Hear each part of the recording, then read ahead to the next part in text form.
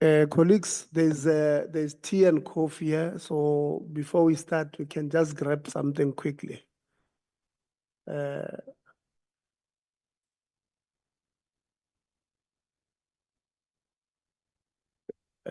Some small breakfast. It's not fancy. We don't have money. We've tried. So let's just try and get coffee and some fruits.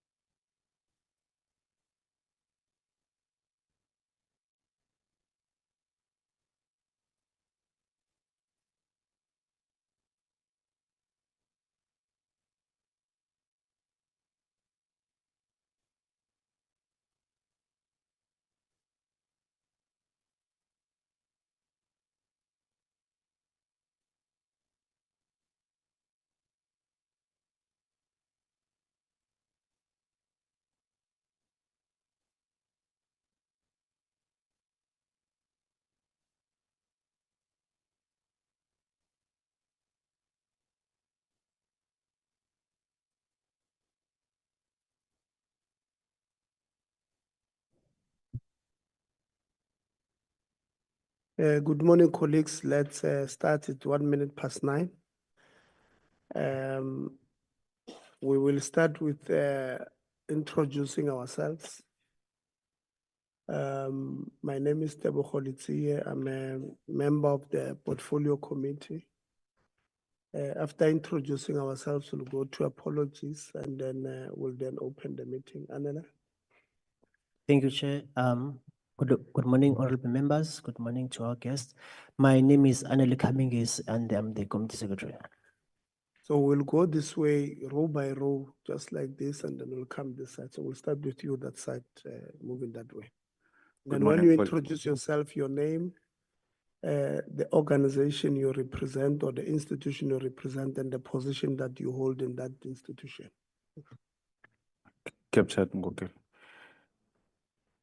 My name is Manelisi Klaas. I'm from Nahau. I'm the chairperson of the Nelson Mandela University branch. Thank you. Morning, everyone. My name is Stakeholder.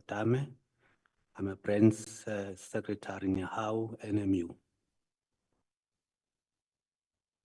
Good morning, everybody. My name is Jason Barkus.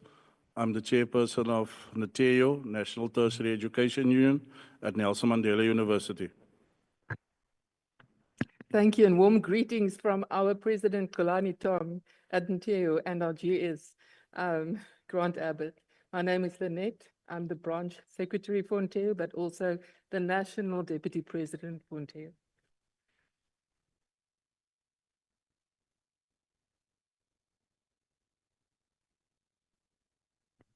Good morning, everyone. My name is Latita Ilanga Mbuzwana, the current SRC president at Nelson Mandela University. Good morning, colleagues. My name is Buhle Mkhunu. I'm the SRC's Secretary General from Nelson Mandela University. Good morning, Honorable Chair and committee members. My name is Ongama Mtimka. I am the Vice Chairperson of the Institutional Forum. Thank you. Where? Good morning, Honorable Chair and Honorable members. You are the... Thank you. Oversight on my part. Nelson Mandela University Chair. Thank you.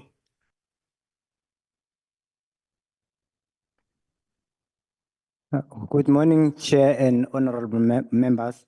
My name is David Nkosnas Kosana, the Secretary of Nihau at Siabuswa Campus, University of Mpumalanga. Thank you.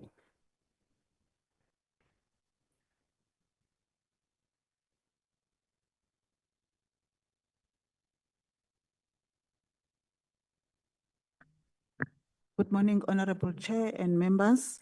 Nandi Pasishuba, Nelson Mandela University, Executive Director for Human Resources. Good morning, Honorable Chair, honorable members. My name is Denver Webb. I'm the Senior Director for Strategic Resource Mobilization and Advancement at Nelson Mandela University. Good morning, Honorable Chair, honorable members. My name is Vuyo Pongela, Acting Dean of Students, Nelson Mandela University. Morning, Honorable Chair, honorable members. The name is Sizwe Nyenyeso from Nelson Mandela University, the Senior Director, Internal Audit. Good morning, Chair. Morning, honorable members, colleagues. My name is David Mohlamme, the Parliamentary Liaison Officer in the Office of the DG. Good morning, Honorable Chair. Good morning, honorable members. My name is Khabu Machani, Chief Director in the Office of the DG.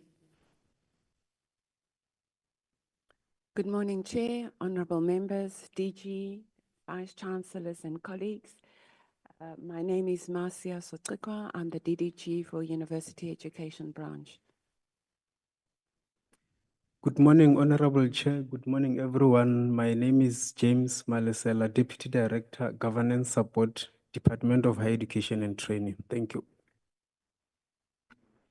Good morning, Honorable Chair, honorable members and colleagues. My name is Edgar de Koker. I am the Registrar at Nelson Mandela University. Good morning, Chair. Good morning, everyone. My name is Muki Moeng. I'm the DVC Learning and Teaching at Nelson Mandela University. Good morning, Chair, honorable members and colleagues. My name is Andre Kiet. I'm the DVC Engagement and Transformation at Nelson Mandela University. Good morning, Honourable Chair and Honourable Members, colleagues. My name is Mike Monaghan. I'm the Executive Director of Finance at Nelson Mandela University. Honorable Chair, good morning, honorable members. My name is Gerald Mukwen. I'm the branch secretary of Nehawi DUMP. Honorable Chairperson and members, good morning. My name is Sifiso So. I'm the branch chairperson of Nehawi at the University of Mpumalanga Bombela campus. Thank you very much. Chairperson, honorable members, colleagues, good morning. My name is Donald Semosa. I'm the branch chairperson of NTEU at Mbombela campus, University of Mpumalanga. Thank you. Honorable Chair, members, good morning. My name is Mtutuzi Ndlovu. I'm the Deputy Chair for NTEU at the University of Mpumalanga. Good morning, Honorable Chair, and to all members in participation today. My name is Olive Vilagazi. I am from the University of Mpumalanga, SRC Secretary on Bombola Campus, also the SRC Secretary General. Honorable Chair, honorable members, colleagues, good morning. My name is Prosper Chilwani. I am the president of the SRC at the University of Mpumalanga and also CRC chairperson for Mbombela campus. Thank you. Good morning, Honorable Chair and honorable members. My name is Hilda Israel, and I am the chair of the Institutional Forum at University of Mpumalanga. Thank you.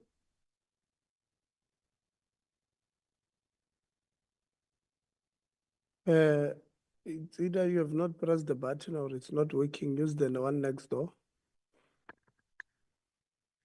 Good morning, Honorable Chair, honorable members and colleagues. My name is Kevin Pather. I'm the Executive Director of Finance for the University of Mpumalanga. Morning, Honorable Chair, honorable members. My name is Selolo Khodi. I'm the Registrar, University of Mpumalanga. Good morning, Honorable Chair, honorable members. My name is Paul Mamenza, the Dean of Students from the University of Mpumalanga. Good morning, Honorable Chair and honorable members. My name is Thoko Mayekiso. I'm the Vice Chancellor of the University of Mpumalanga. Good morning, Honorable Chair and members of the Portfolio Committee. My name is Sabelo Matlalela. I'm the Chairperson of Council at the University of Mpumalanga. Good morning, Chairperson. Good morning, members and colleagues. My name is Joe Samuels. I'm a member of the Nelson Mandela University Council. Good morning, Honorable Chair, and good morning, members of the Portfolio Committee. My name is Buitumelo Tlhakong. I'm a University Council member of NMU. Thank you. Good morning, Chair. Good morning, honorable members. My name is Michelle Mbako.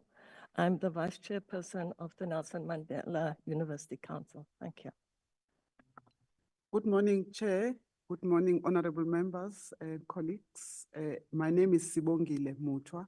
I'm the Vice Chancellor of Nelson Mandela University. Very warm greetings to our chair, honorable members. I am Kosanati Seshi, the Director General for Higher Education and Training.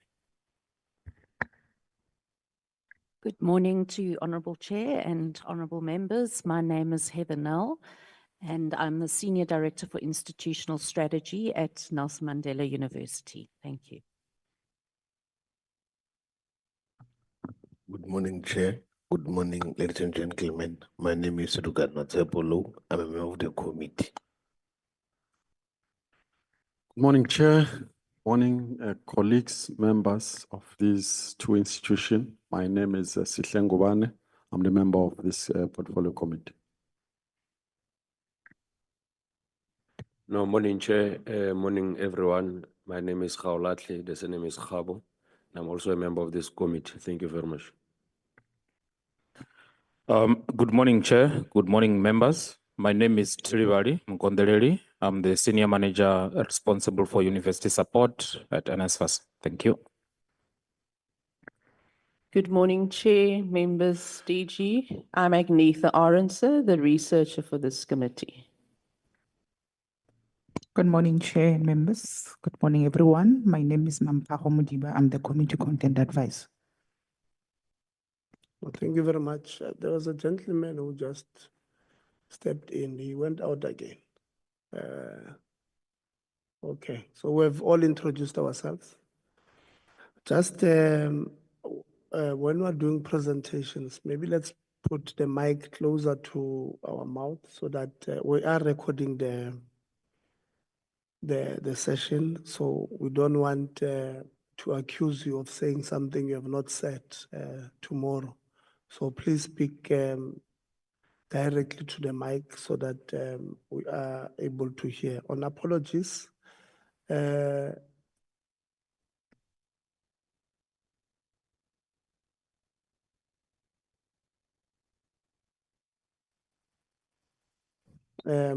we have all executive, the minister, deputy ministers, two of them, not with us today. They have submitted their apologies. We have from members, Honorable Zondo, who's still in KwaZulu-Natal, have a bereavement at home. And we have Honorable Khachau and Honorable Maseko, who have a party workshop, party caucus workshop today. They will not be joining us. We have not received the apology of Honorable van der Walt. And then Honorable Younger Governor, not well, but she said she's coming. Honorable Cezana is still hospitalized, recovering in hospital. Honorable Souls, no apology, probably join us. Honorable Lonzi, also no apology. We believe that he will also join us. So today, members, we are meeting with, as part of our oversight work, we are meeting with two universities, University of Mpumalanga, a democratic government university, and Nelson Mandela University, a university named after our first democratic president. I think maybe now you understand why we paired you together. There's some democracy in it. One is named after the first democratic president, Nelson Mandela, and the other is one of the few universities that were built under this democratic government. The reason for having these two institutions is to get the state of readiness for 2025 academic year. Yeah, on that note, maybe let's all put our phones on silent. Let's just put our phones on silent so that even when we open TikTok, it does not disturb our meeting. So the reason is to get the state of readiness of the beginning of the 2025 academic year, the registrations, and the beginning really of the academic year of 2025, to get the state of governance and management at the institutions. We've invited the institutional forum to take us through the academic projects where they are involved, the student representative councils, to give us the perspective of students when it comes to the state of readiness, when it comes to governance and management, but we've also invited the workers to give us their perspective and the challenges way forward as to what can be done to improve the post-school education and training sector. So these are the reasons why we've invited you colleagues as part of our oversight mandate to the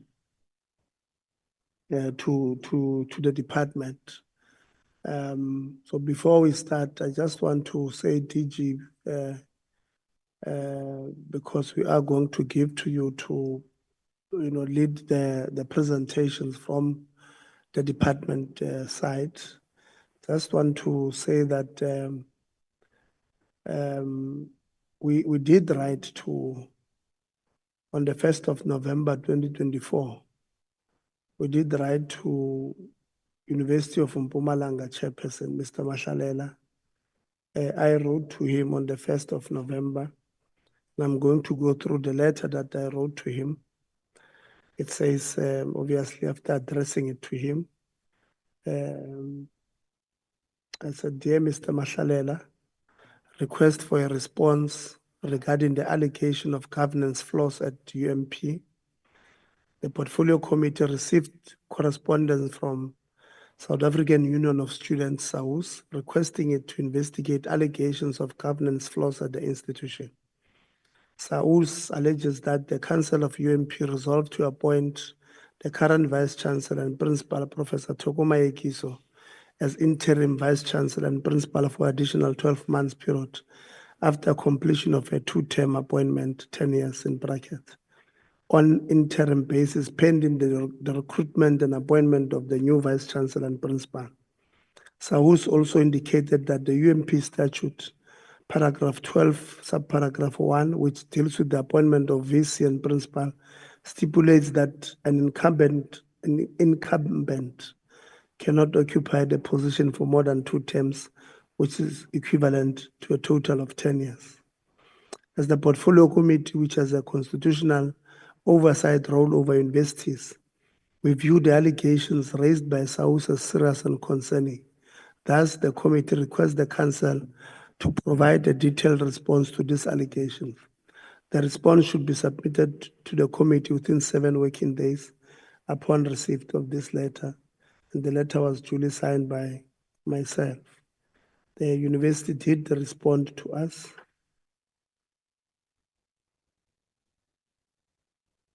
On the 10th of November 2024, which would have been 2 days after the period we had given to the university to respond to us. And the letter was addressed to myself. It says, "Dear Honorable Litsia, governance flaws at the University of Mpumalanga. This letter serves to acknowledge the receipt of the letter from Honorable Chairperson of the Portfolio Committee on Higher Education and Training, dated 1 November 2024, which was received on 4 November 2024, which probably explains why it came on the 10th, in which the Honorable Chairperson alluded to governance flaws at the University of Mpumalanga as per the assertion by the South African Union of Students. The allegations on governance flaws apparently emanate from a decision of Council taken on 22 May 2024 to give the VC or the Vice Chancellor, Prof. Thoko Mayekiso, a fixed-term contract of 12 months at the end of the second term as Vice Chancellor of the University of Mpumalanga on 31 October 2024, whilst the recruitment process of the Vice Chancellor was underway. The Honorable Chairperson can be assured that in taking the decision, Council considered the applicable legislative and regulatory framework, including the UMP statute and policies.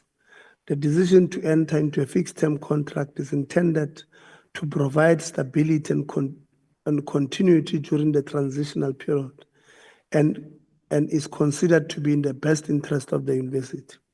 This decision is in line with the legal opinion Council received from a senior council. The University Council and management are acutely mindful of the immense responsibilities of establishing the new institution as a symbol of post-apartheid institution.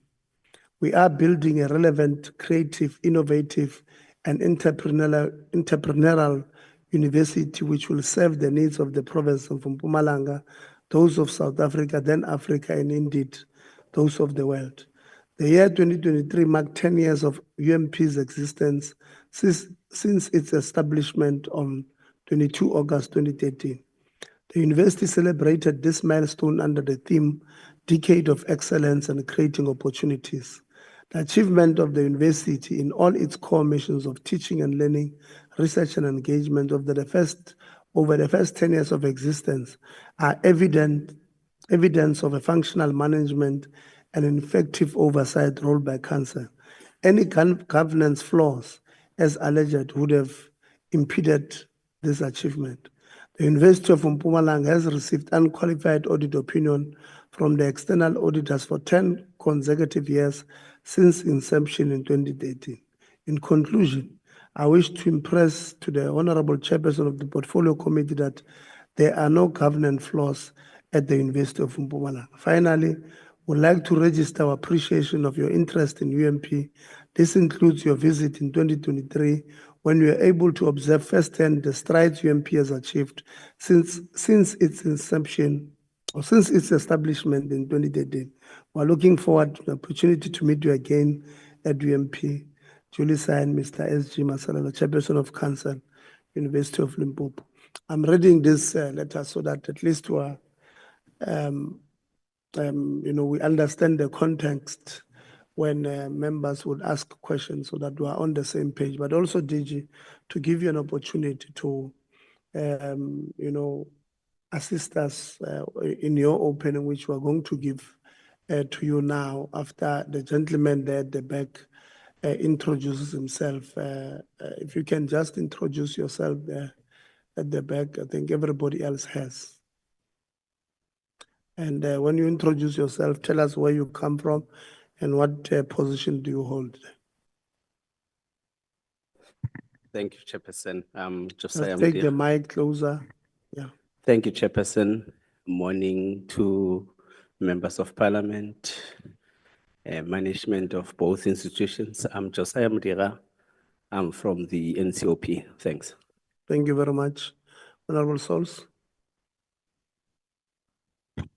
Thank you, Chairperson. Good morning, everyone. My name is Ashley Koike, the first Souls, and I am a member of the Portfolio Committee for Higher Education. Thank you. Thank you very much, Director General. Please lead the presentation. After you, I'm going to give Nelson Mandela University. And the reason why I'm giving Nelson Mandela is because Nelson Mandela became president before University of Mpumalanga was born. So we'll give Nelson Mandela a council to lead and then the presentation from management. DG. Honorable Chair, I'm not well. I'm under medication. I'll apologize if my voice articulation at points. You don't look unwell, DG. It's the genes. Thank you. Secondly, Chair, I don't know if you would prefer that I make comments on Nelson Mandela, and then I'll come back later for those relevant to, or I take both of them at the same time. Yeah, let's take both now, all of them, and then, yeah.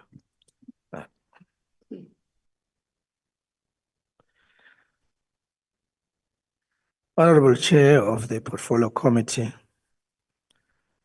Honorable Debogoletsie, honorable members, management from Nelson Mandela University, and officials of the Department of Higher Education and Training. Today, we appear before the Honorable Committee to provide an update on the state of governance, administration, and teaching and learning at Nelson Mandela University. I wish to provide a high-level overview of the governance structures and institutional forum, a synopsis of the 2023 annual report and the financial health of the university. The Nelson Mandela University Council consists of 28 members, with external members serving for a 4-year term. Currently, there is one ministerial appointee vacancy at the university, and the department is currently prioritizing the filling of the ministerial vacancies for all universities. In this regard, Chair and honorable members, a notice has been published in Government Gazette calling for nominations and applications to serve as ministerial appointees in councils of our universities. In terms of the demographics, there are 18 external members, and whilst there are 10 internal members of the 28 members of the council. In accordance with Section 27 of the Higher Education Act, 64% of the members of the council are not at an employ nor students of the university. Additionally, the Nelson Mandela University consists of 68% African, 14% white, 14% colored, and 4% Asian. Regarding the annual reports, the university obtained an unqualified audit opinion with the material findings identified in respect of the audit performance report. Further, there were significant deficiencies identified in internal controls concerning the annual performance report, and our department is closely monitoring these findings to ensure that there are no repeat findings.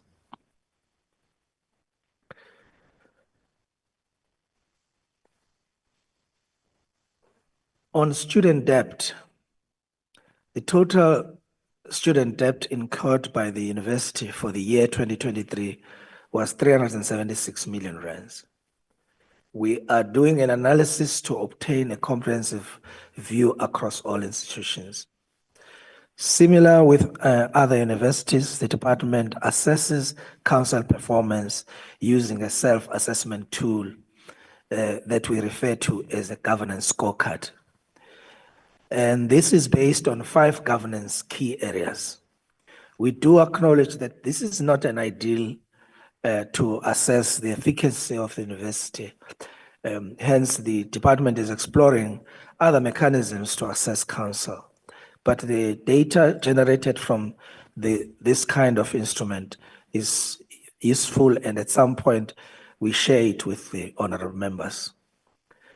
We will be reviewing the Higher Education Act to pay greater attention to issues of governance across the board. One of the crucial constituencies that play a vital role in University Council is the institutional forum.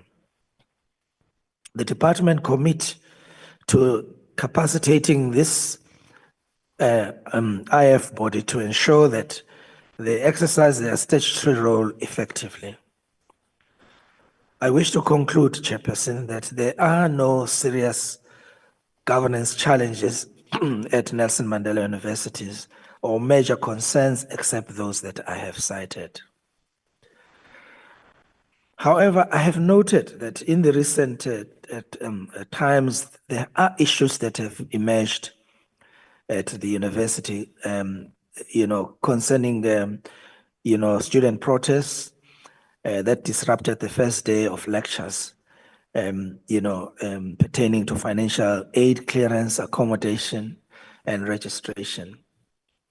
As reported on Wednesday, the 19th of February, 2025, our department resolved that NSFAS issues remain a priority following the appointment of the new NSFAS board. In this regard, Chairperson, a gazette has been published that announces the members of the board. Honorable Chair, we are looking forward to engaging on the reports presented by the university. And we thank you for your leadership and guidance in this regard. Thank you, Chair. Do both, DG. Or you're not doing both now? It's fine. Let's give the Deputy Chair of Council of NMU. Thank you, Chairperson. Honorable Chairperson Letsia, members of the Portfolio Committee of Higher Education and Training, esteemed colleagues, ladies and gentlemen. On behalf of Nelson Mandela University Council and management, I would like to express our sincere gratitude for the invitation to appear before this esteemed committee today. I would like to convey the apologies of Council's Chairperson, Judge Nambita Dambusa, who is unable to join us today due to her judicial responsibilities at the Constitutional Court, which is currently in session.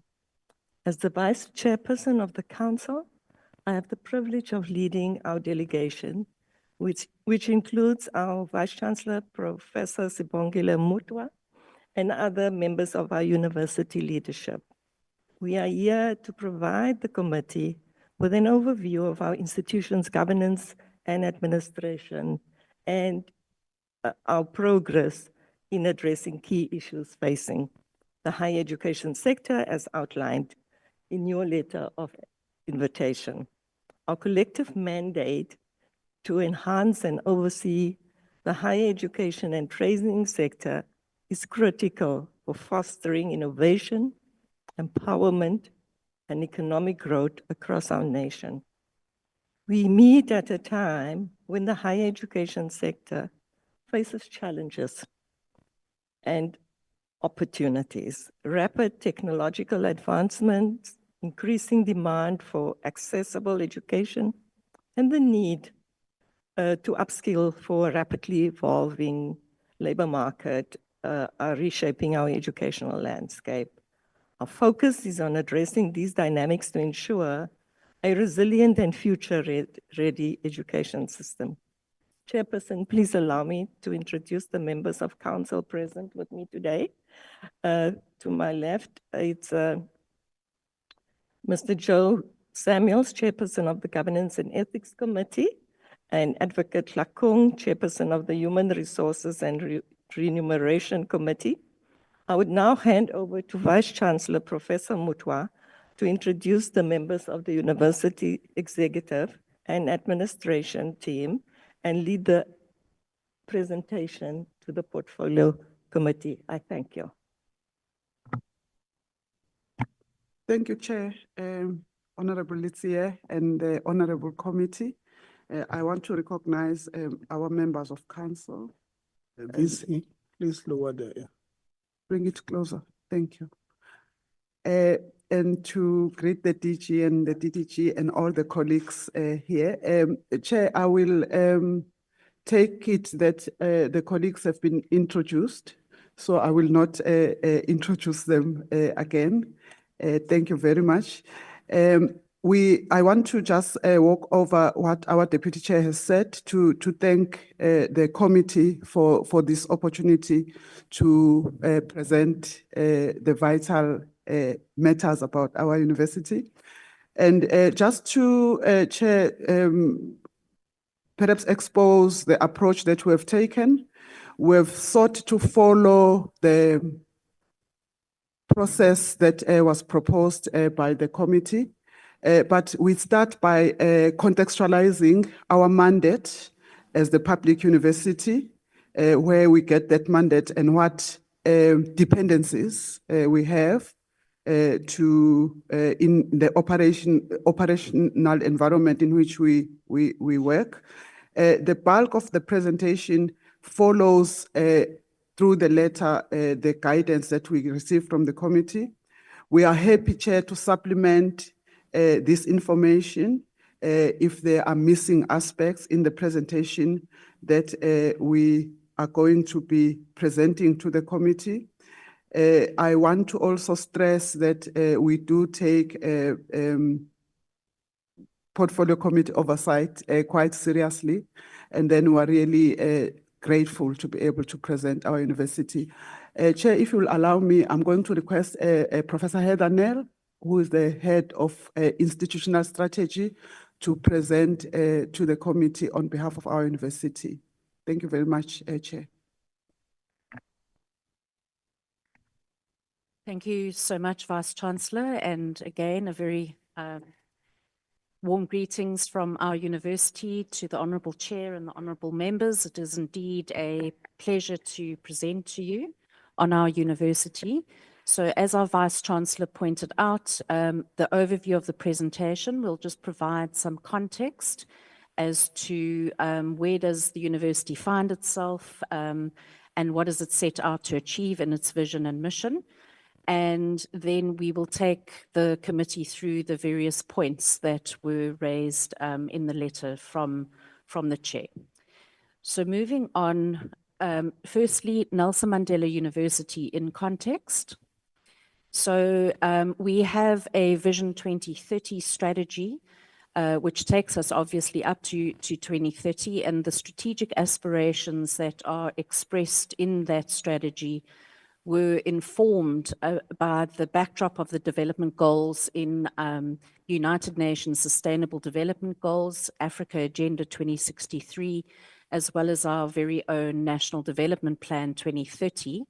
And in addition to that, very extensive stakeholder engagements with both internal and external stakeholders, which has helped tremendously to ensure that the strategy has a broad-based sense of ownership and commitment to its implementation. As a university, we pride ourselves in being in the service of society. We're the only university in the world to be named after the esteemed late President Nelson Mandela, and we take this responsibility very seriously. We aim to foster and promote and deepen a values-driven transformative institutional culture that honors the legacy of our namesake, and we position ourselves in the service of society through our learning and teaching, our research and innovation, and our transformative engagement. And Nelson Mandela's deep compassion for humanity is a key inspiration for us, and we aim to emulate his values in all that we do and in how we enhance social responsiveness in attending to and responding to the needs and challenges of our society. We have a number of transversal strategic priority areas that underpin our Vision 2030 strategy, and first and foremost among them is repositioning equalizing forms of engagement. We have elevated this mission to be of equal status alongside learning and teaching and research, innovation and internationalization, given our commitment to being an embedded university that is place-bound, and our aspiration is to engage with our communities in equalizing forms of engagement that are not paternalistic or charitable, but where we learn as much from our communities and stakeholders as they may do from us. In addition, research and innovation excellence, including our international partnerships, sustainability and transdisciplinarity is a key feature that underpins everything that we strive for. Transformation, decolonization, and institutional culture. You'll see that we mention more about this in the presentation.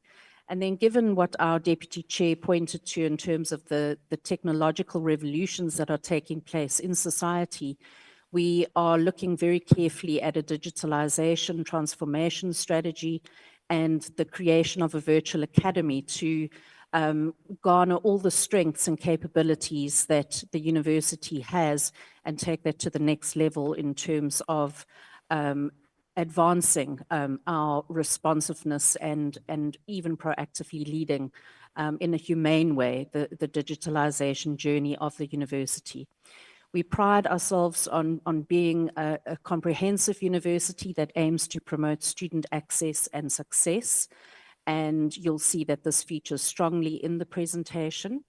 And you may be interested to know that alongside the national development priorities such as science, engineering and technology, health sciences, etc., we really do value our humanities and social sciences, and we believe that advancing transdisciplinarity requires that our humanities play a crucial and central role in advancing, humanizing ways of being at our university and in the way that we generate our knowledge. Ocean sciences is a very key feature, a differentiator for our university.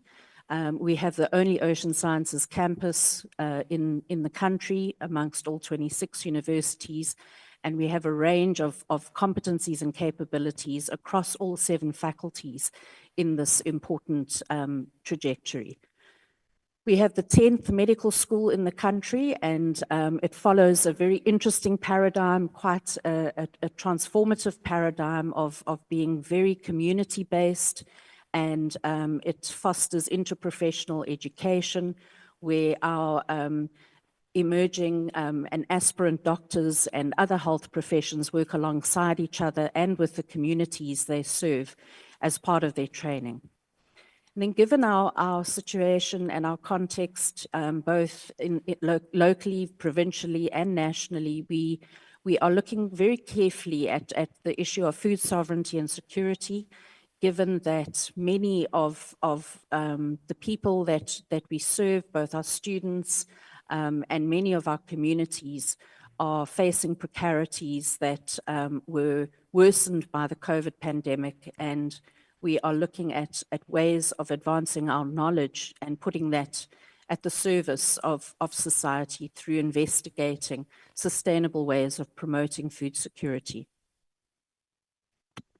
Then you'll see in the presentation that student entrepreneurship and youth employability is very, very dear to our hearts. We don't want to be producing graduates who are not fit for work and for life. So we do aim to assist them in the transition from learning to earning. And we have a range of initiatives in place to promote both entrepreneurship as well as employability. And we'll allude to some of those in the presentation. And then as part of our transformation journey, we do foster an environment where we take broad-based Black economic empowerment seriously, and our scorecard for a few years was rather dismal, and we've made huge strides in improving that in recent years, but obviously we still have a ways to go, and hence it is a priority area for us. Then in addition to those priority areas, some of our research themes, just to give you a sense of what the university does, these are both existing strengths and capabilities, as well as some are emerging and becoming more and more prominent. I've mentioned ocean and coastal sciences. Social justice and democracy, very key given who we are and who we named after. And then environmental stewardship and sustainable livelihoods, innovation and the digital economy, origins, culture, heritage and memory, and humanizing pedagogies. I won't go into those in detail due to time. Then, Chair, the first issue that was highlighted in the letter, which the committee sought further clarity on, was an overview of the state of our governance and administration. We are led by our Chancellor, Dr. Geraldine Fraser-Moloketi, our Chair of Council, Judge Nambita Dambuza, and our Vice Chancellor, Professor Sibongile Mutwa. And in terms of our governance structures, we are a stable and well-functioning university, and our governance structures are very much positioned to provide the necessary oversight and stewardship of our core academic missions. We are led by our council and the committees of council, our management, which is constituted by an executive management committee called MANCO, and then academically, we have the Senate as our key oversight body. But that doesn't exclude other key stakeholders that are here today, such as our students, our institutional forum, and our alumni, who are equally important partners as we govern the university. So all our governance structures are established in terms of the Higher Education Act and our institutional statute, and they follow all the requirements of the statute. The council meets quarterly. Each committee of council has a work plan for the year to inform its oversight. The VC reports quarterly to council. Regulatory reports are submitted on time to our oversight bodies, and we make available capacity enhancement opportunities to members of council, including induction sessions for new members. And an innovation is that council holds seminar series on relevant issues pertaining to higher education, and members of council actually form part of the panels that lead those seminars. And then at the end of every year, we have a strategic reflection session with our council to reflect on strategy implementation, areas of improvement, and opportunities that we might want to be pursuing as a university. In terms of an update on registration and enrollment of new and returning students in the 2025 academic year. In terms of admission, we base our admissions on the university enrollment plan, which was approved by the department. We charge no application fee, unlike many other universities, and we received over 188 applications for this year. After screening, 54,000 applicants met the minimum admission requirements, and as of the 6th of February, over 17,200 firm offers were made, and of this number, over 11,280 accepted those offers.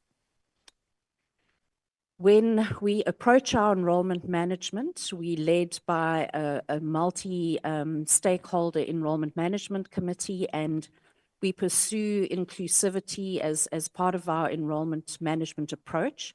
And we've made significant strides since 2005 when we merged in diversifying our student demographic profile. And we have a very wide range of academic, psychosocial, and co-curricular support interventions to support our students.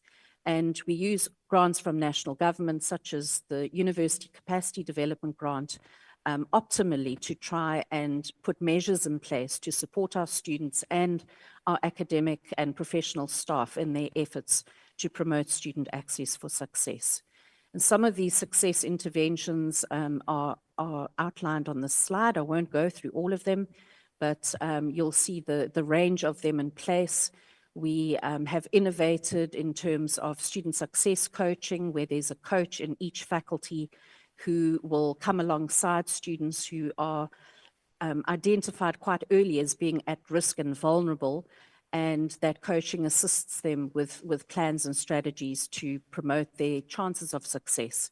And then that's also complemented by a range of other interventions, and we have a very vibrant set of peer-led student success interventions, which is really lovely because it's students coming alongside other students to assist them in their success.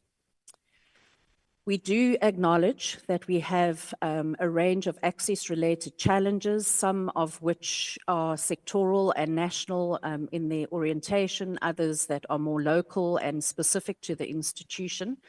But as a student-centric university, we remain committed to promoting access for academically deserving, financially needy students, and we've created a window for late registration to keep that open until the 28th of February to try and ensure that every student that needs to access the university and is academically deserving to do so is given that opportunity.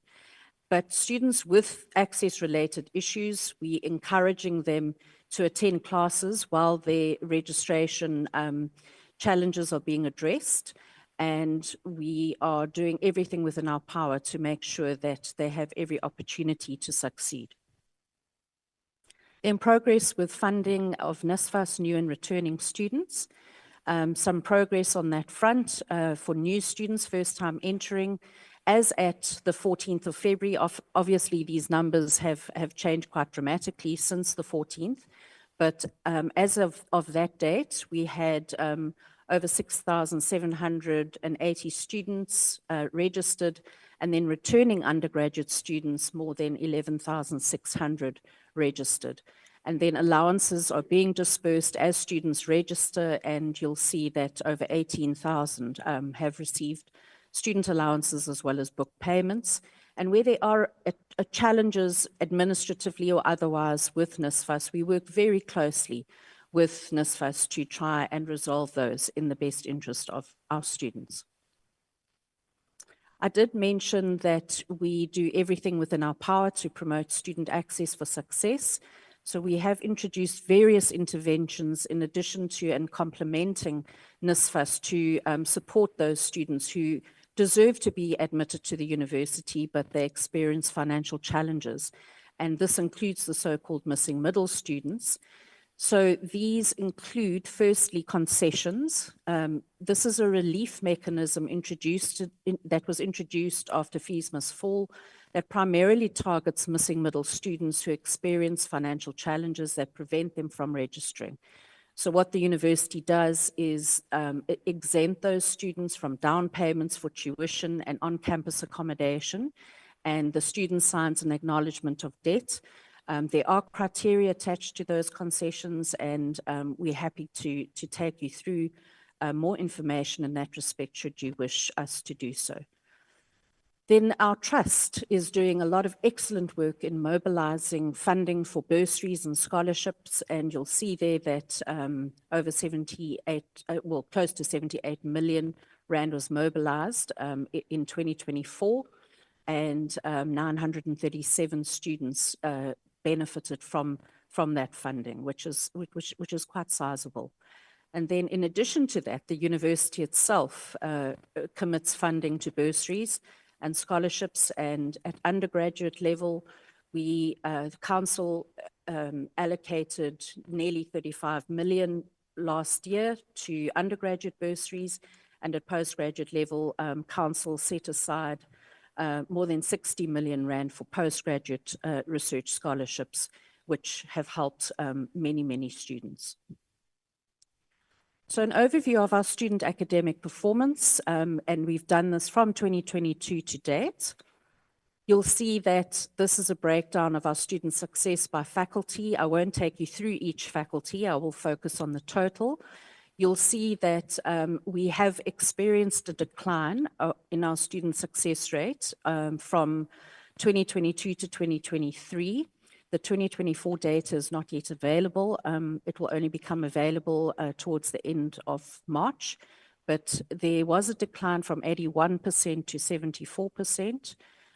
You'll see that on the next slide, our Senate has noted this decline, and under the leadership of our Deputy Vice Chancellors and our Vice Chancellor, we are probing the reasons for that decline through institutional research and data analytics. And based on the findings of that research, we will continue to put interventions in place to reverse that trend and improve our success rate in coming years. In safety and security for our students and staff, including policies and measures to curb gender-based violence and femicide.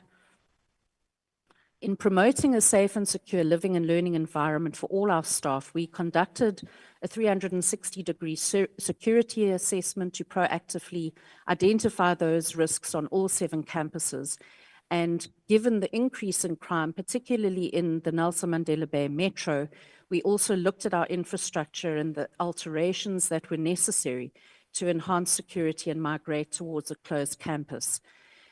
We, in addition, partnered with the South African Police Service and other safety and security stakeholders to launch a campus community safety forum in Gqeberha, and we are very optimistic that through that cooperation and that collaboration with various external stakeholders, that we can promote the safety and security of our students and our staff.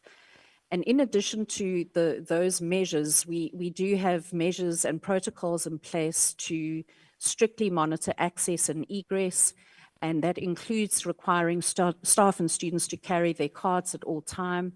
Those are scanned to gain entry into the university and when they leave, and CCTV cameras are installed on all campuses and monitored 24 hours in the control room. And then our protection services staff do continued patrols on all our campuses. And we also have a partnership with Rapid Response Security Services to ensure that our students and staff are protected in the streets adjacent to our campuses. And then pictured there on the slide, you'll see an SOS tower, We have these in crucial places in the city, and we've positioned our shuttle stops alongside these towers so that if there is a safety issue, our students can alert the protection services and the security of the city immediately to ensure that there's a rapid response. And then in terms of our residences, only registered students and staff who reside in a residence can gain access to those residences to ensure security.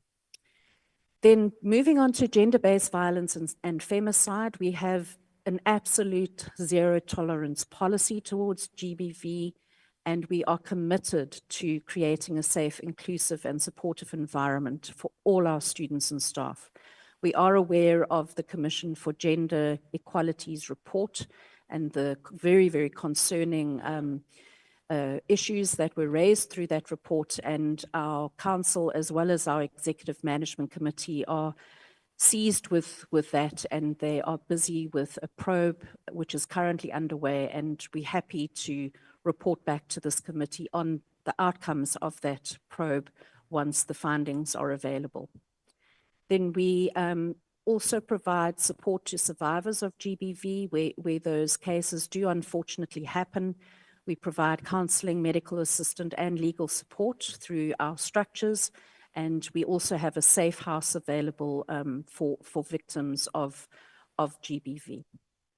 We run regular campaigns for students and staff. We promote, our advocacy campaigns. You'll see the one pictured on the slide is called Memeza.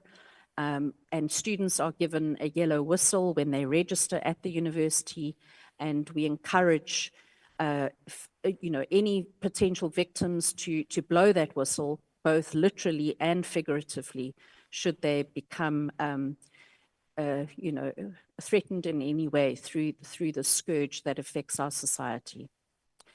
In addition to those campaigns, we are running a set of 6 institutional culture signature programs. I won't go through all of them. We just wanted to indicate to you that we do take the issue of institutional culture very seriously at our university, and we are doing everything within our power to advance our values that we articulate, and also, as you can see from the first signature program, to encourage every student and staff member to really question into what it means to have Mandela in us, so to really embody the values of our namesake in all that we do and in how we treat each other and our communities. Then measures to curb gender-based violence and femicide. You'll see on the right-hand side of the slide a list of policies that are in place to do with promoting equality and the prevention and protection against unfair discrimination. There's further policies on sexual harassment, gender equality, racism and racial discrimination, and a further 2 policies that are under development. And then there's links to each of those policies as well as our various transformation plans and reports. So if the committee wishes to delve into those deeper, they are available on our website, and you are welcome to click on those links and to gain more information. The slide just indicates that we cooperate closely with our South African Police Services, as I said earlier, but also the National Human Trafficking Rapid Response Team and our Protection Services Department and Transformation Office are available 24/7. Should such incidents arise, these are prioritized and are acted upon immediately to ensure that the necessary structures investigate those cases and bring them to conclusion as quickly as possible so that sanctions can be imposed should the perpetrator be found guilty of that incident. And then in addition, we promote equality through various campaigns that are run by our Transformation Office.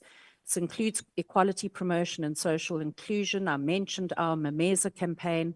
We work with our male students to redefine positive masculinities, and we also run programs for Mandela Pride so that we foster an environment which promotes equality for the LGBTQI+ community. Then moving on to student accommodation and infrastructure at our university, We are endowed with a really impressive portfolio of modernized infrastructure and facilities, and we wish to thank the Department of Higher Education and Training for the investment that the department has made over time through the Infrastructure and Efficiency Grant to assist us in modernizing our infrastructure. And these buildings that you see on the slide were all made possible through that Infrastructure and Efficiency Grant. So we don't take that for granted. That is something that we value, and we take good care of the buildings once they've been constructed to ensure that they're fit for purpose for the learning and teaching and promoting access that I referred to earlier. Some of the imperatives that we are advancing through our infrastructure and space utilization services at the university under the leadership of our DVC people in operations. We are using the most recent infrastructure grant to enhance our digital capabilities and equipping lecture halls to facilitate hybrid learning and teaching. We have undertaken a number of refurbishments and upgrades to existing infrastructure, and we see this as a more cost-effective alternative to continually building new buildings. And we've also installed software to ensure the efficient utilization of space so that we don't build these new buildings and then not utilize them effectively. And then in addition, we've implemented a range of water and energy solutions to minimize disruptions. Our metro has experienced a drought, and we approach situations where we were close to day zero. Luckily, that was averted, but we do have a number of measures in place to promote water and energy sustainability. Then this is just an example of how we put our infrastructure to use in advancing science for society. This is our science center. The minister, the DG, and the team from the department visited our digital dome recently, in recent days. And this facility really is an impressive piece of infrastructure that again was made possible through the infrastructure grant from the department. And we are putting this infrastructure to use to inspire young people to become the next generation of scientists and innovators through a transdisciplinary approach to science, technology, engineering, arts, and mathematics education. So you'll see it's referred to as STEAM as opposed to STEM, and that is pointing to the importance of all disciplines coming alongside each other in this facility to encourage learners to take on careers that will equip them for the future world of work. In accommodation, about 18% of our students live in on-campus accommodation. We have over 5,200 beds available on campus. We've increased the number of beds in recent times since 2020 by 2,000, and again made possible by through an arrangement with the department and loans to ensure that we expand the portfolio of on-campus accommodation, both on our George and Gqeberha campuses. And then in addition, we have 14,500 students who live in off-campus accommodation, which is accredited. And then the rest remain either living in the city if they reside in the city, or they make use of unaccredited off-campus accommodation. And this is where some of our challenges emerge, but we are alive to those, and we are looking at ways to assist our students to navigate those challenges. Then bringing us towards the close of the presentation, an overview of the university's finances and audit outcomes. We have achieved an unqualified audit since our merger in 2005. But most recently, since 2021 to 23, you'll see that the green light is there. We are aware of what the DG referred to in our audit of performance of objectives last year, and we have put measures in place to ensure that that is addressed going forward. And you'll see that the university has various measures in place to ensure that there's prudent financial and non-financial reporting in compliance with the acts and regulations of our government. Then in terms of our sustainability measures, what this slide aims to do is set out the benchmarks and targets that have been set for us as management by the department as well as our council on indicators such as staff costs, the net surplus as a percentage of finance income, our student debt ratio, our liquidity ratio, and our sustainability ratio. You'll see the targets are set in the middle column, and then alongside that, our performance from 2021 to 2023. You'll see that our sustainability ratio aims to ensure that the university could operate for a year if there are severe crises and there's no funding forthcoming from government, that we would be able to operate for a year on our reserves. We're not there yet. Council has set aside that target of 1, and we're currently at 0.69 as reported in our 2023 annual report. Some of the risks that we face in terms of financial sustainability, I think, are not unique to Nelson Mandela. They're experienced by all universities. A constrained economy, both nationally and globally, shrinking revenue, student debt, we're keeping a very close eye on that, and then global competition for third stream income and the war for talent, which makes recruiting and selecting the best talent quite a costly exercise because we're competing with the private sector and the public sector, both nationally and globally, given that it is now a global talent economy. But we have put measures in place, Chair and honourable members, to promote our sustainability as a university. We have what is called the Sustainability and Institutional Viability Task Team. We're looking at 3 key areas: our academic, program and qualification mix, to ensure that we are setting out to differentiate ourselves as a comprehensive university in the Eastern Cape, but serving both the local and continental and global community. And we're also paying very close attention to our programs and qualifications to ensure that they are relevant and responsive to our times, and that they also advance entrepreneurship and employability for our graduates. Alongside that, we are looking at efficiencies and innovative operating models to ensure that we can provide the services that we provide more efficiently and cost effectively. And we're also looking at ways of increasingly aligning our budgeting and our resource mobilization and allocation in strategy aligned ways. Then you'll see on the right-hand side a campaign that we have launched as part of our institutional culture programs called Masonge Siphuhlise. And what we aim to do there is to encourage all our stakeholders to count every cent and make every cent count, and to share with us innovative ideas and suggestions as to how we can firstly mobilize resources more creatively, but also equally important, be prudent stewards of the resources that we're currently endowed with. Then this is the final section of the presentation, Chair, and it focuses on the partnerships we have with industries for work integrated learning and other projects. We firstly, as our cornerstone, our Vision 2030 strategy sets out, you'll see that diagram sets out the graduate attributes that we aim to instill and nurture through our curricula, but also our co-curricular activities on campus. And we aim to do so through a range of support interventions that are in place that students can make use of during the course of their studies, such as career fairs and networking opportunities, as well as a range of entrepreneurship and entrepreneurial ecosystems with programs such as the one launched by our department, the Entrepreneurship Development and Higher Education.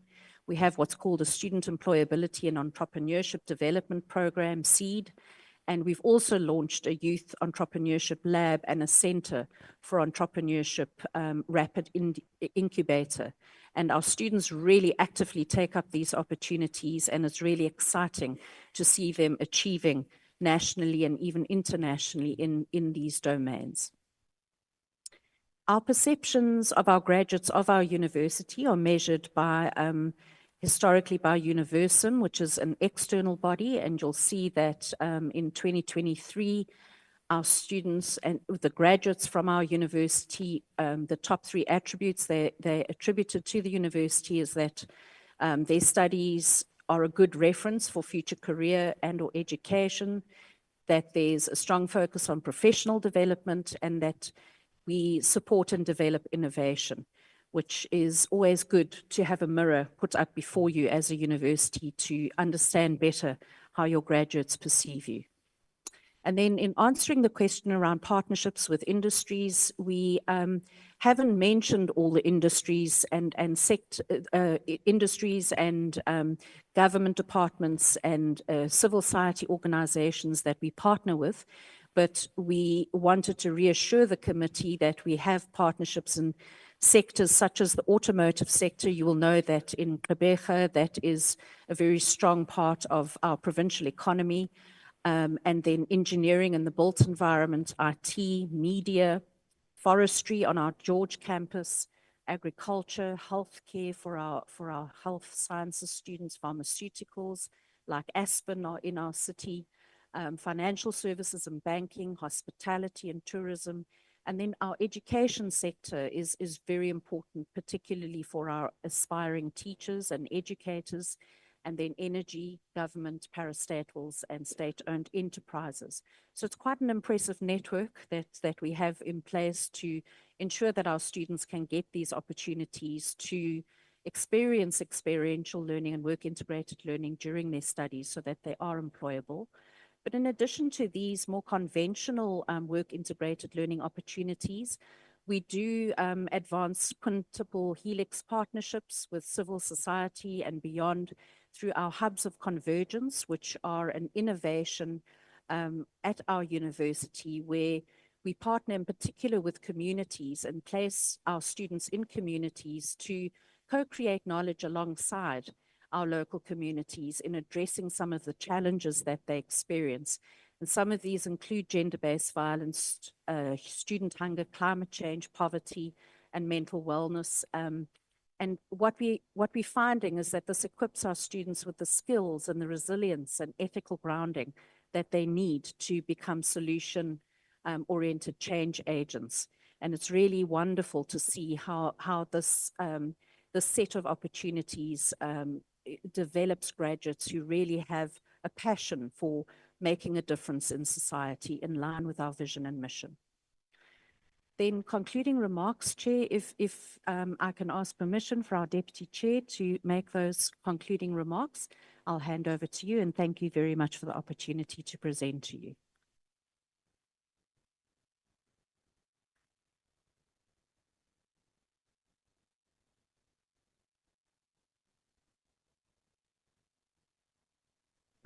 Honorable Chairperson, members of the committee, esteemed colleagues and guests.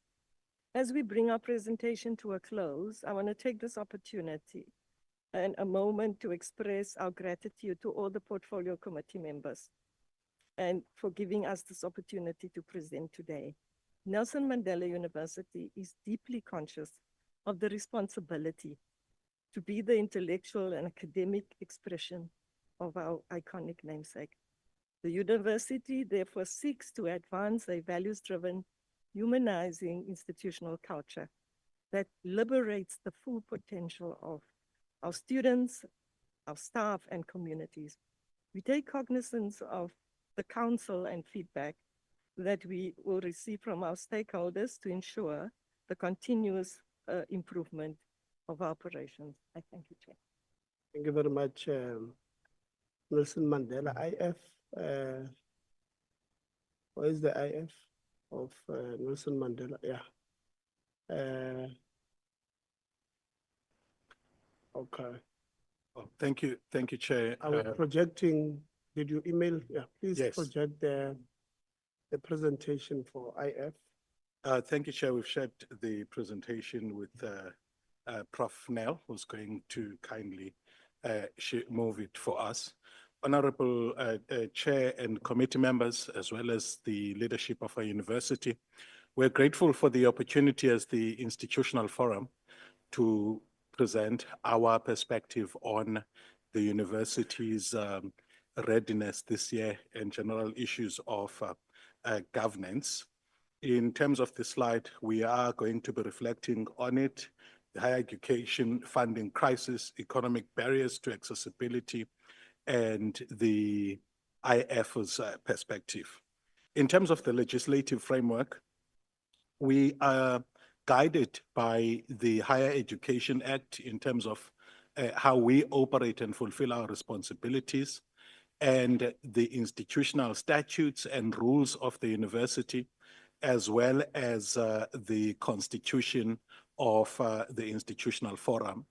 The governance structure of our university has been discussed in detail earlier, so I'm going to skip this section except to say that the institutional forum plays one of the advisory roles to the council. We continue to fulfill an important role as a body that brings all campus stakeholders together to engage on a range of transformational markers for institutions. And while council is focused on the overall application of the Act, the policies, regulations issued in terms of the Act, the IF plays an advisory role to the University Council. We have a constitution that was approved in 2007 and has been reviewed over the years, with the latest version having been reviewed in 2018. And in our recent discussions, we've talked about the need to do another review and update of this document.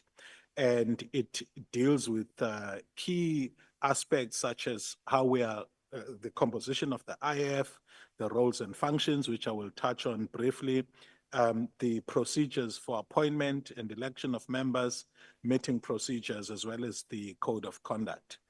When it comes to who constitutes the forum, as guided by the Act, 2 members of the council who are not employees or students, 2 members of management, 2 members of Senate, 2 members representing the academic employees, 2 members representing the employees other than academic employees, 2 members from each representative employees organization, 2 students assigned by the Students' Representative Council, 1 member representing the Alumni Association, and 1 member appointed by the Equity Office. I must say, Chair, that our IF has generally been compliant to this. At any given time, if there are any vacancies, they are quickly filled so that we continue to be compliant. When it comes to functions and powers, IF advises council on issues affecting the university, and these include implementation of the Act and the National Policy on Higher Education, race and gender equity policies, the selection of candidates for senior management positions, codes of conduct, mediation and dispute resolution procedures, fostering of an institutional culture which promotes transformation, social cohesion, and respect for human rights, and creates an appropriate environment for teaching, research, and learning, and language policy of the university. How we have ensured that these are executed is that our standard agenda as the IF is developed in line with these key expectations in terms of what the IF should fulfill its mandate. But what then happens is that ahead of each meeting, in order to also leverage the agency of the members of IF, an opportunity gets presented for members to place items on the agenda. So while it's drawn in almost a grounded way from the Act and the institutional statute, we also give members the right to place items on the agenda. It performs such other functions as may be determined by the council, and the forum makes, subject to approval of the council, its own rules in terms of which it conducts its activities. I'm going to skip on the code of conduct, but this is something which recently we were reminding ourselves, as we have done. I mean, in the past 2 years, we've had and I'm happy to hear the DG make reference to this. And I think they, my colleagues can correct me if I'm wrong, they facilitated a session in which we took a full day as members of IF in order to capacitate ourselves. This was 2 years ago. And then last year we had a refresher that also focused on the code of conduct, just to make sure that we remain aligned with what is envisaged. When it comes to readiness for 2025, our first meeting is scheduled next week to establish priorities and align with Council. The key focus areas are around strengthening governance, promoting equity, overseeing financial aid concerns, and addressing student accessibility challenges. Proactive engagement with Council to enhance institutional forum and policy implementation, commitment to upholding transparency and inclusive decision-making in line with the higher education. So I explained earlier how in terms of the standard agenda is built in order to align with what is required in terms of the fulfillment of our mandate. So there's also the aspect that relates to senior appointments.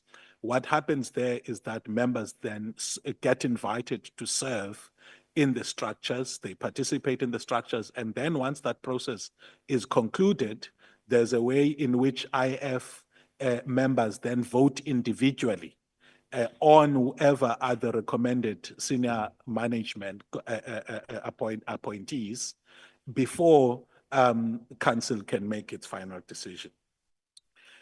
When it comes to readiness, please, the numbers, I think the numbers that are shared by management stand because we remember that for us, we've gotten updates from the general communique that goes to all university stakeholders. So we built this section of the proposal just reflecting on that communique. What we are keen on seeing is the increased shuttle capacity and emergency housing solutions, the financial aid disbursements, and then in terms of our readiness, the university's readiness, what are the key issues for us? The university's operational readiness, as confirmed earlier, despite the systemic financial challenges. We all agree as stakeholders in the university sector, I think there's a general consensus that the funding constraints are a huge challenge. And I think in here, I'll summarize both slides in terms of the crisis, the next 3 slides. The issue for us is that we have an economy that is not creating enough jobs to create, to increase the numbers of people that are able to afford higher education. While at the same time, funding constraints are proving that even the public sector remains a constrained source of funding for students, which then, as it was explained in the Dinokeng scenarios, that and the recent scenarios by Indlu Lamti, that there's a greater need for collaboration in South Africa across stakeholders in order to respond to our national challenges. Any country that doesn't invest in the education of its people is limiting its potential. It's failing to enhance, the potential that can help it to thrive. In terms of the response of the university to conflict, in the next slide, I think it's been impressive to see how our leadership has been able to commit to resolving issues within a very short period of time. We obviously had disruptions to the academic project as we started last week, but it's good to see that there is effective engagement with SRC and student bodies, and that the management has got a sense of urgency in responding to these things. I've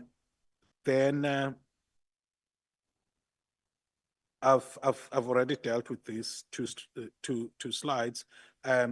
I think what this crisis tells us is that there is a need to relook at the funding model for higher education.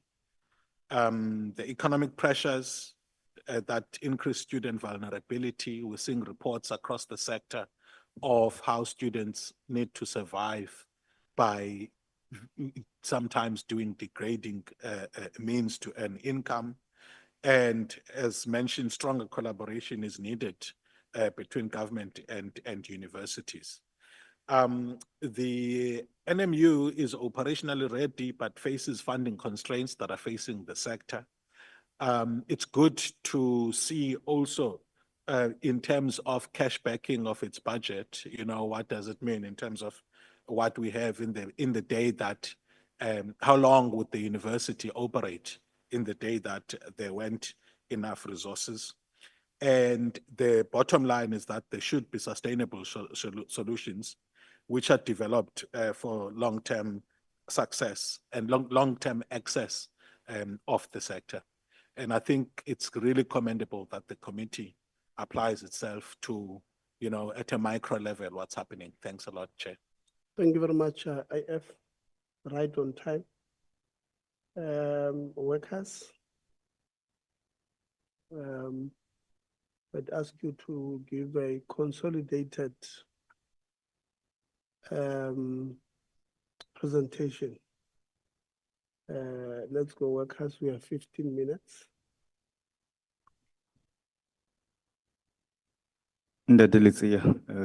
Thank you so much for the opportunity. I must say we are not happy because Nehau and Deyu serve different constituencies from where we come from, but we are happy that you have invited us for the first time in history. The leadership of the Nelson Mandela is here, given a slot. Thank you so much.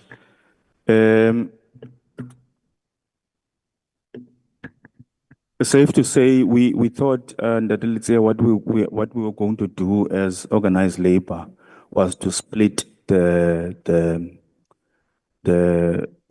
presentation between ourselves as Nehau and Deyu.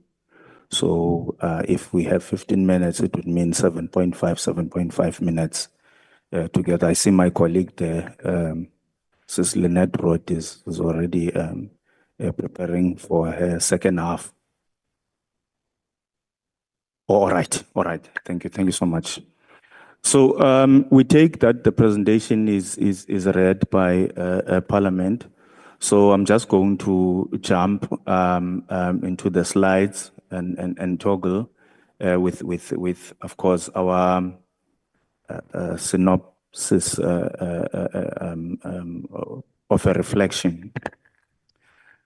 And from the letter that we got from Parliament, we crafted our presentation directly to the questions that Parliament had requested us to present on.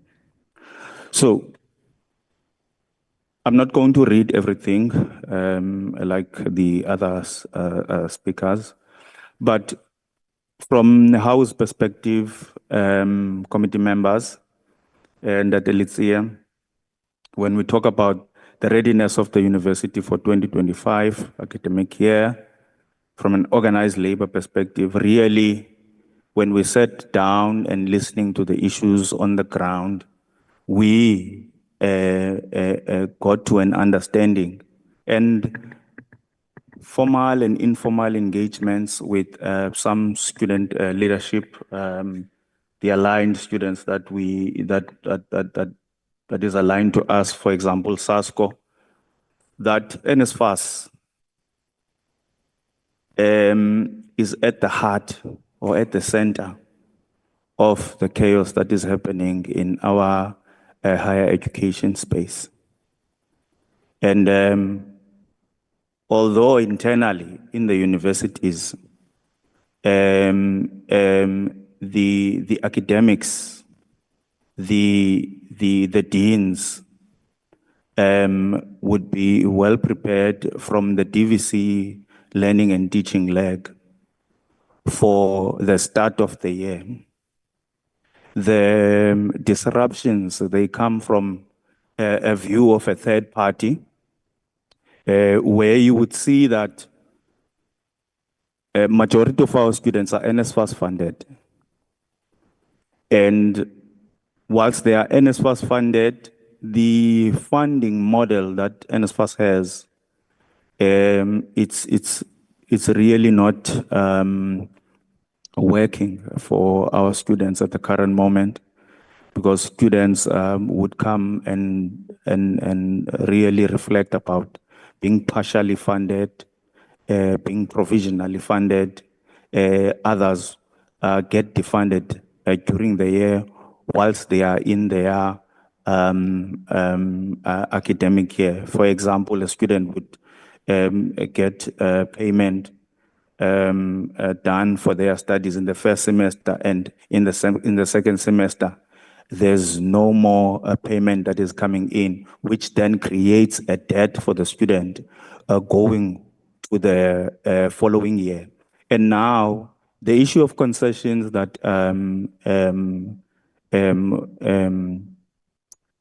Heather was talking about, it comes to really assist students to register without funding in the university. So I'll just jump from that point, committee members, without dwelling much, and go to admission and access challenges in the university. Well, Chairperson, let me help you. Yes. I think the students will cover that part. All right. All right. You All right. guys have split your time. Go to the worker issues. All right. Thank you. Thank you so much.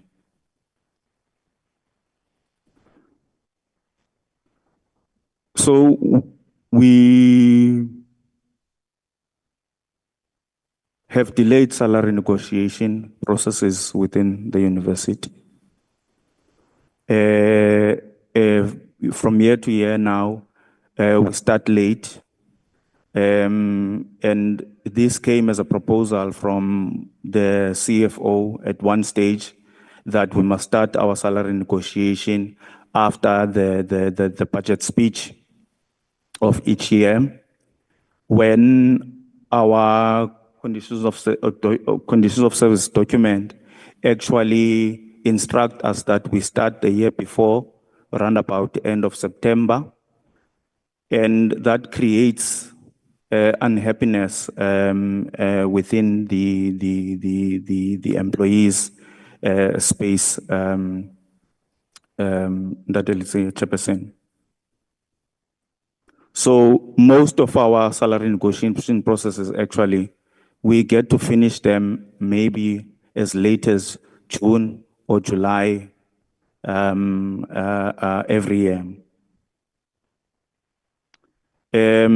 When we start the salary negotiations, there's always this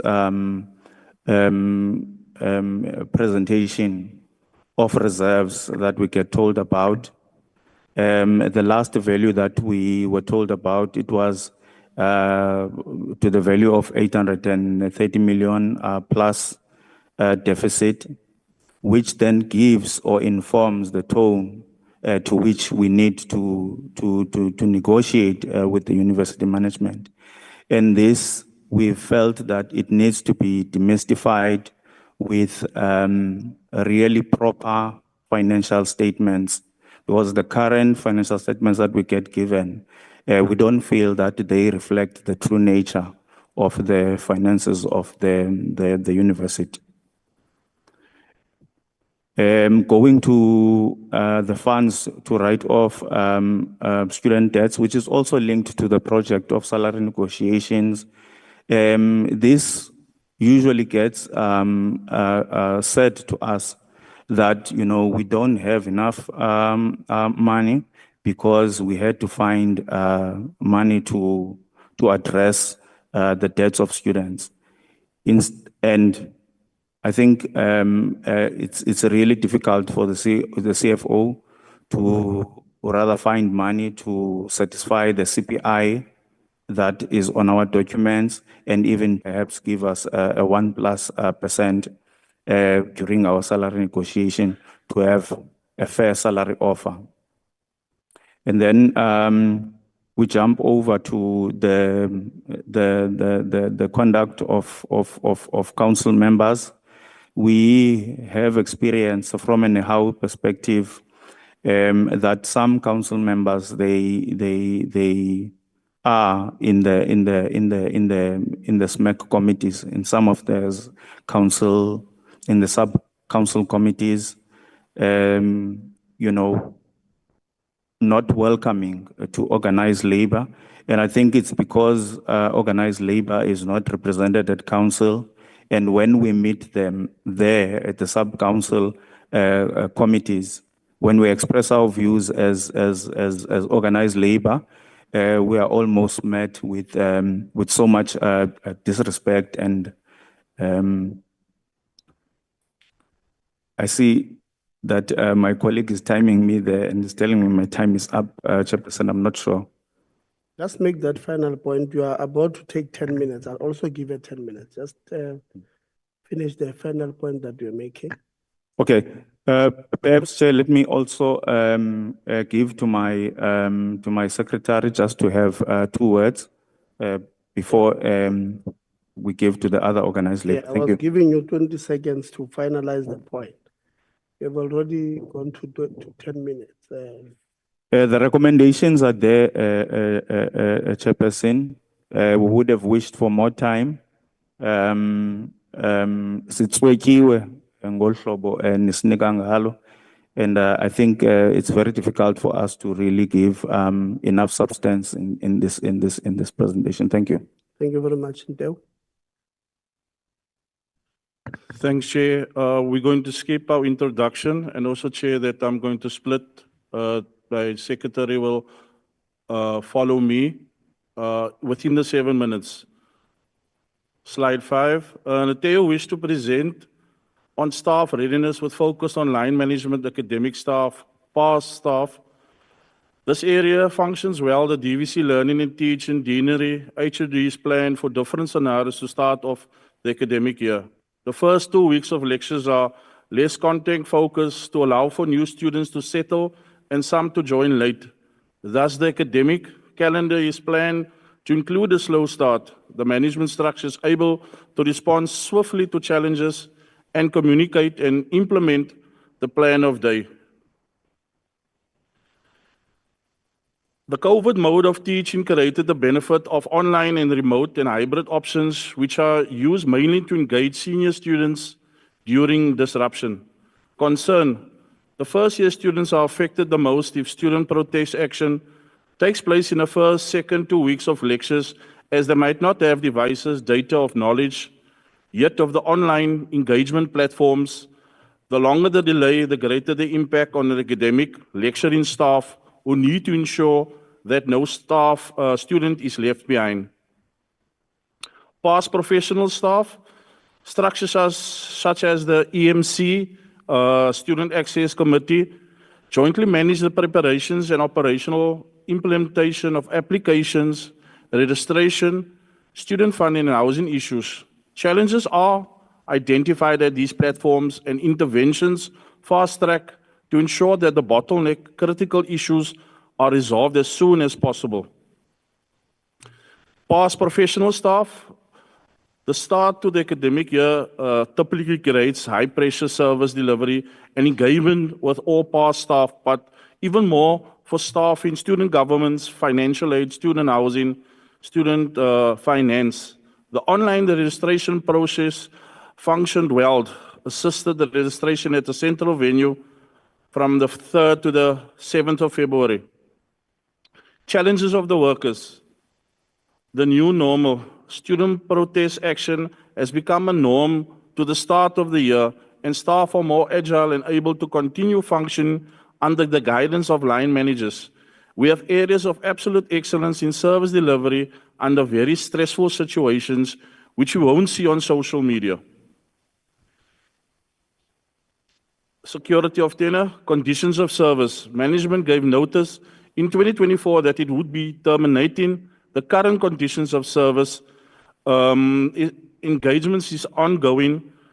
This possible termination has impact on salary negotiations, thus creates uncertainty amongst workers. Salary and benefit negotiations, affordability is affected by decrease in subsidy, student interventions, student throughput rate. The 2024-2025 increase was below CPI. Our salaries are sacrificed and are no longer competitive. I'll hand over to my secretary. Thank you, my chairperson. So the 2023-2024 institutional report on staff wellness confirmed that work pressure and work stress is the #1 contributor in staff wellness issues, and #2, the anxiety. Closer to the mic. Sorry? My apologies. Thank you, kind chairperson. My apologies. The 2023-2024 report on wellness, institutional report, indicated that work pressure and work stresses are the main contributor to staff wellness issues, and the second being anxiety. We are representing our members in 2 labor court cases at the moment, and then student unrest. Inteo supports activism and the protection of rights of others. We value the role that our student leaders play in resolving student challenges. But when does it become a challenge for our members?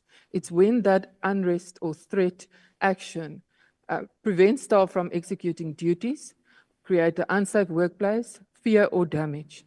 And then there's this tendency where our staff members and our members, union members, are attacked on social media, which is a very unkind space. You can't defend yourself in such a space. So NSFAS and funding challenges.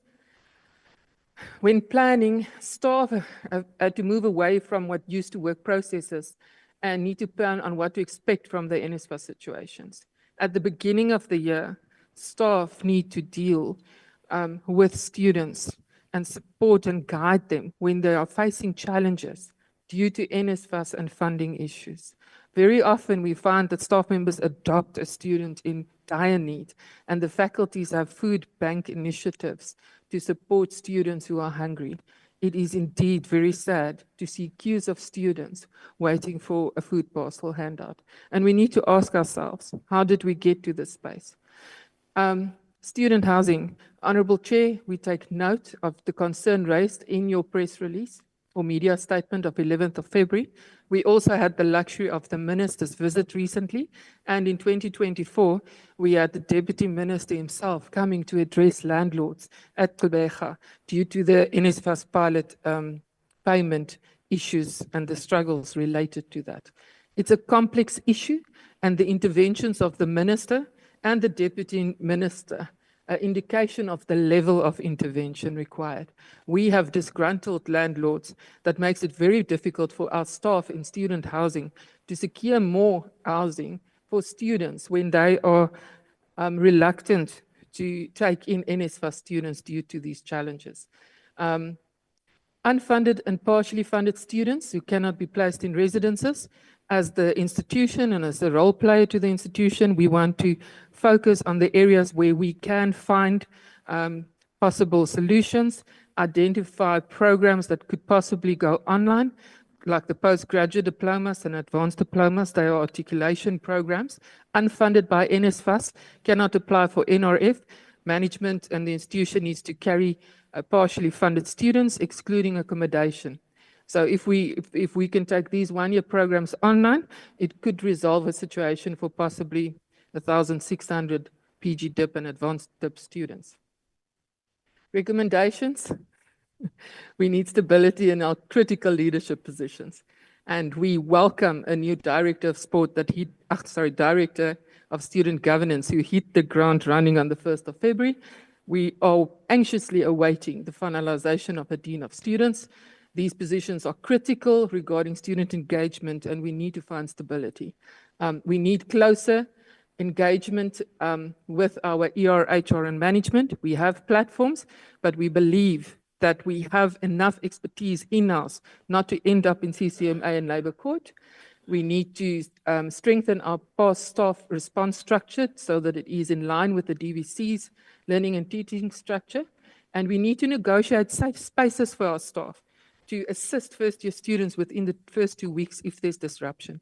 And remember, we are plagued with long power outages. So it could be to those, not specifically to student action always. And then digital enablement and automation. Our wish list is long, our dreams are big, but there's no money. So if we want to relieve workplace fatigue regarding automation of processes, we need funding. We need funding to add staff in the ICT space, and we need funding to upgrade and develop software. Please consider including organized labor at council level. I know that this is a very sensitive issue, but we are now at a stage where the organized labor need to understand all the challenges of the institution at large, because it is the chairperson that must carry the bad news to the constituents when he's saying there's no money for a CPI increase. So if we have a seat at council, it might serve purpose for organized labor to have a deeper understanding of the challenges and interventions at that level. I thank you kindly, chairperson and committee members. Thank you very much. You had a minute left. SRC, can you please load the presentation of SRC? All right. Honorable Chairperson, esteemed members of this portfolio committee, distinguished guests and fellow stakeholders, it is with deep gratitude and profound sense of my duty that I stand in front of you as the SRC president, currently at Nelson Mandela University. I'm both honored and privileged to represent the voice of just over 32,000 students, each with their unique dreams, challenges and aspirations in this esteemed institution. Today, I'm not going to speak as an SRC president, but I'm going to speak as a student that has also witnessed at first hand the immense potential within our student population, as well as the challenges they face. I come to you with a clear mandate, Chair, to provide you with a candidate and a comprehensive perspective of the realities that our students face, that they live, study, and grow to every day. Our discussion will center on the 3 key areas: the readiness of Nelson Mandela University for the year 2025 from a student perspective, the challenges that hinder student success, and what we recommend as practical recommendations. In a context like South Africa, where higher education is seen as one of the most powerful tools for social mobility, it is crucial that we continuously evaluate the state of our educational institutions. The education we receive today determines the future we will shape tomorrow. One where us as young leaders will stand as innovators and agents of hope. However, to effectively play these roles, our universities must be ready to meet the ever-evolving demands of rapidly changing societies. While NMU has shown commendable agility in this regard, we are actually aware that the readiness for the upcoming 2025 academic year involves more than simply the ability to transition between modes of delivery. It requires us to critically assess all aspects of university life, from academic support, financial stability, mental health services, and campus infrastructure. Despite these efforts, there are numerous challenges that threaten the academic success and holistic well-being of the students at NMU. The challenges are multifaceted, ranging from financial exclusion to the lack of adequate student accommodation. While these issues are not unique to our institution, they certainly reflect broader systematic issues with the South African higher education system. One of the issues that students at Mandela face currently is financial exclusion and the funding shortages. The issue of financial exclusion remains one of the most significant barriers to education for the students at NMU. While NSFAS has provided some relief for students from the disadvantaged backgrounds, the reality is that the funding allocated through NSFAS often falls short for covering the full cost of university education. In addition to the insufficient funding, the lack of adequate financial support for our advanced diploma students is a critical issue. Many advanced diploma students at NMU struggle to secure accommodation, which means they are left behind. The funding model currently of NSFAS, defunding students throughout the academic year, putting students on a verification process throughout the academic year, not dispersing allowances on time, is like giving a child a stock leggers to eat and then all of a sudden open the school emlonyeni wakhe.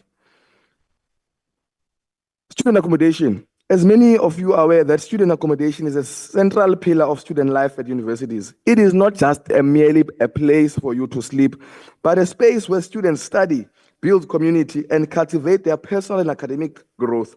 However, at NMU, as like other institutions across South Africa, the accommodation system has become a source of distress for all students, largely due to the implementation of the NSFAS pilot project that has shifted responsibility from accommodation management to external service providers.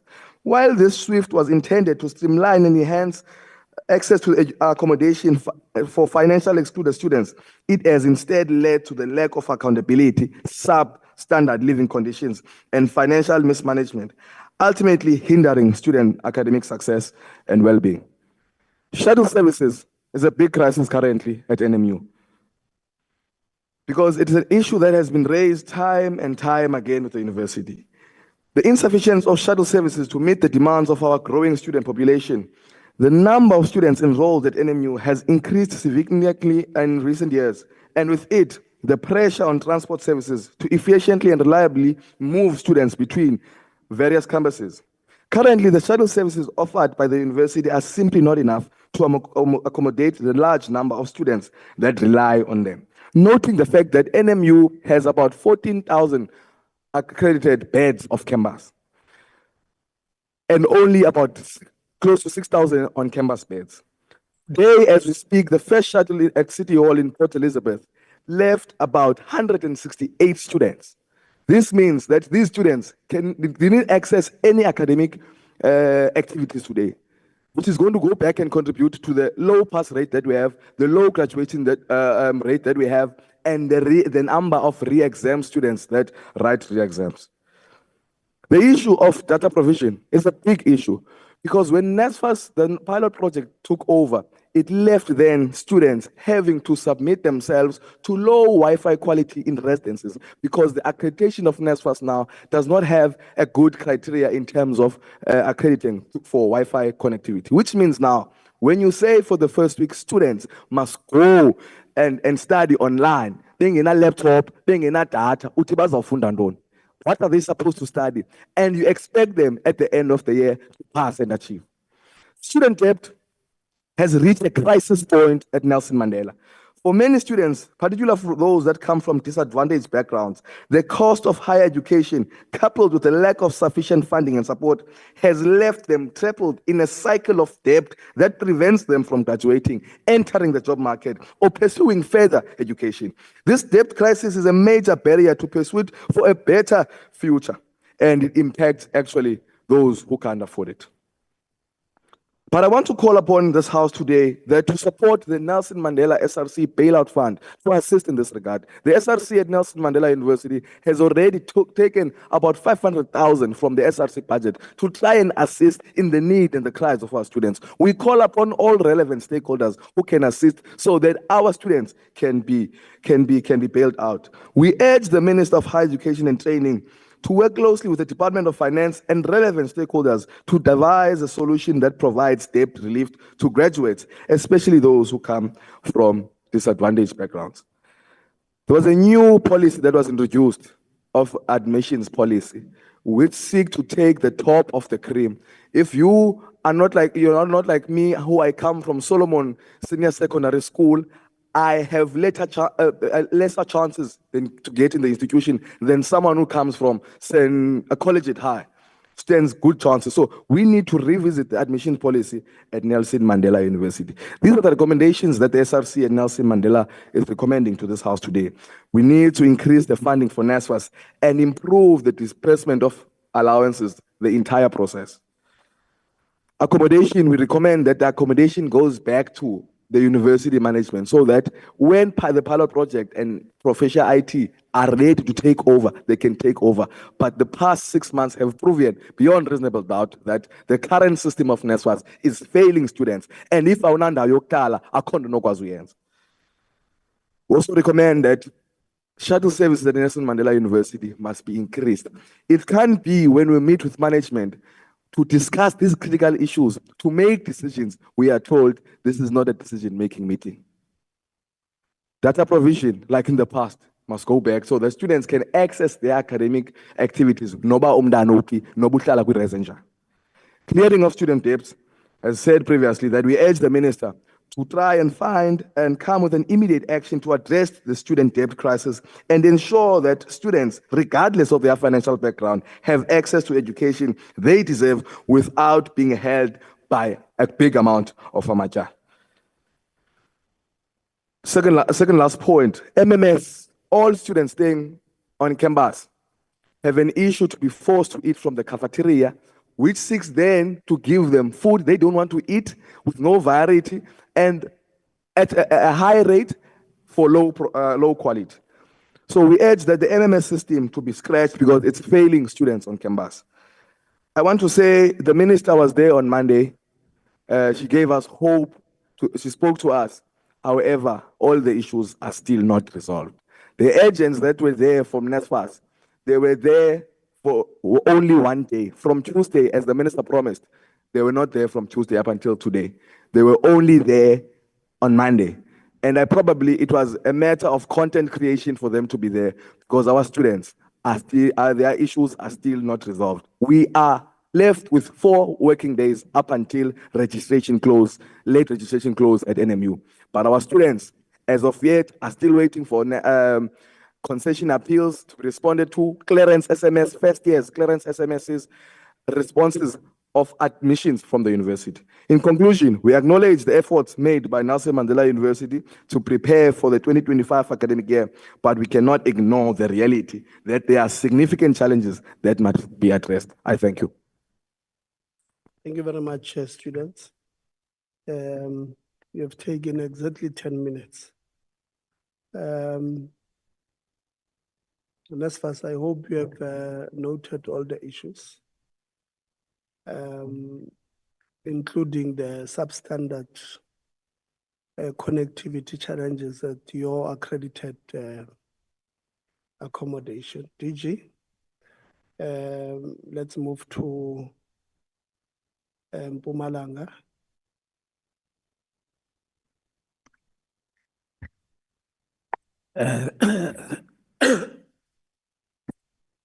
Thank you very much, Chair. If I may just make one comment, less than 30 seconds, on Nelson Mandela. And that comment would be... But we know, DG, that it won't be less than 30 seconds, but we take the point.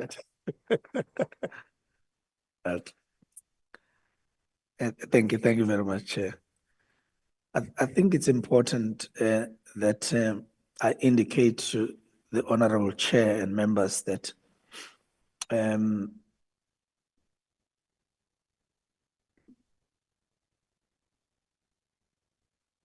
the student debt at the university currently sits at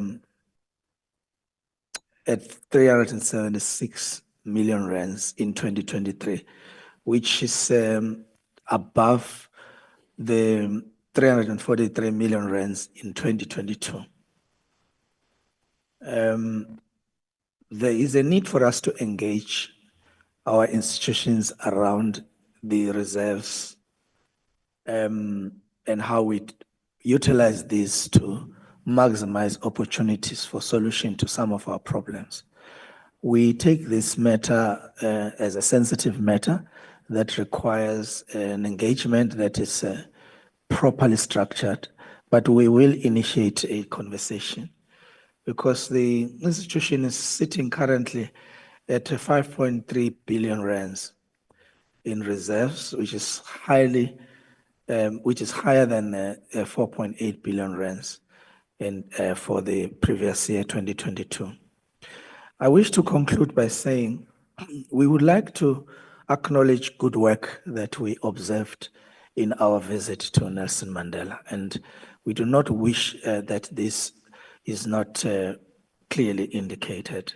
In our own governance scorecard, out of 4, we score the university at close to 3.8, which is almost a perfect score in the 5 areas that we have indicated, which ranks the university amongst the top universities when it comes to good governance. I think it's important that I make this, and I know that this is a product of a collective. It's work that involves student leadership, that involves all stakeholders, and it has become a benchmark for us on the basis on which we work with other universities that are still struggling in this area. Thank you for that, Chairperson. I move to the jewel of post-apartheid education, the two universities that we built, Sol Plaatje University and Mpumalanga University. We are very proud of this, and we are building the potential for additional universities on the basis of the success in of our projects in these two universities. Of course, the report that I'm presenting today is slightly, different to the report I presented earlier because of the issues that I have to raise. Honorable Chair, Honorable Letsia, Honorable Members of Parliament, members of the University Mpumalanga Council, especially Chair of Council, and all management, including the VC, and officials of our department. And I did indicate earlier that I'm not alone here. I'm with DDG, Dr. Marcia Sotikwa, and the entire team of capable people supporting her at the university branch. The composition of this council is in accordance with the Act and UMP Institutional Statute. The current council consists of 20 members. There are 9 vacancies. I think you can actually see from the earlier report where I said almost out of 30, 28 vacancies, 28 filled vacancies. Here, 9 vacancies from 6 constituencies, the convocation representatives, persons nominated by the Premier of the province, the Student Representative Council, council appointees, Senate, including 1 ministerial appointee. The university currently has 1 vacancy, as I've indicated, in the ministerial category. Of the existing 4 ministerial appointees, 2 are African males, 1 white, 1 African female. As indicated earlier on this week, a notice has been published on the 30th of January in the Government Gazette calling for nominations and applications to serve as ministerial appointees in the council of our universities. We are provided, or we have provided the public with 21 days within which to respond. In the month of March, my office will be processing all of this work. Henceforth, this transparent approach will be applied to all ministerial appointees. While it is young when compared to other more established universities, Mpumalanga has already accumulated a debt of 88 million rands in 2023 compared to 80 million rands in the previous financial year. I will be establishing if the accumulated debt includes interest and and also it's important that we do not burden students or obstruct them from meaningful employment. Ideally, they should be working and contributing to the fiscus and not weighed down by debt. And I think it's an issue that we have started engaging upon with National Treasury, and we would like to keep updating our portfolio committee on our progress in this regard. The state of governance at the university is inundated with numerous allegations of governance challenges. This needs to be dealt with. These range from tenure of the Vice Chancellor and more disturbing issues of fraud and misappropriation of funds, several letters that we have received and exchange between the department and council of members, making further allocations. I wish to confirm, honorable members and honorable chair, that ultimately, or the council ultimately assured the minister that they will advertise the post as prescribed, and they are awaiting the progress report on the matter of the vice chancellor. And I think that this has restored confidence, in the institution, because really it is not necessary for us to prolong a matter like this. And I think all of us here know that when others characterize governance in our continent, they always make an example that at the time that leaders have to exit their office, they create opportunities for them to serve, including manipulation of existing statute to create opportunities for them to continue. We must not provide a confirmation of the fact that this is how in the continent we conduct ourselves. And I am happy that council has agreed with us, and we trust that they are going to ensure that we meet the deadlines that we have agreed upon. I wish to assure you that we will be reviewing the Higher Education Act and making recommendations to you and legislature to strengthen governance in particularly these areas, because it's not only in Mpumalanga where we are worried about this. On another day, I will share with you some of the similar issues in some of the universities, which gives me a great concern. The assessment tool for council members needs to be reviewed and sharpened to measure performance. I will be visiting the more institutions, and as you have seen, the minister yesterday was in UKZN, and we continue to visit other institutions as well to establish, from the stakeholders in the institution, how we can support the good work that they are doing, notwithstanding the problems confronting us. We are concerned about the poor relations between management and students in general, and I trust that all vice chancellors will establish effective engagement strategies with our stakeholders, especially our students. Thank you very much, Chair. Thank you, Chairperson of Council.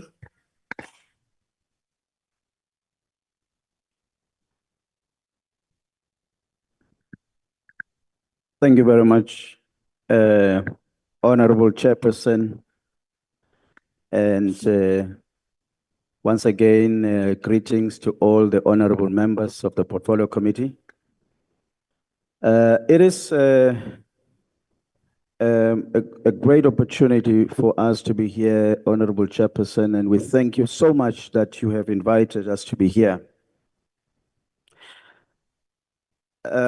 We received the invitation to come to this meeting, and we really want to thank you for that invitation, and we also want to indicate that we have prepared the presentation in accordance to the invitation and the letter that we have received dated on the 24th of January. And the presentation will be led by our Vice Chancellor. Just to indicate upfront what we are going to be covering in terms of that presentation, we are going to share with the Portfolio Committee our state of governance and administration of the university.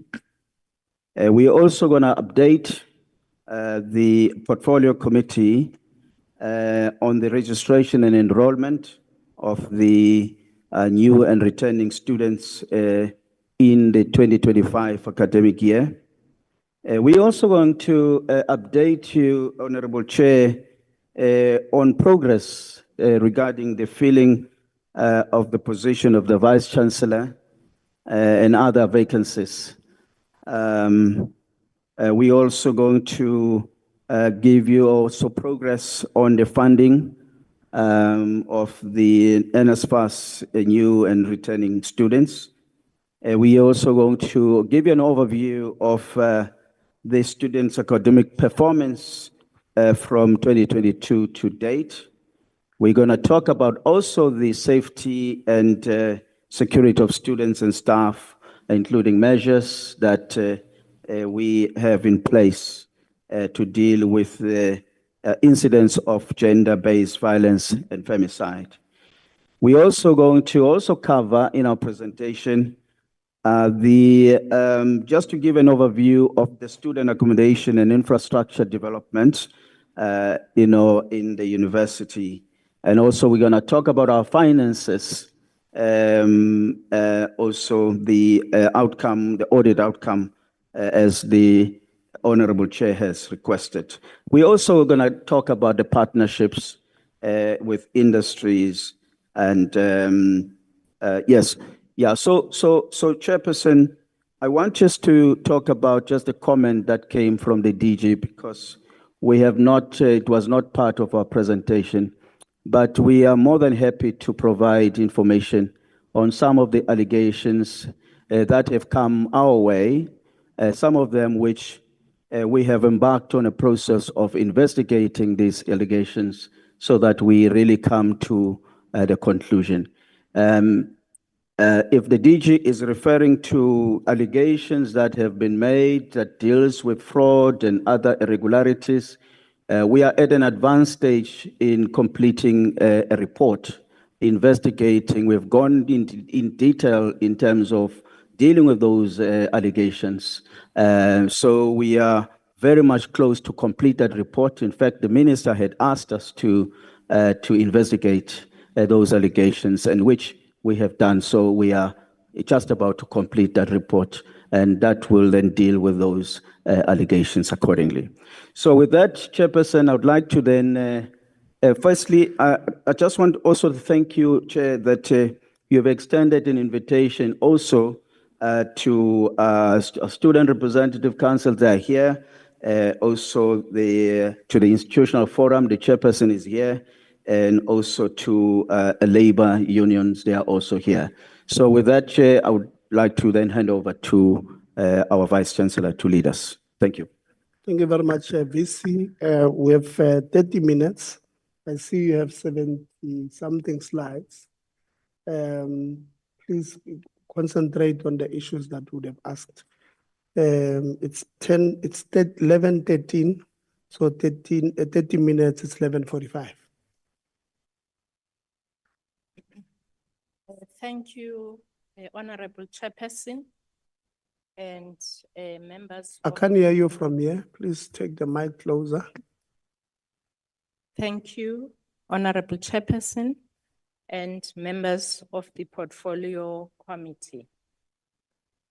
We appreciate this opportunity to present to the committee. The University of Mpumalanga was promulgated through the publication. We are recording, and they're telling me they can't hear you on the recording part. Please bring the mic closer to the mouth.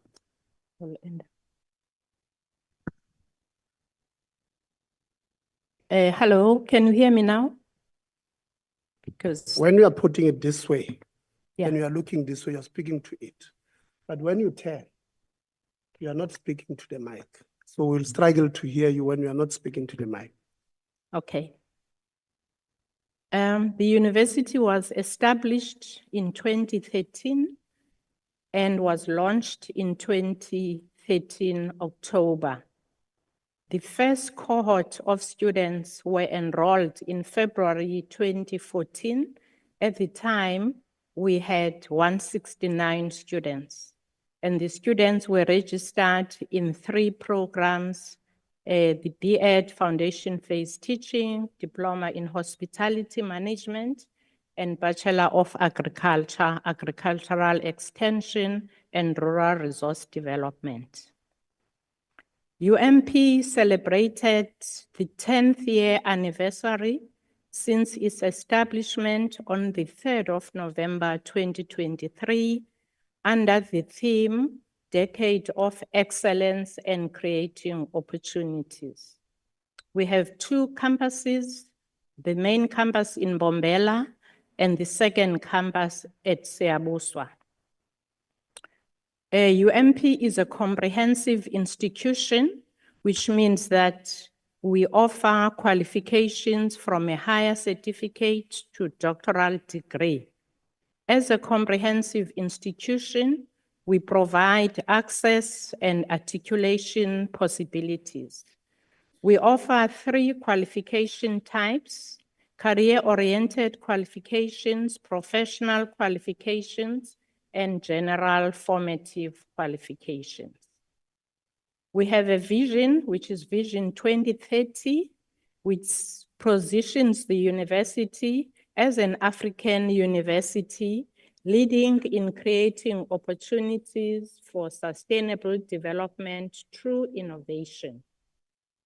And our mission is to offer high-quality educational and training opportunities that foster the holistic development of students through teaching and learning, research and scholarship, and engagement in collaboration with strategic partners.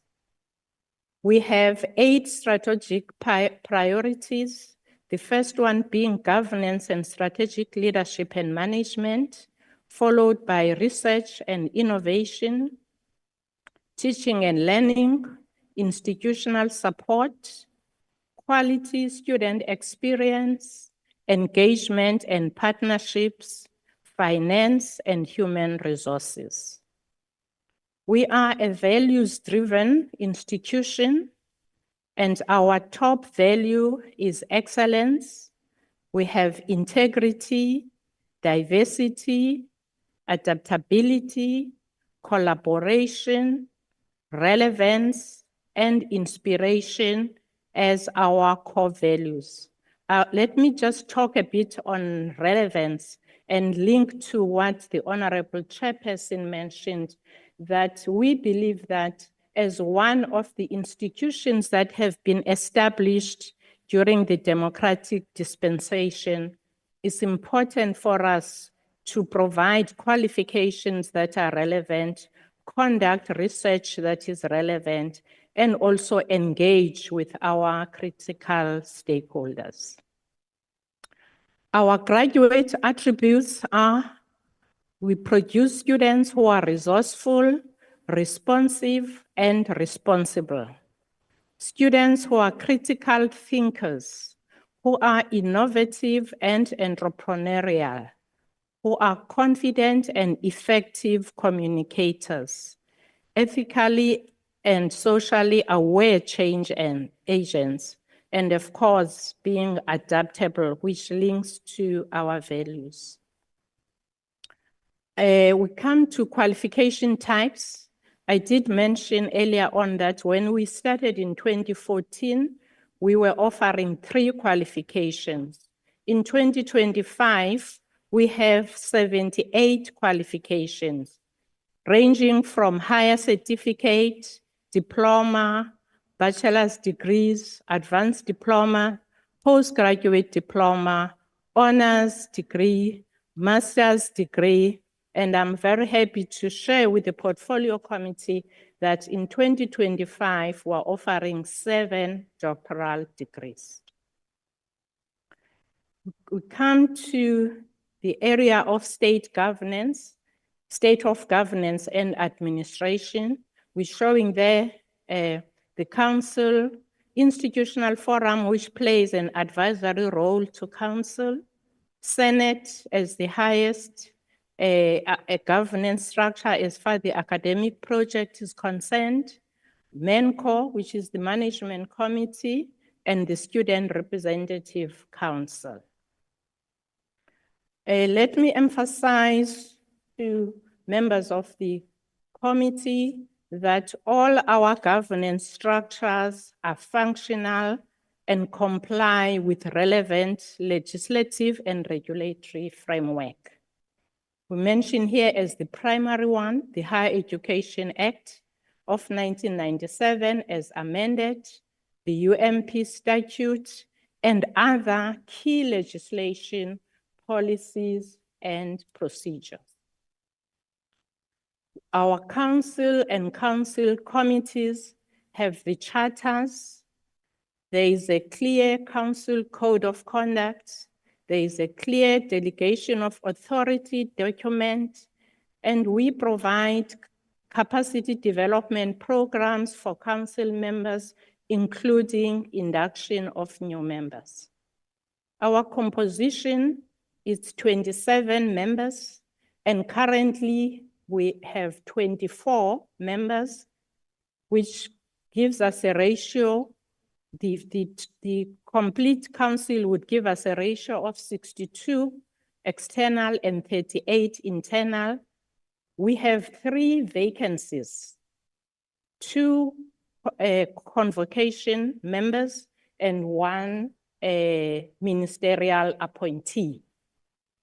Our council members possess the requisite knowledge, skills, and experience required to render this oversight function. We have a risk register that we work on to mitigate any institutional risks. We have a risk management committee. We have audit risk and IT governance committee of council. We have an internal audit function that is outsourced that also looks at internal controls and the external audit risk assessment. Coming to the assessment of performance of council as well as that of the institution, I'm pleased to indicate that we have had unqualified audit outcomes with no findings for 10 consecutive years since inception in 2014. There is the council self-assessment on the DHET scorecard for councils of South African higher education institutions that we participate in. There is the council self-assessment that is conducted. We are preparing now for 2024. And I want to also refer to the CHE institutional audit outcomes that were submitted to us in 2024. According to these outcomes, UMP is deemed functional in all 16 standards. I will just take those standards that pertain to governance, strategic planning, management, and leadership, where the panel found the university to be functional in terms of its vision, mission, and strategic goals, in terms of vision, mission, and goals aligned to the external context, the alignment of vision, mission, and goals with governance and management, core academic activities, size and mode of provision, and the integrated quality management system, the roles and responsibilities of governance, management, and leadership. We were found to be functional in all those. The CHE then includes a statement on reflection, and I will share with the members just one of those. UMP demonstrates a clear understanding of the roles and responsibilities of its governance structures, management, and academic leadership. Little mention was made in the self-evaluation report about the role and function of IF.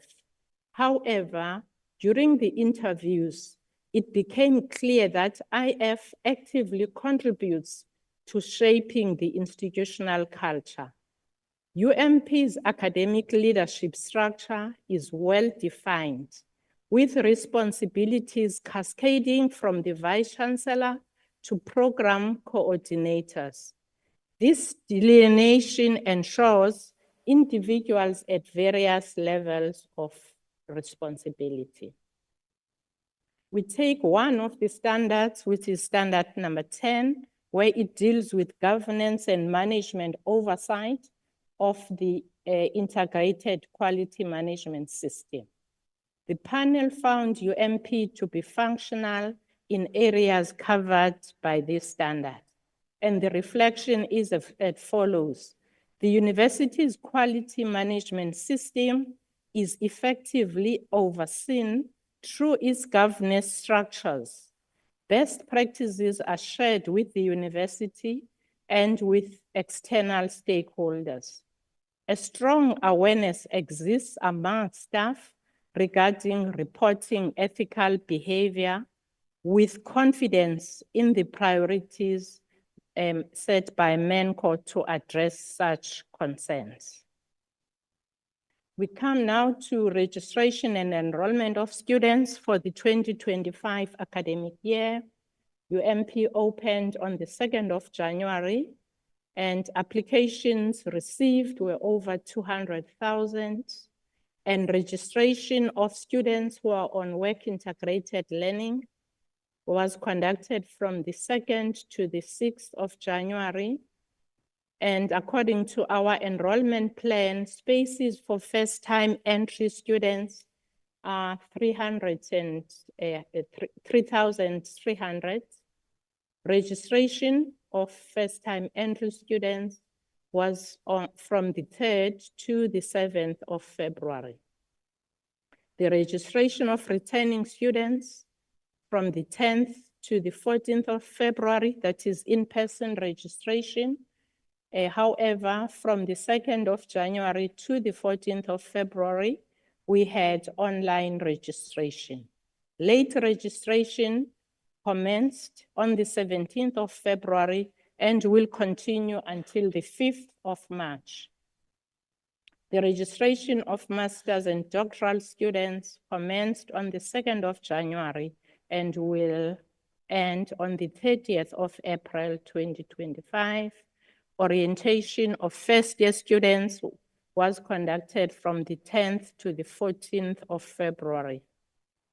Lectures commenced on the 17th of February, and the university is ready and well prepared for the 2025 academic year in terms of lecture venues, in terms of module content, in terms of our learning management system, which is the Moodle system, timetables, academic staff, as well as all the systems and processes needed.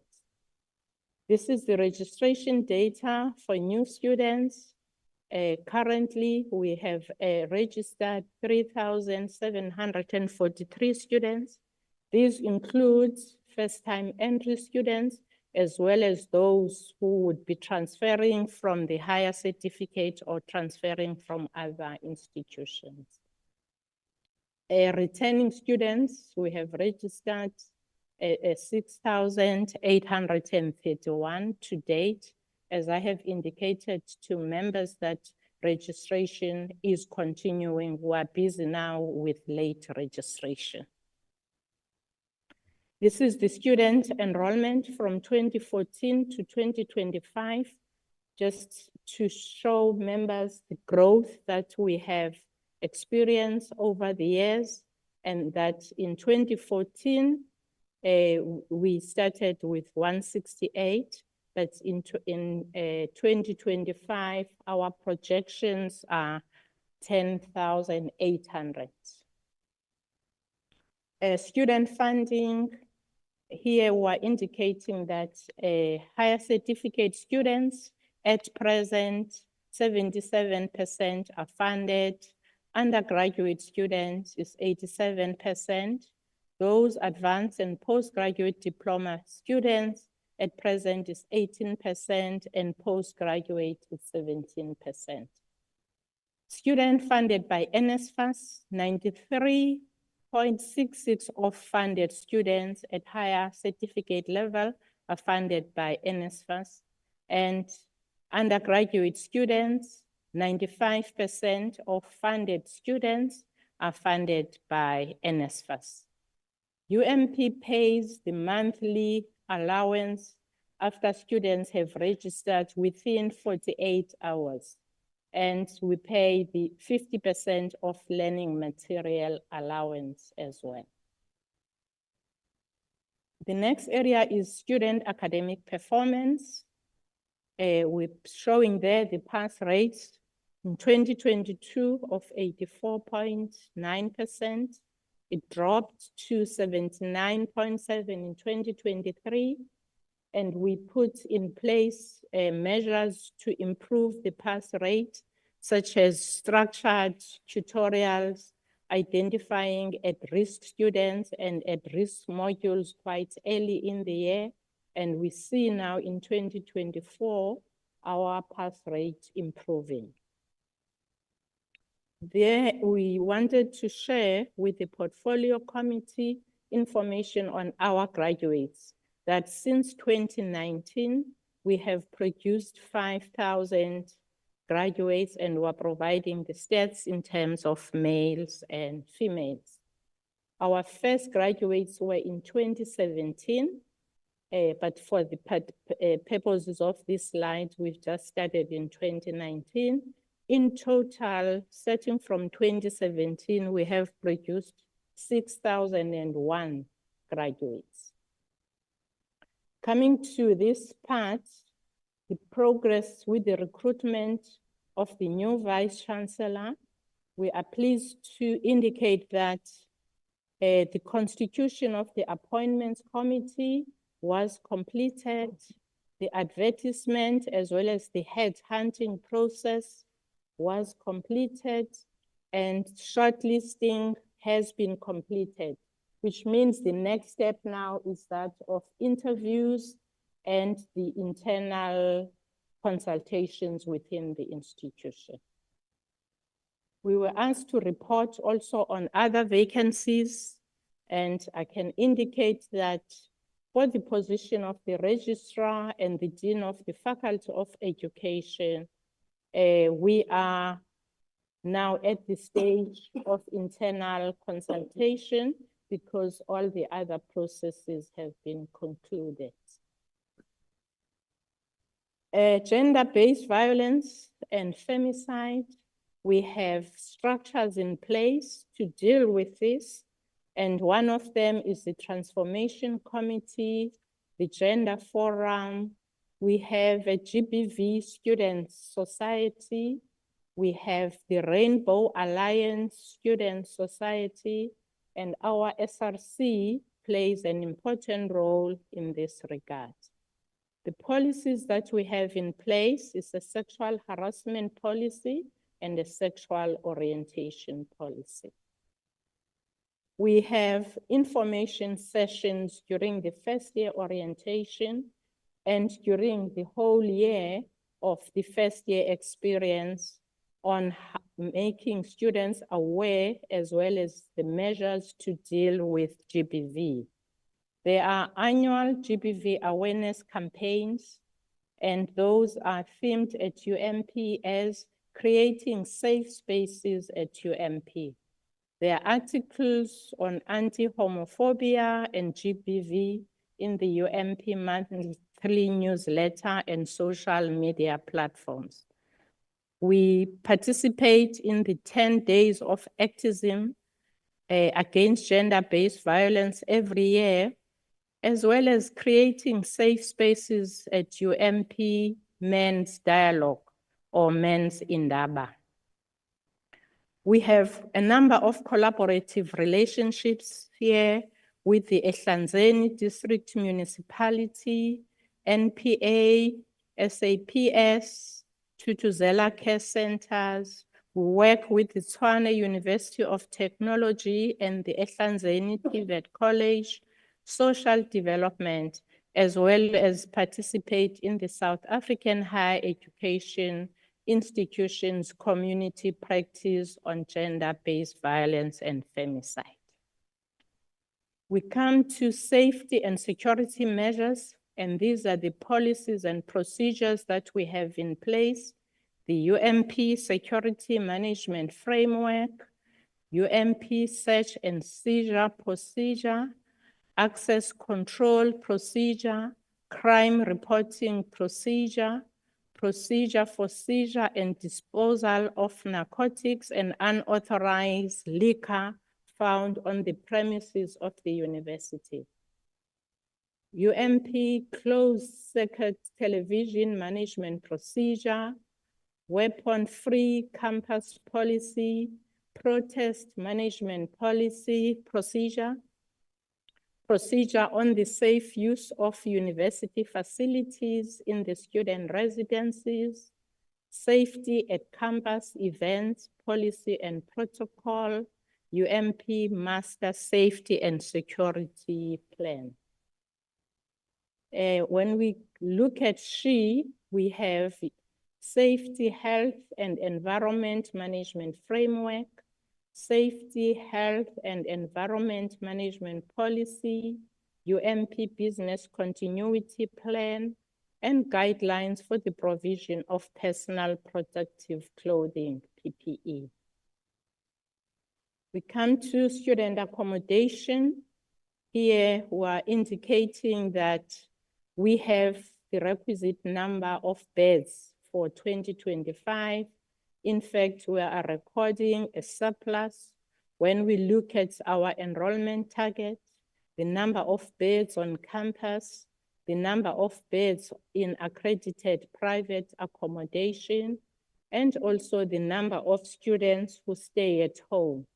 We have a high number of students who come to campus on a daily basis from home because of the excellent transport service in Mbombela. Our student accommodation is informed by a philosophy which focuses on the holistic development of students, values-based culture, student health and well-being focused, inclusivity, peer support, and safety and security.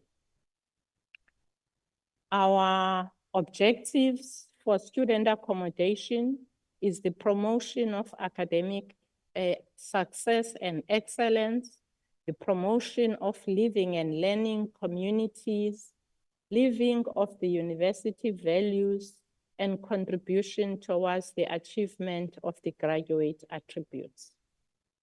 Policies at the residencies, we have this UMP student housing policy, policy on the accreditation of private accommodation facilities, student housing handbook, as well as the procedure on reporting incidents at the residencies.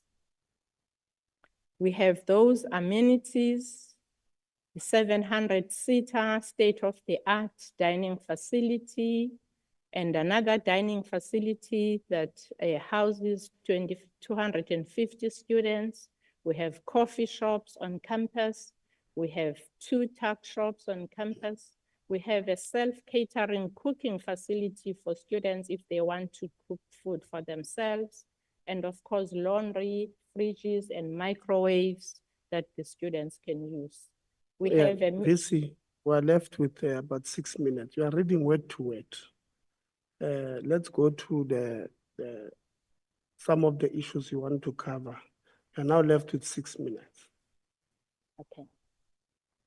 Right, I will just skip the information on student accommodation, move to the new infrastructure. We have a picture there, Chair and members, that shows the buildings that we found when the university was established. Those are the ones with the red roofs, and all the other buildings with a gray top are those that have been constructed since the establishment of the university. I won't go through this, but to indicate that these are the buildings that have been completed since the establishment of the university. Those. Then in terms of jobs created for general workers through the infrastructure, we're indicating those numbers on the screen. which shows that the institution is contributing to local economic development. The next slide shows the internships and apprenticeships that are provided through the new infrastructure program. The table there shows the analysis of income for the institution, which shows the various streams: third stream income, investment income, tuition and residencies, as well as the earmark grant we get from the department. The next table shows the expenditure, but if you put these together, you will be aware that the institution's financial situation is healthy. We were asked to talk specifically about the outcomes of the 2023 audit, and there we are indicating that the audit opinion was unqualified audit opinion, what is known as clean audit, and we have mentioned there the various reports, no material findings, etc. Here, Chair and members, is the agreed upon procedures, where we also show that there were no exceptions that were noted in all those agreed upon procedures, except one for the infrastructure grant, where there was just one exception noted. We have a Center for Entrepreneurship and Rapid Incubator that was established in 2020, which is there to assist students who have an entrepreneurial mindset to develop their ventures. Those are the services that our center is presenting. And in terms of numbers, we are happy to share with you that we have provided this entrepreneurship training to 110 students, 20 interns, and 5 alumni. Partnership with industry, we have indicated that we have those diploma programs that require work integrated learning, and we have partnerships for hospitality and culinary arts. We have mentioned those various hotels. Nature conservation is the national parks. Animal production, they are there on the screen. For agriculture, we have those farms. This is just a selection of the farms we work with. And national partnerships, we are a very engaged institution. We work with a diverse range of national partners. And coming to international partnerships, we have 39 international partnerships, and we're pleased to indicate that some of our partners are in Africa and in Asia, which indicates that we are moving towards the South-South partnership. Our achievements, we have just indicated, Chair, that we have grown in terms of student numbers from 169 to 10,000. We have moved from 3 programs to 78 programs. We have created modern, stimulating, and inspiring environment that promotes and rewards excellence. We have an average pass rate of 80%, therefore providing access with success. We have iconic infrastructure, and one example of that is the tartan track that we have on campus. We have rated researchers that continue to profile the institution. We have a 4-star Tokomala hotel on campus that we use to host our visitors. And of course, our staff and students embrace diversity, and our students have performed exceptionally well in competitions nationally and internationally. The awards, the last part of the presentation, Chair, the awards that we have received, 42 trophies from NSFAS national competitions.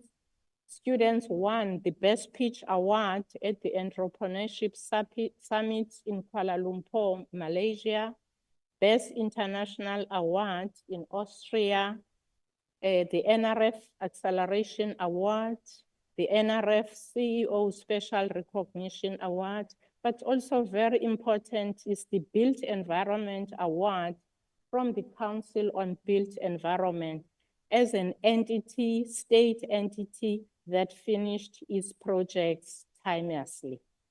And recently in 2024, our students won a Best Unique Ideation Awards at the Philippines. In conclusion, we are building a relevant, creative, innovative, and entrepreneurial university, which will serve the needs of Mpumalanga province, those of South Africa, then Africa, and those of the world. We believe, Chairperson, that we have established a yardstick from which future new institutions will be measured. Thank you. Thank you very much, Vice Chancellor. Are you concluding, Chair? Thank you. IF.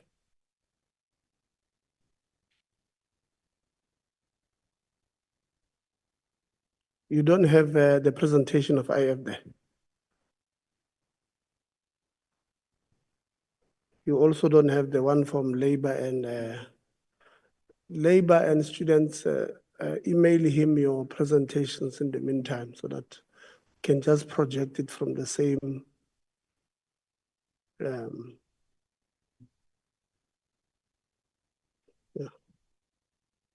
Okay.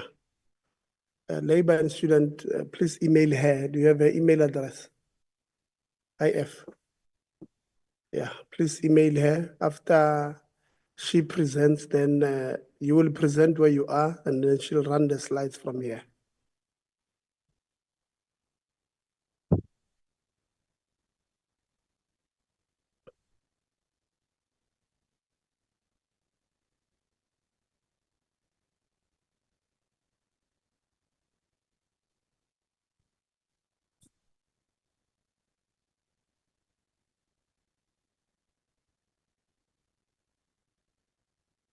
Thank you. Let's go, IF.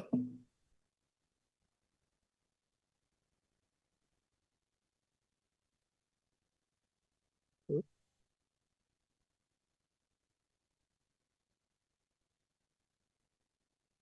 day to the Honorable Chair and to members of the Portfolio Committee, as well as greetings to our colleagues from Nelson Mandela University. The Institutional Forum has responded to the request of the Portfolio Committee on the role of the IF at the UMP. Specifically in terms of its roles and functions, readiness level for the 2025 academic year, and for recommendations that we as the IF can make. Of course, we are all aware of the mandate of the IF, and I will not read through each of them, but we have their points A to F, and it is through the eyes of this mandate that I will respond to the request of the, excuse me, Portfolio Committee. So based on the above mandate, the readiness level of staff and students for 2025 can be evaluated. And this would be through the implementation of UMP policies, procedures, and processes. So I can assure you that for 2025, we are more than ready to take on the academic project. Of course, there are challenges facing staff and students, but as per the IF mandate, I will focus on what is preventing the holistic implementation of the academic project. And the points that I have raised in this presentation were shared with me by consultation with deans, academics who provided module outlines and is being supported by the timetables being in place. So a brief overview will quickly follow. In terms of the implementation of the Act, this is ensured, Chair, by MANCO, by the executive management, and the evidence is the annual report that is presented to Council every year. In terms of race and gender equity policies, as a new university and proudly a new university in the democratic era, our equity policies are an ongoing process. Most of them are in place already, and evidence of that can be found in the annual report of the Executive Director, Human Resources, to MANCO. On the suitability of appointments of candidates, for each appointment, the process starts with the Executive Director, HR, due processes are followed, and then the IF reviews the suitability of appointments to Council. For example, we've had deans appointed, as well as our Executive Director Operations, Mr. Richard Flame, the Dean of FANS, our Agricultural Faculty, Prof. Ndiko Ludwigi. Going on to codes of conduct, the IF notes that the UMP codes are in place, they are being implemented. For example, the application of the disciplinary code of conduct when employees violate UMP rules. And then we have mediation and dispute resolution procedures. They are in place, employees are made aware of them, and this is through HR workshops, etc. And lastly, in terms of the formulation of policy for fostering an institutional culture, specifically with respect for tolerance for diversity, respect, fundamental human rights, and the promotion of high academic standards. I'd like to assure the committee that the IF plays an increasing role in developing UMP's institutional culture. This is a wonderful opportunity to shape and to create an institutional culture that serves democratic South Africa, simply because we are a new university and we have opportunity to instill in our staff and students a culture that promotes respect for all human rights. At the same time, we ensure that academic rigor is maintained. Now, the evidence of this would be some of the guest lectures that the IF has conducted on multilingualism, human rights posters. We've had workshops which were presented by the registrar. And we observe special days using social media platforms to reach out to the entire UMP community. I've noted the emphasis in all our presentations today on gender-based violence. And I'm pleased to say that the IF, through events on campus, ensures that it is addressed as well. And here I've just included samples of how we impact on institutional culture. The slide on the left, the image on the left addresses mental health, it being not a destination, but a process, but how it's important for us to have a thriving workplace, especially with the enormity of the task we as academics, as members of the UMP face. And then on the right, for Heritage Day, If there are dreams about a beautiful South Africa, there are also roads that lead to their goal. And two of these roads could be named goodness and forgiveness, Nelson Mandela. So we are reminding the UMP community of the leaders who we remember and why we remember them. Another slide that I'm sharing with you is how, through the IF, we are promoting living the UMP values. And on the left, you have our values, excellence going down to inspiration. But each of them means that if we are practicing them, it translates into zero tolerance for gender-based violence.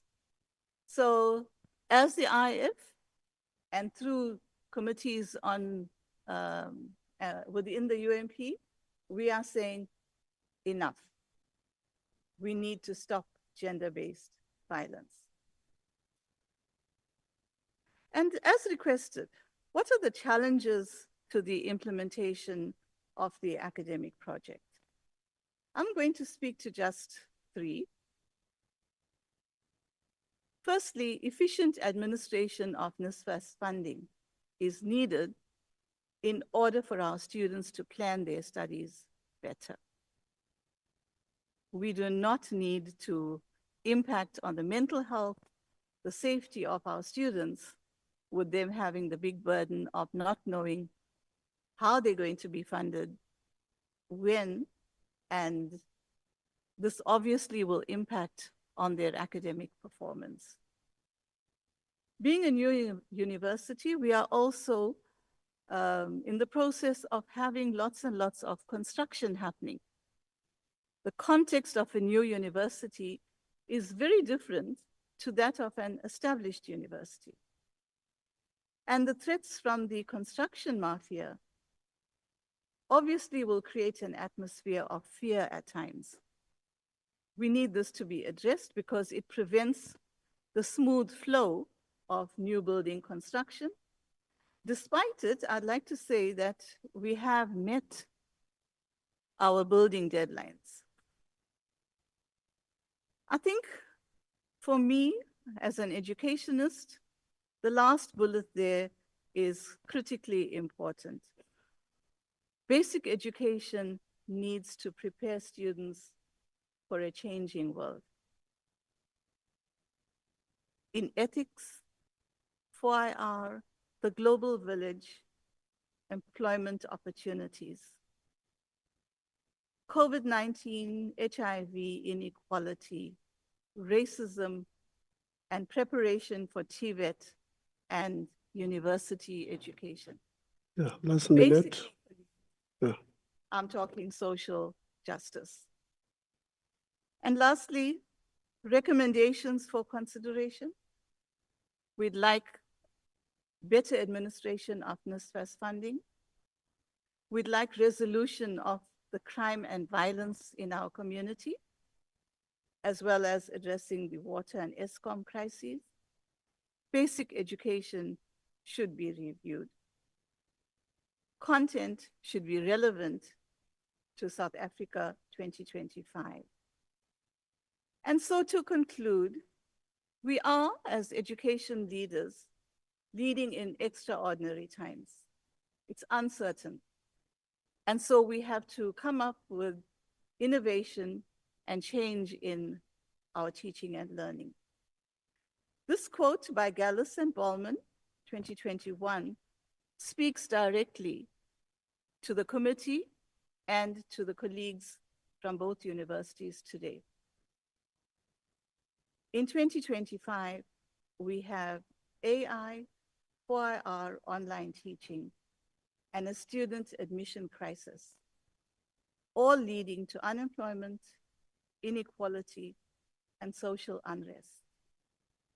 My challenge to all members seated here today: Quo vadis South African higher education? Ngiyabonga. Well, thank you very much. Please don't leave your seat.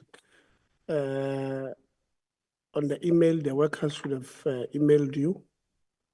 Do you have access to your email?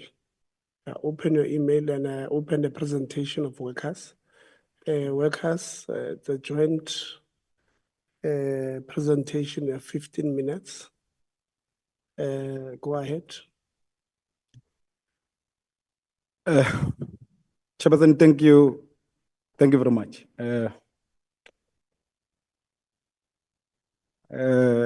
Thank you very much kindly for inviting us with honorable members.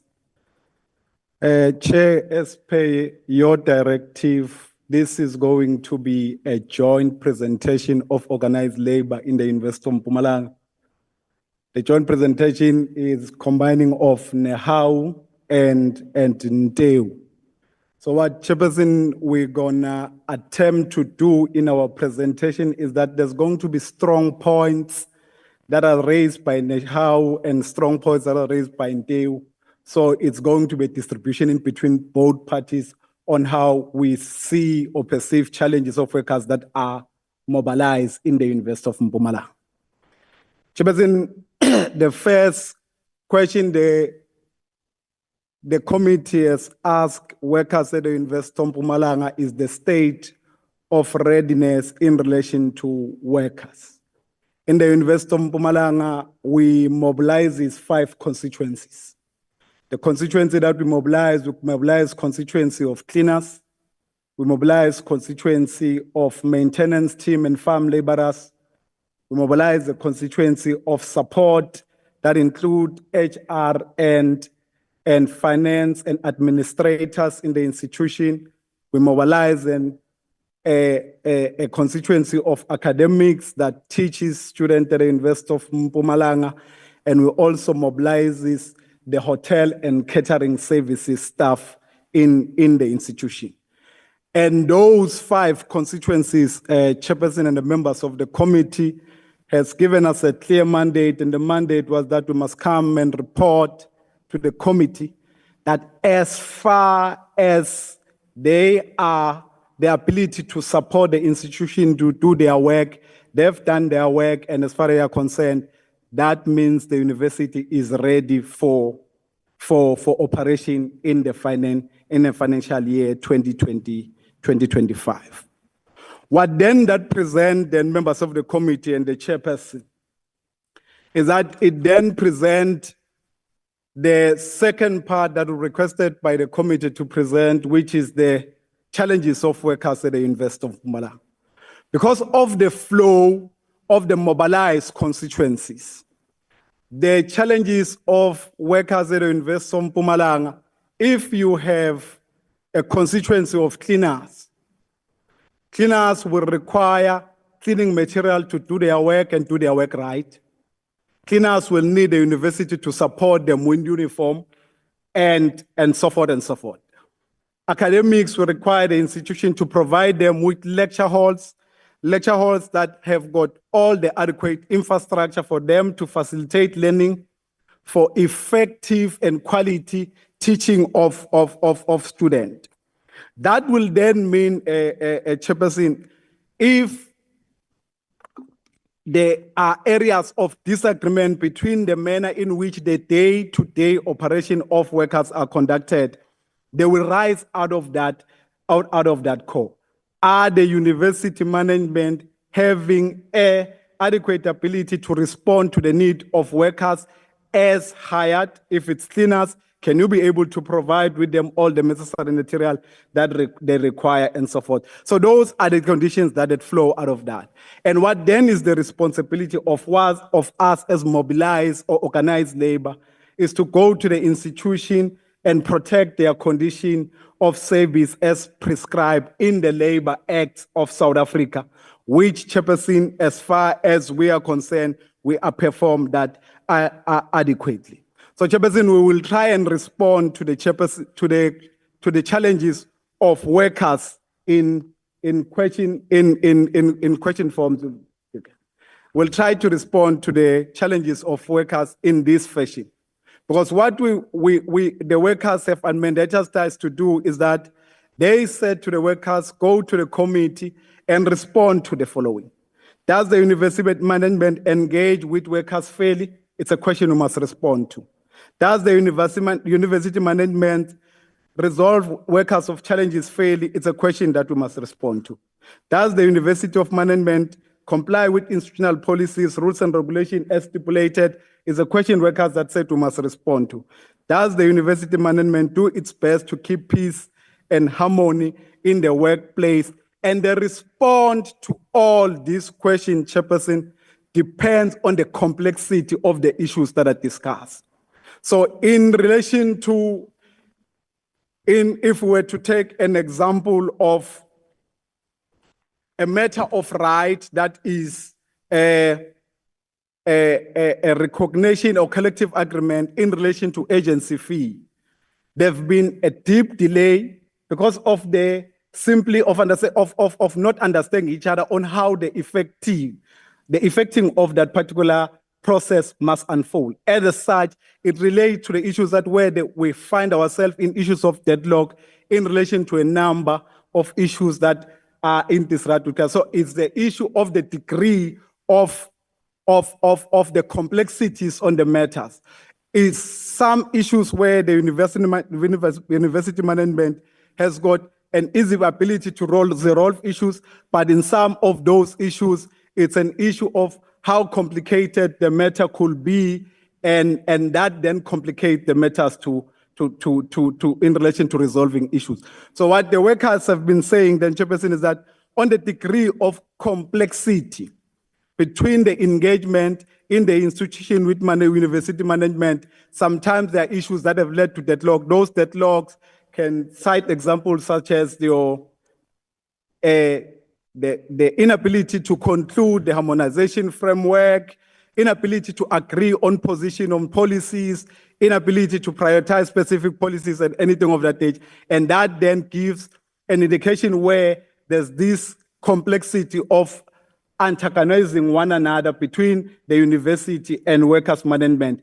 But what is important is that we as workers and the university management, we sit on a day-to-day basis and we talk, but in our talking, we talk fairly, but it's in the issue of how we resolve these matters of workers, Chairperson. Before I hand over to my colleagues from TEU to focus on the recommendation, we want to try and respond to the question or the aspect that is raised by the DG of higher education. When the DG says at least there's some level of sanity that they find in another in the recruitment of the process, and the Vice Chancellor of the University of Mpumalanga would like to confirm to the committee that indeed, as organized labor, we participated in that process, and the university management is in transition, and that transition is that we're likely to have new management. We don't know how soon that will be, but the process in ensuing to restore stability in the institution in that aspect, and that's the category that we'll learn to say. And then we'll hand over to my colleague from TEU to talk to the recommendation and amplify some of the issues that we've raised in the presentation. Thank you very much, Chair and committee members. Thank you, Chair. Chairperson of the Honorable Chairperson of the Portfolio Committee, thank you for this opportunity that you have given us to come and voice out the challenges that our members are faced with at the University of Mpumalanga. As already indicated, the leadership of the National Tertiary Education Union, NTEU, together with the leadership of NEHAU, have agreed to have a consolidated presentation, simply because most of the issues that were raised by our members were the same. So, Chairperson, before I can go through the recommendations, I just want to add one or two challenges that were raised by our members. So the first one is the issue of the intake of students in our university, whereby the university is experiencing growth, but when we check the infrastructure, academics are struggling. Most of the modules as we speak now, they have got more than 800, 900 students. But when you check the capacity, the largest venue that we have at the university can only accommodate 500 students. So you will find that academics must facilitate teaching and learning. The class is having 900 students and they are forced to fit in a venue that is meant to accommodate 500 students. So the second issue that I want to bring to the attention of the chairperson is the issue of the deferred policy on retirement. So it is our view that this policy is hindering growth for the youth and the unemployed graduates. UMP celebrated the 10 years of decade of excellence and creating opportunities. But this policy promotes a situation whereby employees who reached the retirement age are kept in the system. So we are saying, let us scrap the deferment policy on retirement so that we can create opportunity for the unemployed youth. So, Chairperson, I will quickly move straight to the recommendations. Our members at the University of Mpumalanga have spoken. And as the leadership of Nteu and Nehau, we have listened to them and we will continue listening to them. Here are some of the recommendations that they think can take our university forward. The first one, they are recommending that we immediate stop to be selective when coming to the application of institutional policies, especially when coming to the disciplinary code of conduct. So our members here, Chairperson, they are appealing that management must hold each other accountable for the breach of institutional policies. We also recommend immediate implementation of the agency fee. So another recommendation, we are recommending that management should prioritize spending less on legal fees, because there are some of the cases that we regard them as minor cases. We feel like we can resolve those cases internally without incurring legal costs. We also recommend that the management develop a strategy to retain staff to avoid the dysfunctionality of some divisions. Chairperson, we have experienced a slow recruitment process at the university. And this led to some of our members having to perform the duties that were supposed to be performed by other staff members. So if the management can fast track the issue of a recruitment process, I think this will work at the advantage for our university. So another recommendation is the issue of the effective implementation of the staff wellness program. So due to a slow recruitment process, you will find that one employee is doing a job that was supposed to be done by 2 or 3 employees. So this in turn create a burnout. So some of them, they even suffer from depression. So here we are appealing to the management that at least implement an effective wellness program to assist our staff members. Yeah. So, Chair? Just round up. It's okay, thank you, Chairperson. I'm about to finish. So Another issue is the issue of the policy guiding the promotion of support staff. We don't have that policy, but we are in the process. So we are recommending to the management that fast track the benchmarking of the support staff promotion policy. So another issue is the issue of the distribution of the PPE to our support staff. So far, we give them 2 sets during their appointment, and the following year, we give them only 1 set of PPE. So we are recommending that these people, they be given at least 2 sets, for in case they spill on 1 set, so that they can be able to change. In summary, again, Chairperson, we are recommending to the management to adapt the integrated and automation system, especially in crucial departments such as human resources, finance, and registrar. Thank you very much. Okay, thank you, Chairperson. Please load the student SRC presentation.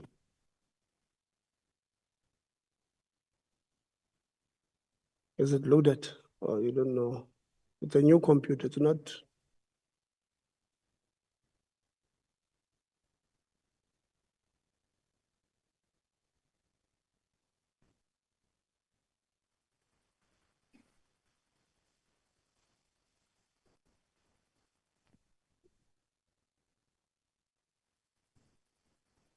Yeah, you can sit there. Are you presenting?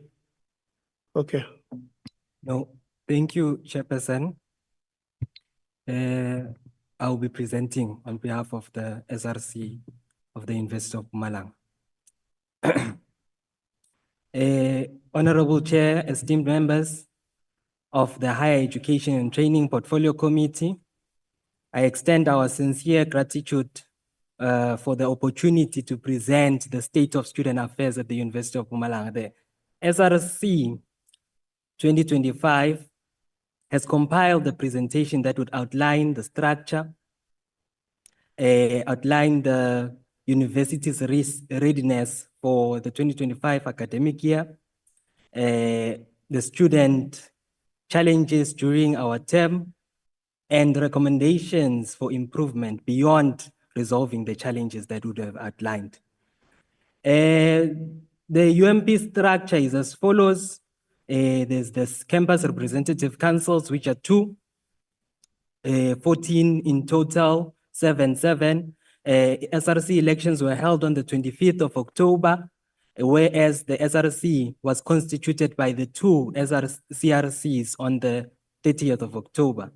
Our term only began on the 1st of December 2024, and were inaugurated last week on the 7th of February 2024. The role of the SRC and CRCs is as follows. As per the constitution of the SRC of 2017 amended in 2023, the SRC represents the entire UMP student body and is accountable to students, the university executive, and the university council.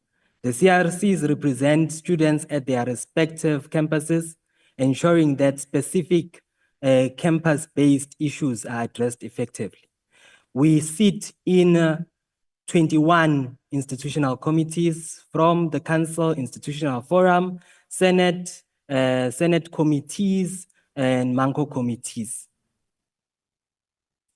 On the state of readiness for the 2025 academic year, from the student's perspective, Honorable Chair, the readiness for UMP 2025 presents a mixed reality, largely influenced by the status of student registration. As of Wednesday morning, UMP had registered 10,621 students. However, approximately 1,679 prospective and returning students have not yet registered due to various challenges, many of which are financial and require urgent attention. And these statistics are guided by the 2025 enrollment target of 12,300. So those who have registered are prepared for the 2025 academic year. And though some students do not have full access to academic resources such as capacity of classrooms. Just yesterday, before I came here, I was doing my oversight walkabout on campus. And I came across students standing outside a lecture venue as class was filled to capacity. The SRC then submitted this concern to the Physical Planning and Space Utilization Committee of MANCO in a meeting that was held at 9 o'clock yesterday. We're then informed that the new building that was being built will be opening sometime this year that will then address this issue. And also some of the students do not have financial aid support, though they are registered. The second perspective is those who have not registered and are facing challenges that threaten their ability to commence with their studies, including financial exclusion, unresolved NSFAS funding issues, and some technical delays. This registration backlog presents a serious concern as this significant number of affected students are returning students who have been unable to proceed with their academic journey due to these barriers. We are concerned as the SRC that this might lead to further extension of the registration period while classes have fully commenced, leading them to be left behind. Number 4, challenges of students at the University of Mpumalanga. The SRC has categorized the student challenges into 4 areas, which is registration, administration, finance, academic matters, and accommodation. On registration administration, returning students encountered a difficulty at the beginning of registration on their application admission status that did not appear on the system. This issue was then resolved, or is being resolved, actually, that's the report we got for the academic officer, that it is being resolved by the ITS specialist on a case-to-case basis at the university. On finance, we have one serious issue, which is the revised debt management policy. Students raised a concern to us as the SRC with the revised debt management policy adopted by the University Council in 2023, as it categorized student debts into various high percentage brackets that many students struggle to pay. The SRC has started engaging with management on that, and there was a willingness to address this matter on a case-to-case basis. A financial clearance committee was established that will determine conditions and requirements for financial clearance for those students. And management committed that it would be very much lenient to them so that they can be able to register. On SETA bursaries, some of the SETA bursaries have made commitments to fund students and have failed to fulfill them for the past 2 years. In particular, we speak of service SETA, which has prevented affected students from registering this year. The SRC urges the portfolio committee to encourage these external bursaries to commit to their pledges. On NSFAS, we have a lot of issues with NSFAS. 2 pages. NSFAS, one of the issues, let me start here, with application migration. Some students migrating from higher certificate programs to diplomas have faced funding issues. And we have engaged NSFAS on this matter. I don't know how many emails I've sent to them to no avail. They came, they said they are going to fix it. Till now, it's still some students are unable to register because of that.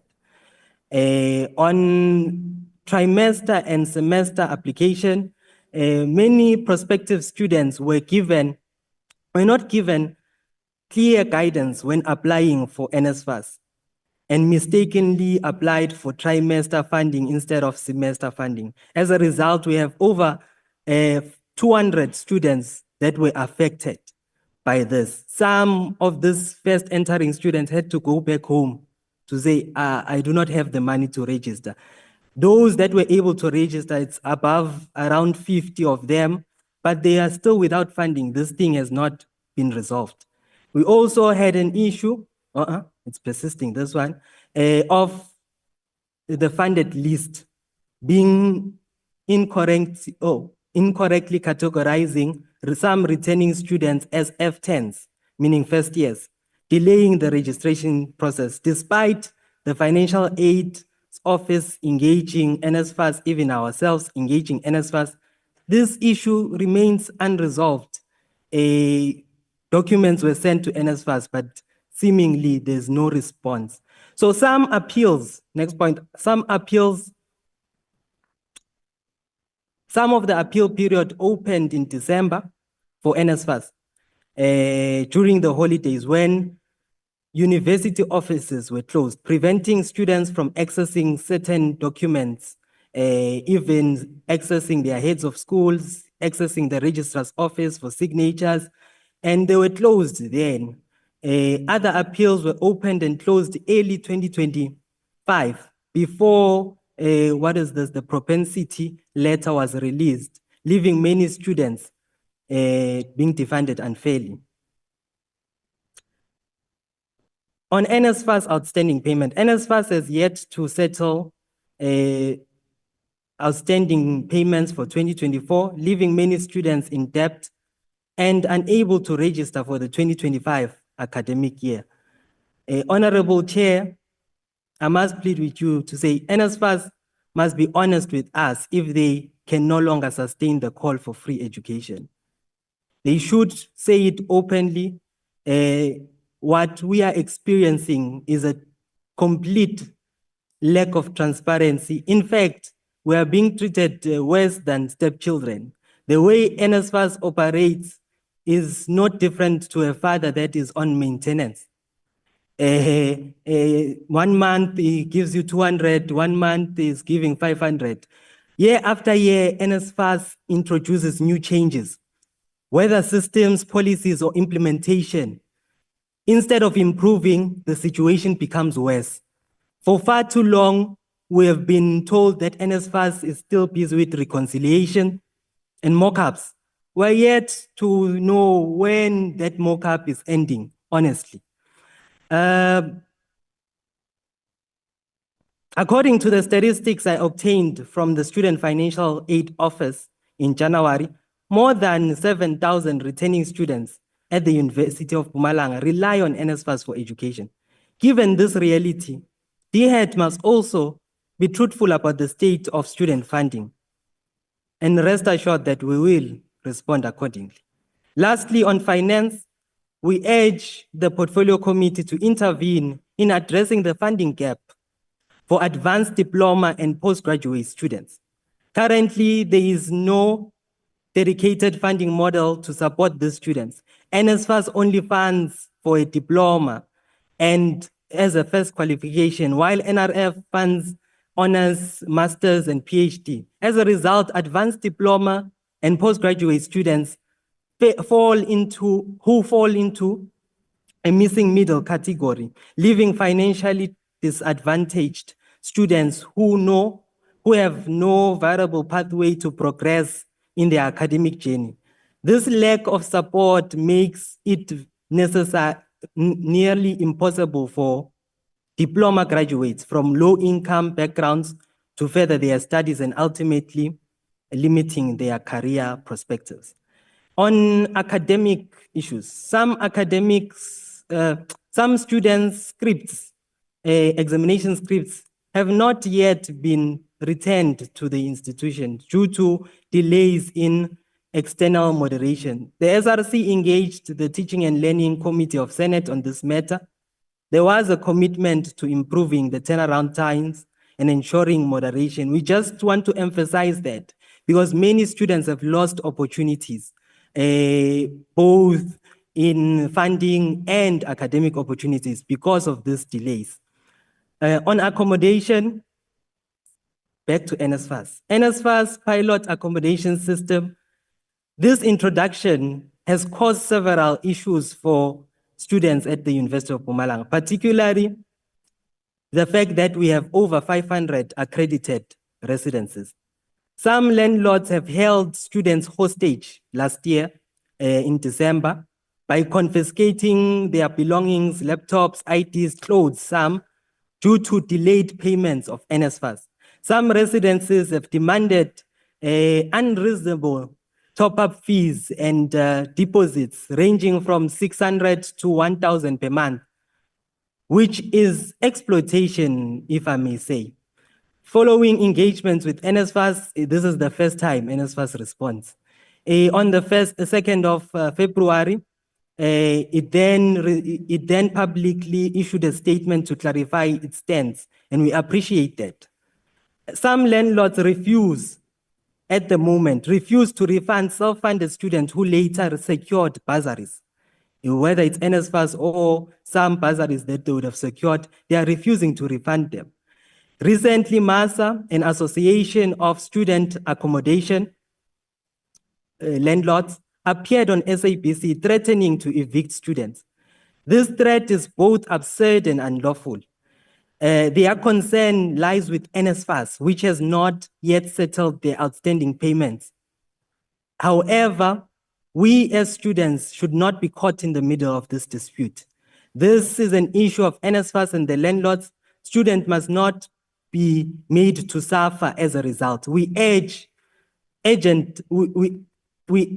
urgently request for intervention from the Portfolio Committee to address this serious matter with NSFAS. Recommendations to take the university forward. NSFAS accommodation system. I'll start there, okay. We respectfully request the intervention of the Portfolio Committee to address this critical concern regarding the NSFAS accommodation system. Currently, a significant percentage of students, around 95%, reside off campus. We believe it is vital for NSFAS to retain the managing powers of accredited residences to universities. By doing so, we can enhance our capacity to actively support student accommodation needs, ensuring that they have access to safe and affordable living arrangements that facilitate their academic success. We urge the committee to advocate for a system that will prioritize institutional autonomy by managing these residences, thus allowing UMP, including the SRC, to be involved in the solutions that come to the concerns that students have about off-campus residences, since there are so many. Another crucial aspect of our recommendation is the increase of capacity of on-campus residences. While we acknowledge the current accommodation that are available, the demand far exceeds the available spaces. We intend to engage university management as our term of office began last week. So we're still to have engagements with management about this issue, but it's one of our top priorities. The current number of campus students, there are so many because the university cannot account for them. If you read in between the lines of the policy on accreditation of private accommodation of 2019, amended in 2022, at the current moment, the university is not able to account for those students that are living off campus. At the current moment, with NSFAS accredited residences, those students are regarded as people who are staying at home, actually. When we believe a firm commitment to expanding on-campus residences is essential for improving the student welfare and ensuring more accountable housing system. Lastly, on curriculum review, in line with the evolving economic and landscape of our province, we believe a comprehensive curriculum review is imperative. The curriculum must align with the direct needs of Mpumalanga, with particular emphasis on the mining sector, which is a vital contributor to our regional economy. We recognize the positive strides made through the programs like hospitality, which caters for the growing tourism sector, and causes like agriculture and forestry that leverage on the province-rich agricultural resources.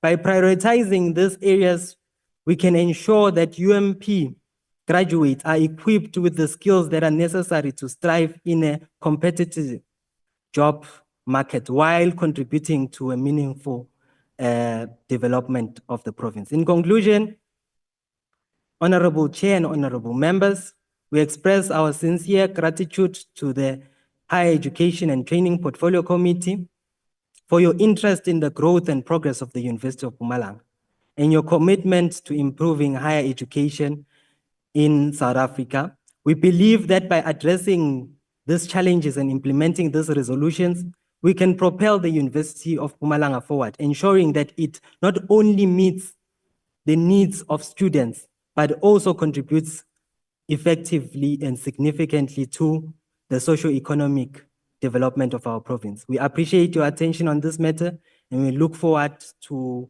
your support in advocating for a brighter future for UMP students. Thank you. Thank you very much, President. Well articulated. Let me thank all stakeholders for taking their time to present to us. I think university management and councils, institutional forums from both institutions, labor, the SRC. Just to clarify one or two things. When we invite labor, I know that it's very difficult to combine a presentation to be one with a competing union, because you generally you are in a competitive space. You are, representing maybe different interests because your mandates might be different. But we ask that you combine it, because even when we invite the SRC, in the SRC, in some institutions, you'll find that you've got the student command, who has 4. You've got SASCO who has 6. I'm making a good example, Honorable Lonzi, where EFF has 4 and SASCO has got 6, and DAS have got 2. And MK might have 1. They constitute an SRC. And when they come to present, we don't ask, they may differ there in the body on what must be constituted or what must be put in the body of content that must be presented here. So we don't enter into the differences. They must find each other and come and present student issues. That is why even when I don't know how many times we've met with, when we meet with unions from all different institutions, they know they put their differences aside and they agree to one presentation. How you do that, you say, look, our biggest interest as NEHAW are these 5. They must form part of the presentation, and they will say, our biggest interests are these 5. So let's put a presentation of 10 issues that will put our biggest interest and your biggest interest. So, and unfortunately, in fact, I was very generous. So I gave you 10 minutes, 10 minutes. Usually, even when we wrote to you, we had said 15 minutes. And we gave you 20 minutes. So how you share the time amongst yourselves? I mean, on Wednesday, we at Wits University, they have 3 unions, DG. And they had to share 15 minutes amongst the 3 unions. so that each union is represented on their presentation. So that is one thing I felt I must just clarify. We're not being unfair, but we're not inviting a union or specific unions. We're inviting workers. That is why when we ask, you're saying put worker issues. So you put yourself together and represent workers and not necessarily your particular union. Yes, the issues that affect your particular members, you will put them in a presentation that will be a global worker issues. That is one. Two, it came out NSFAS from both institutions. The issue of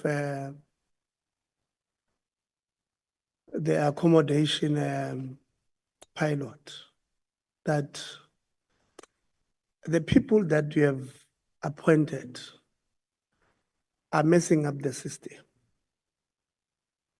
And this is not the first time we've warned NSFAS about DG putting people to accredit accommodation, because actually there was a study done that compared the success rate between those who stayed on accommodation and those who stayed at home.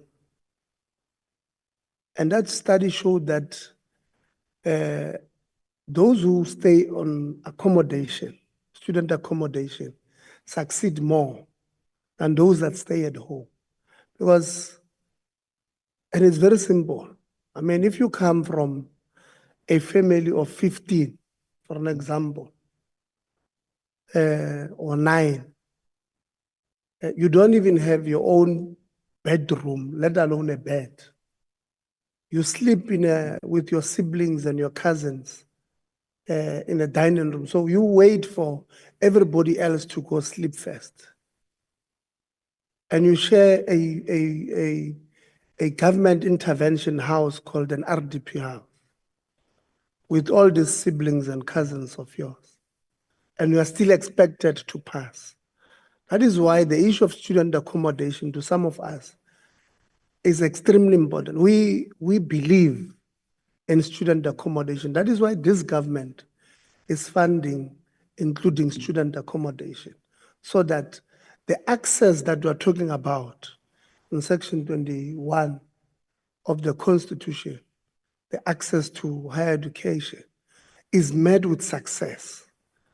It can't be that we are putting in money for people to access education, but we are not interested in the success or the throughput rate that will come out on the other side.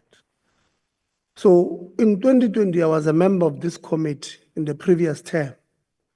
And in 2022, 2022 or 2023, I can't remember now. I think I'm getting old, TDG. I'm just forgetful now. But when NSFAS had a conversation with USAF, when they introduced the cap, they came to the committee, the 6th Parliament Committee, to present why they want to play a role in the accommodation of student accommodation. And we agreed as the portfolio committee. And let me tell you why. It's because there were just too many, must be careful on how I say this, but there was just too many things, wrong things, that were happening at our institutions when it comes to student accommodation. Amongst them is that a university will accredit a student accommodation provider, private one. And they would agree that, so this person will say, I'm going to charge you 3,500. Or my bed costs 3,500.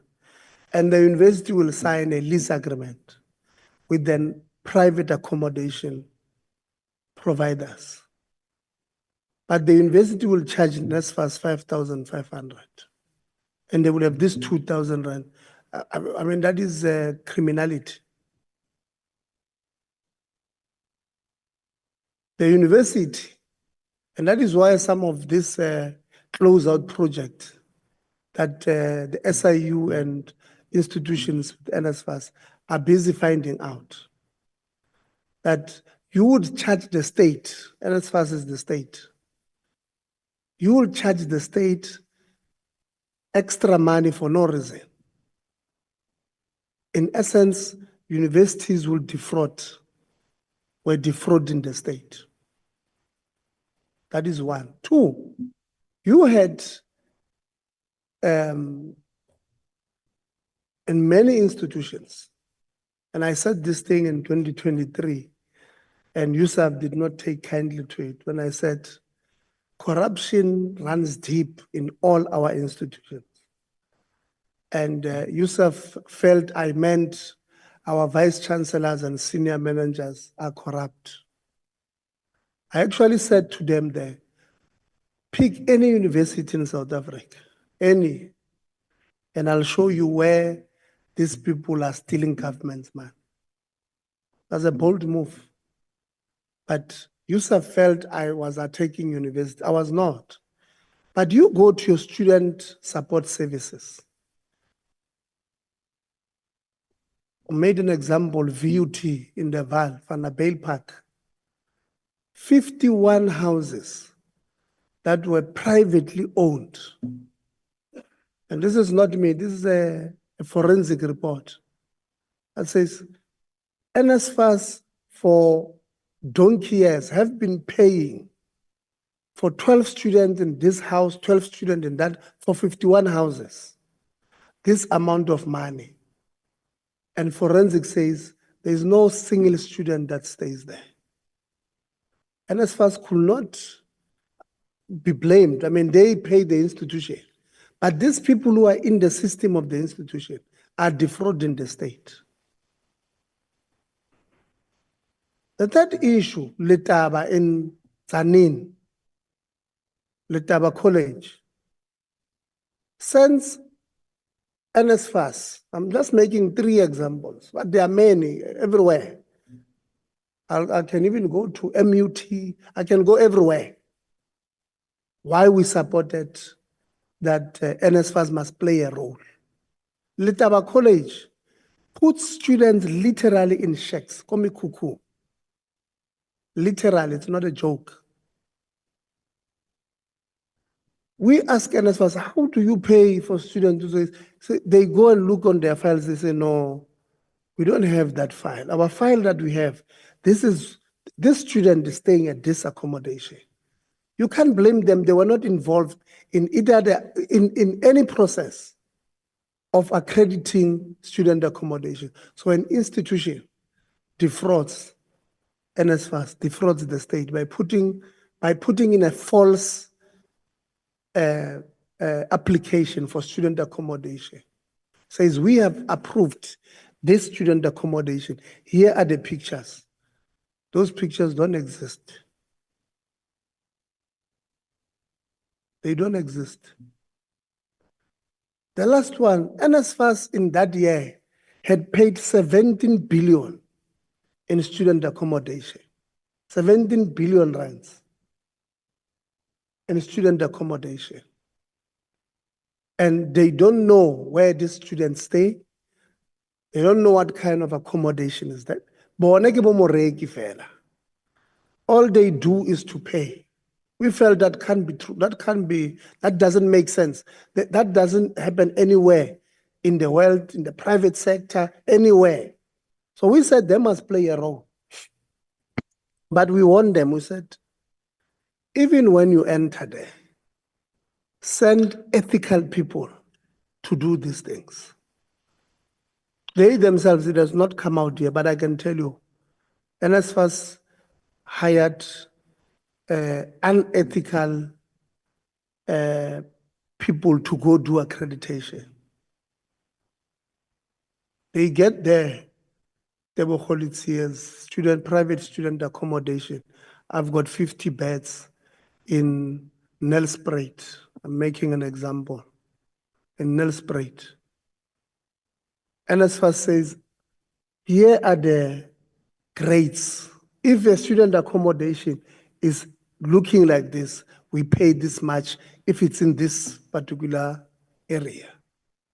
These unethical people that NSFAS hired to go do accreditation, they get there and say, "I want to learn this thing. You deserve to be on grade D." I'm making an example. But we can grade you. You can pitch you at grade A, and we share the difference per bed per month. It's not a story. We send it to NSFAS. We said, your people are doing these things because we don't live in heaven. We live in South Africa on the ground with the students. We are former students ourselves. We have led where you are leading. So those people will always tell us. That is why many of the issues that even these members are going to ask you today, they know it. They will be asking you a question, by the way, they know the answers to. Because they live with the people in your institutions. So moving this thing back to the institution alone is not ideal. It remaining with NSFAS alone, now it's even showing that it's not ideal. So we must find a way, NSFAS and institutions, so that we have a hybrid arrangement where if we say the institution must accredit, then NSFAS must come and do an oversight on an accredited and agree on a report that says what you have submitted is not what I found or something. But there must be something that we do to arrive at the point where we don't exploit the students. I mean, Wi-Fi is a minimum requirement. Imagine if student says we're 200, yeah, but this Wi-Fi when we're 200, just to open a document on PowerPoint presentation, it takes 3 minutes. Then you don't have connectivity at all there. And that the students can't even come here and raise those things with us because they should not exist at all. So I thought those two I must just clarify. We will have our questions. I don't see our people with lunch there. So we'll take Honorable Lonzi, I'll start with you. You will decide which institution, which entity in the institution you want to ask questions. But I think it was Nelson Mandela. I think on one of your presentation, you could not get to it. But in your presentation, there's a point that you make, Vice Chancellor, that I want you to bear in mind that they wrote on their presentation, they say that there's racial discrimination on paying salaries at that institution. So there's no equal pay for equal job. So it's an allegation that I want you to come to that part because it's there on part of their presentation. Honorable Lonzi, when you ask a question, just ask one question to specific and let's give them an opportunity to respond. I want us to finish early today. So we'll time each other. I don't know. Let's go, Honorable Lonzi. No, thank you very much, Chair. I'll try my best because yesterday you gave us 6 minutes for one institution, and now we've got 2. So I'm just going to quickly rush through these questions. The first one is that Nelson Mandela University, of course, you experienced some. Thank you very much for your presentation, Chair of Council, Deputy Chair, VC, and the Executive. But I believe you've been experiencing a lot of student protest. And as the committee, we did get some questions regarding the private security on campus. So we probably wonder, what is the budget on private security on campus? How much do you spend as a university on private security? And I wonder if you'd find that actually the money that you spend trying to stop or fight protest action from students, you were to actually take that money, it could resolve some of the issues that the students are fighting for. Then to jump to the next one, do you withhold? No, let's allow them to answer. How much Oh, are they you want spending? one by one? Oh, okay. How much are you spending on private security? I don't know who's going to answer VC. There's a mic. Thank you, Chair. I do not have that figure with me at the moment because when we budget for security, we budget for security like digital, person, surveillance, green routes, and so on. So I think that figure exists in this granular way, and then I would not want to hazard a guess, but it's information that we prepared to supply. I don't know if my colleague in finance has got a better sense than me. If I can ask him, Chair.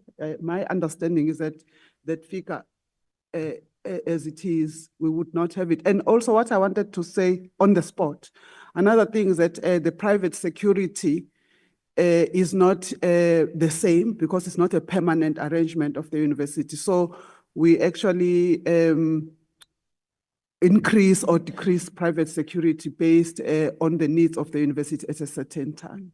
Thank you so much, Chair. Yeah, maybe let's also not put the finance person on the spot. Maybe they don't have an answer. Yeah. So you'll give it to us in writing. Thank you. Just note it that we will give it in writing. Thank you, Chair. Yeah. The following one, Honorable. Thank you, Donson. Honorable Member. All right, thank you, Chair. The university, considering the student debt, which I think has risen from 376 to, well, 343 to 376. I've got a question about irrecoverable debt. I think in any institution, whether it's a business, corporate, or even well-run public institution, you do have some debt which you characterize as bad debt. In other words, you've held it for 20 years or whatever. I'm just making an example, 5 years, 3 years. Do you have students who you'd consider as being part of bad debt? And if that is the case, why don't we write off that debt, give the students their qualifications so that they can be able to go and seek employment opportunities? And then link to that question again, Chair, quickly. Leave the aspect of bad debt. Now I want to get the opinion of the university on this question, which I want to believe is a very, it's an easy question that all of us should be able to answer, like based simple common sense. If I am a student in South Africa, I finish all my academic requirements. In other words, I'm supposed to graduate. And then when I'm about to graduate, I owe the institution money. And then the institution then says to me, I'm going to withhold your qualification because you owe me money. And I want you to pay me fees. Now let's argue that the student wants to pay you the money that they owe you. How are you expecting them to pay you that money if they can't get their qualification and go seek employment opportunities? Why don't you say, my bra, we want you to pay us your money, take your degree, go and look for a job, and maybe we work out some form of a payment plan. I know we're doing one by one, Chair. I don't know how we'll. Let's go. Nelson Mandela. Thank you, Chairman. I will also want to perhaps mobilize the support of my colleagues, but clearly we do have a debt write-off policy. We do write off debts that are reasonably unrecoverable. And then for students that owe the university at the time of graduation, when they seek employment, we engage with that conversation, and then we avail their academic record to prospective employers. And then so that the students, the employer would be clear that the student have finished, they've completed their qualification, but we do not release the certificate.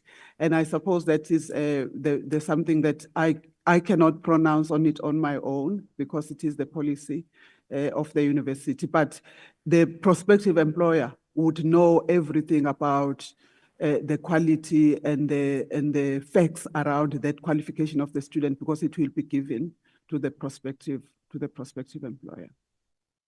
Thank you so much. Who's assisting you on the other question? Michael, the Executive Director of Finance. Thank you very much. Good afternoon to you, Honourable Chairperson, Honourable Members. So in terms of the student debt, it was mentioned that the balance at the end of 2023 per the financials, the audited financials, was 376 million.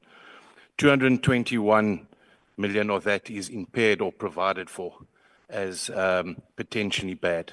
So it's quite a significant portion, that is provided for. Thank you.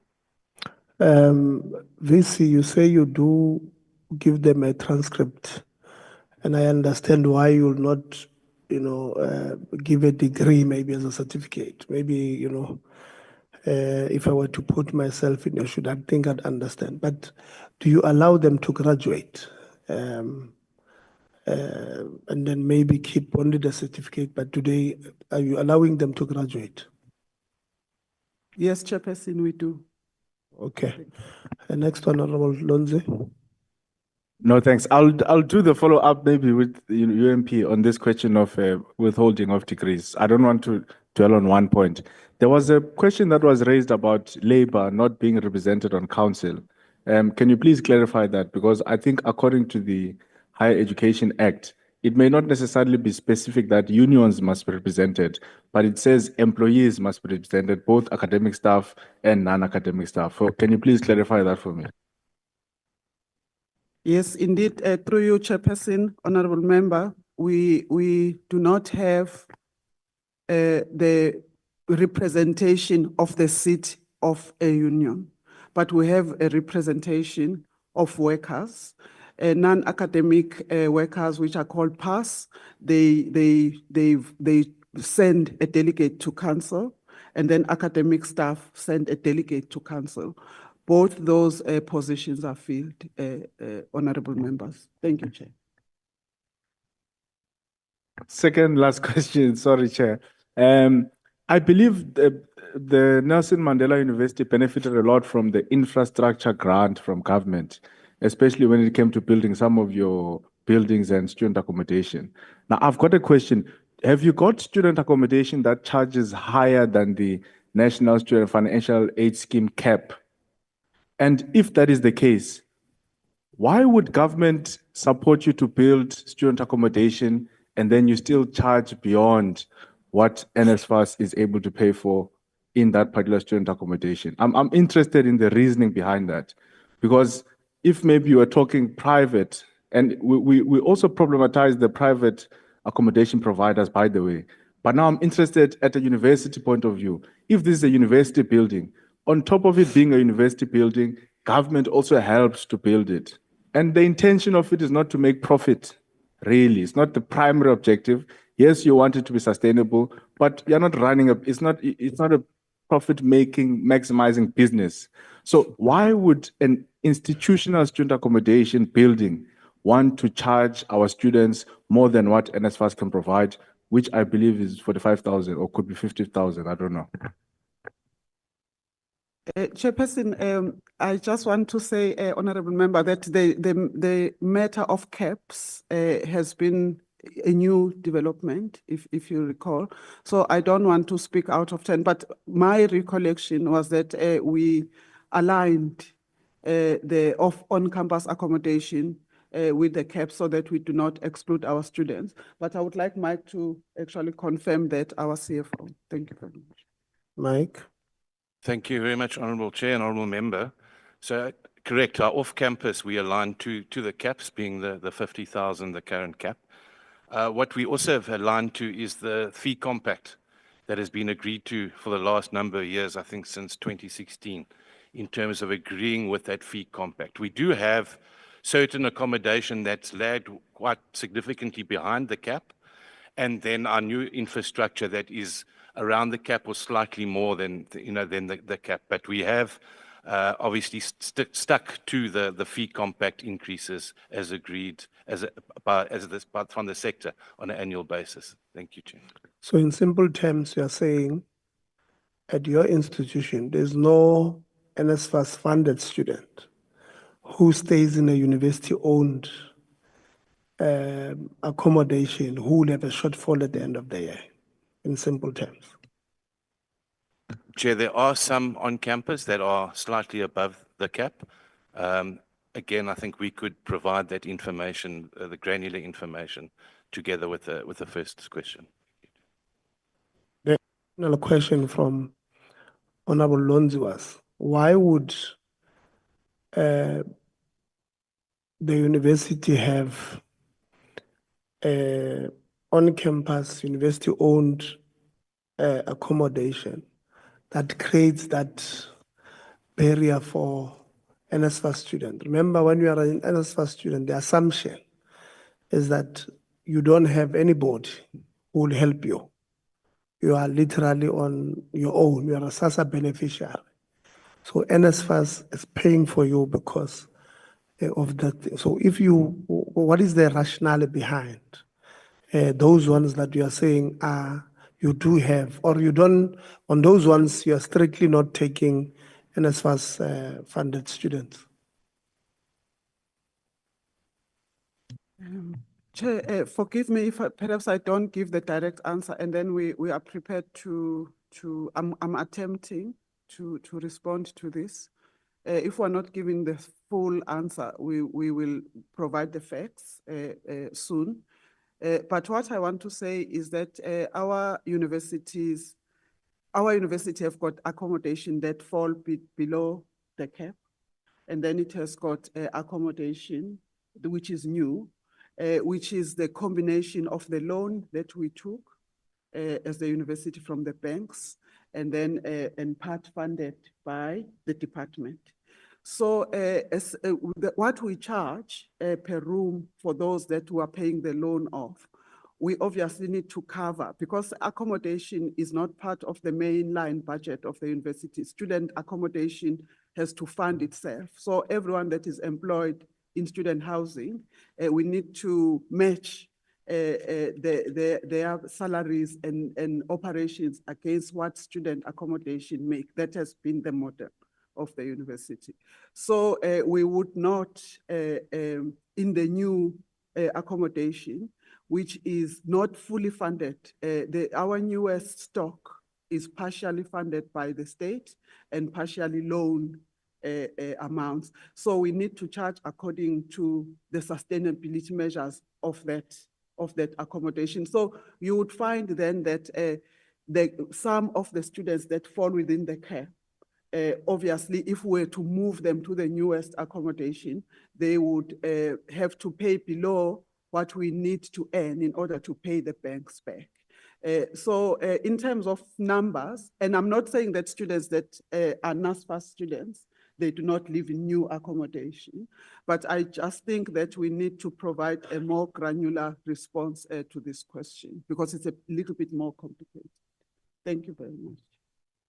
Yeah, DG, when he started, he said, you guys have reserves of around 5 billion.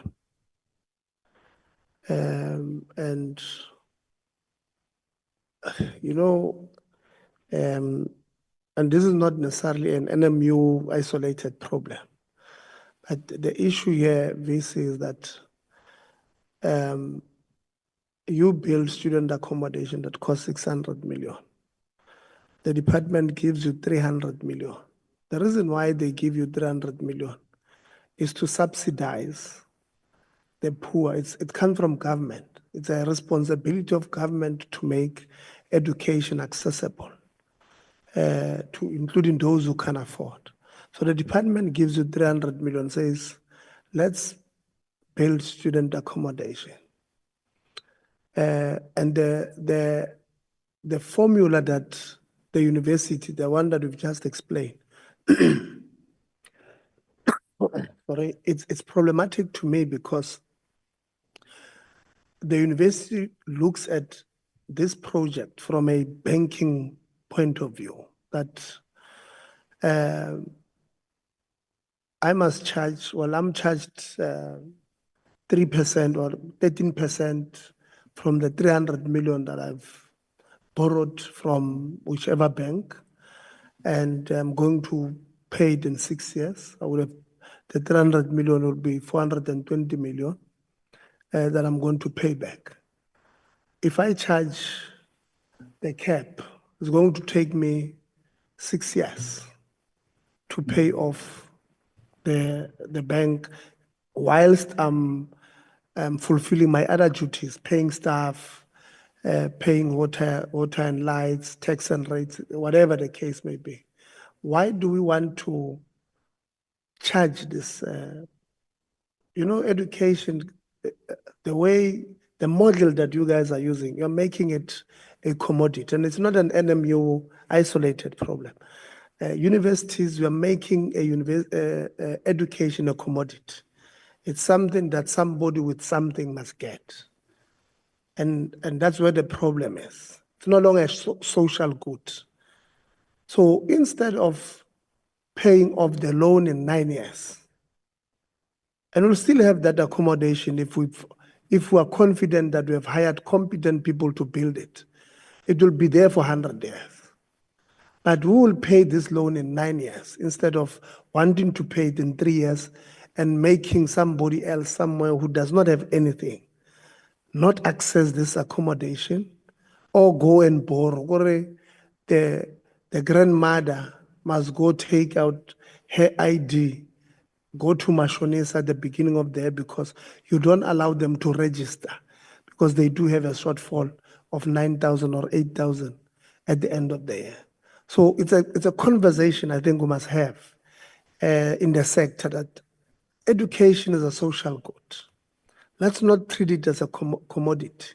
And if you pay off the remainder of the loan, if we are going to do the way you are doing it, then let's look at the co-funding partner, which is the department, which is government.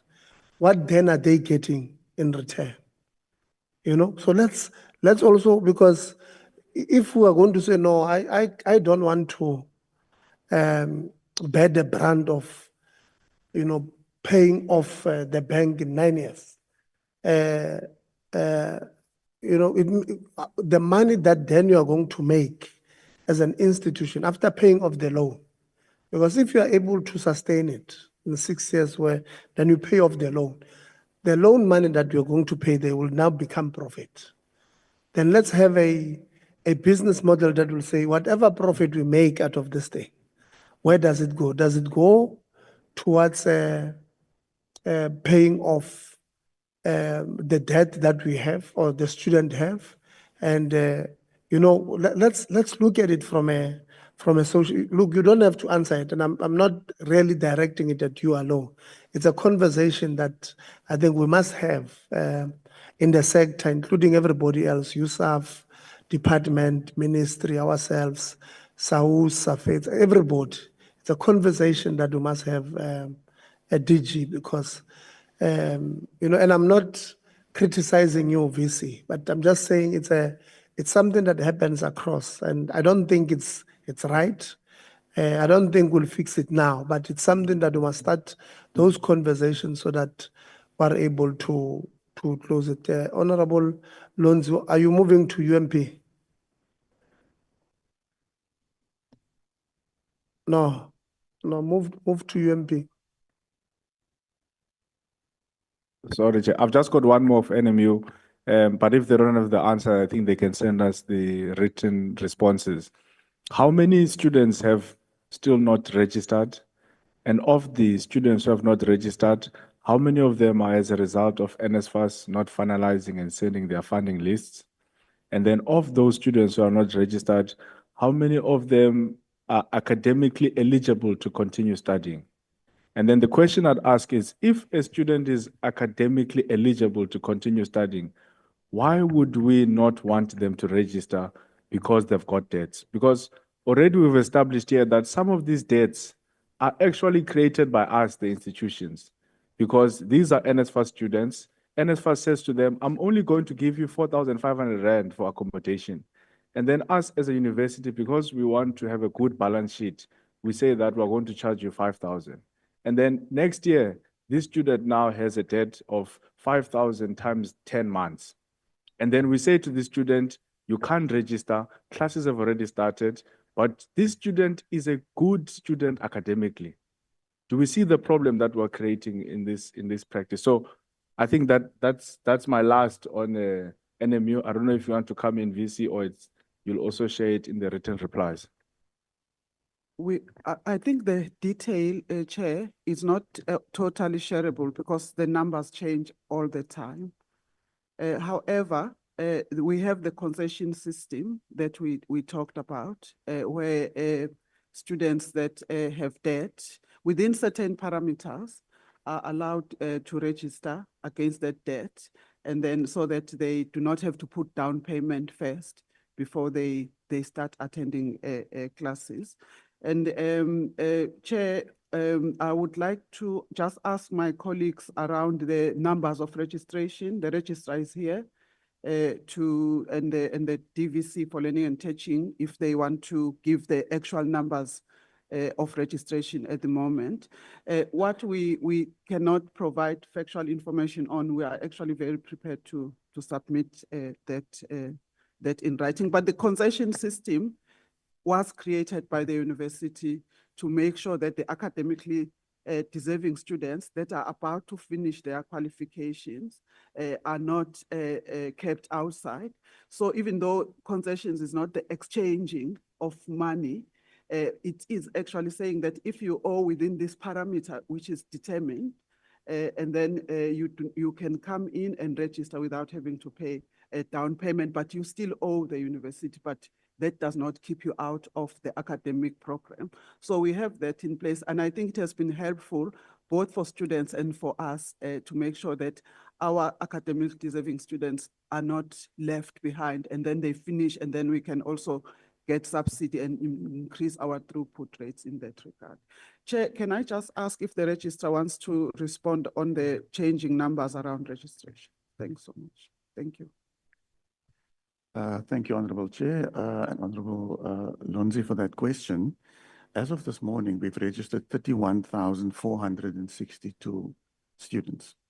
And of course, if I should check this evening, that as the Vice Chancellor has indicated, that number would have changed. Our first-time entry registrations are at 8,649. And that, Honorable Chair, is 1% above our target and our plan. So I thought I'll just mention that. Thank you, Chair. Students, are you part of the concession agreement with the university? When they say, for an example, a student owes 50,000, and I don't know what is the policy or the concept, but the policy probably says, if you owe 10,000, we then allow you to register. If you owe more than 10,000, settle the balance. Where you not necessarily, I know it's not something that yourself specific, but as the SRC, when you look at the history, are you part of the concessions? Or if you were this year, were you consulted if there's new concessions? All right, thank you, Chair. I think the SRC is part of, to a certain extent, though, of this criteria.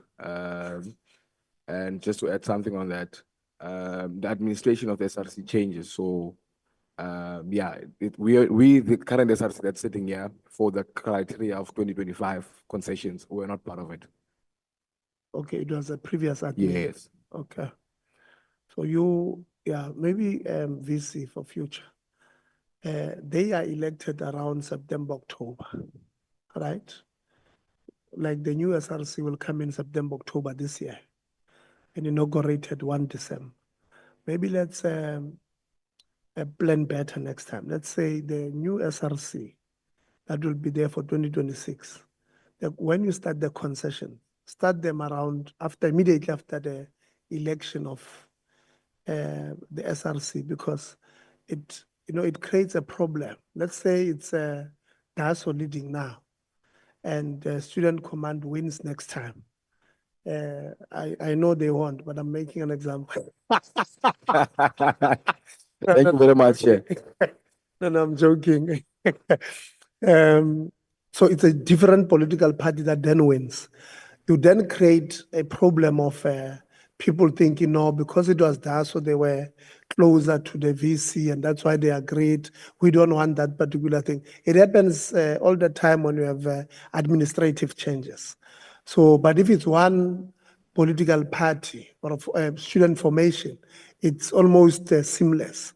So maybe let's agree that in future, let's make sure that the concessions agreement or discussion starts immediately after the new leadership has been elected, so that we don't have a situation where the president says, I was not part of this thing, but it was the previous term. So let's not, it's something to consider. Put it in your calendar that next time, this is how we're going to approach it. Honorable Souls? Oh, sorry, Honorable. No, thank you, Chair. To come to UMP, I won't ask a lot of questions. I think my first question is triggered by the preamble of the DG, and perhaps VC, you'd want to, in fact, no apologies, not VC, because you don't employ yourself. Perhaps Chair of Council, maybe you'd want to take the committee into confidence with respect to the extended term of office of the VC and the thinking around the council and the processes which have now unfolded in terms of trying to fill that office. So yeah, I think it's the question is better directed at the chair of the council than the VC.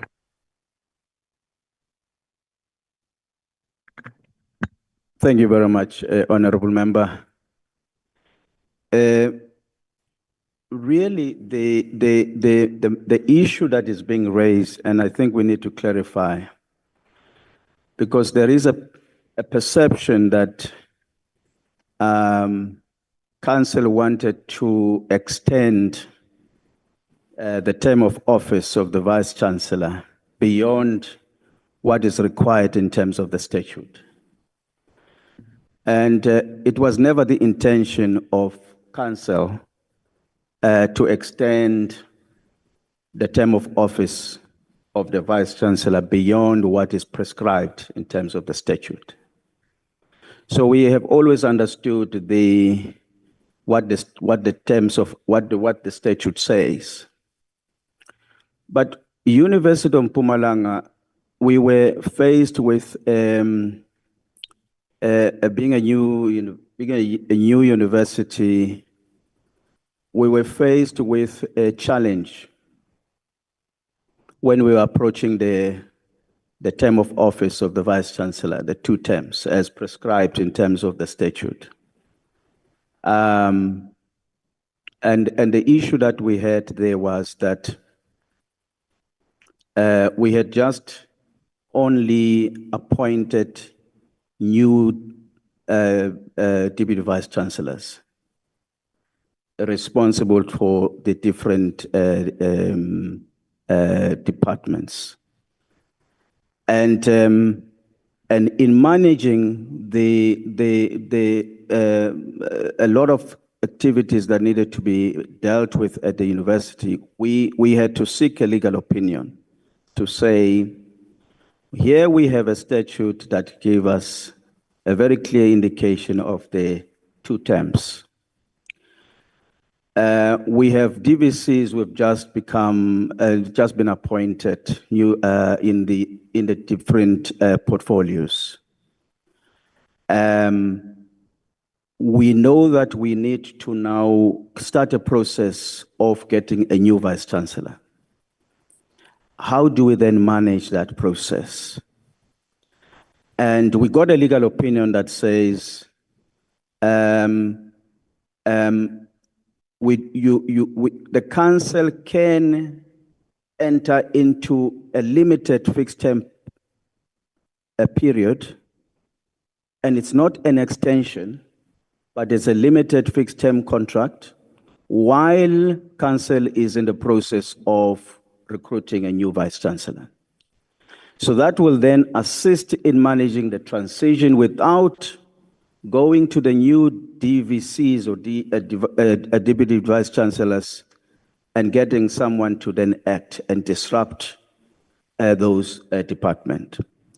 So in a way, we as a council, we then took the legal advice from the senior council to say in the transitional period, we can be able to retain a vice chancellor for just a limited period of 1 year. So we entered into a 1-year fixed term contract to enable us as the council to manage the transitional period while retaining our newly appointed deputy vice chancellor to continue to build their own department. So in the process, we have now, parallel to that, we have now started the process of recruiting, finding a new vice chancellor. While we've retained the vice chancellor, the current vice chancellor for 1 year fixed term contract, and then we have now gone into a process of advertising. We have received a lot of responses. We have also shortlisted as we speak. We are now preparing for interviews of the shortlisted candidate. Chair of Council, when did you become aware that the term of office of the Vice Chancellor is coming to an end? Chairperson, I would say that there is a policy that guides us in terms of our recruitment process. And it prescribes when we should initiate that process. So we in terms of the policy that we have, we started really on time. It's just that we were not able to, because of internal processes, we're not able to get to appoint the vice chancellor. So when we were faced with that situation, Chair, we realized that we needed to, without disrupting the process, we needed just to see how we can ensure that we do not lose the institutional memory and we don't also find it difficult to manage the transition.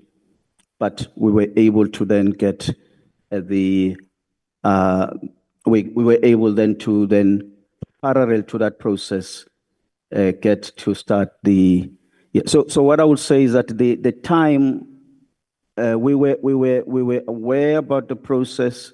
When we initiated, we were not able to finish it on time. Yeah.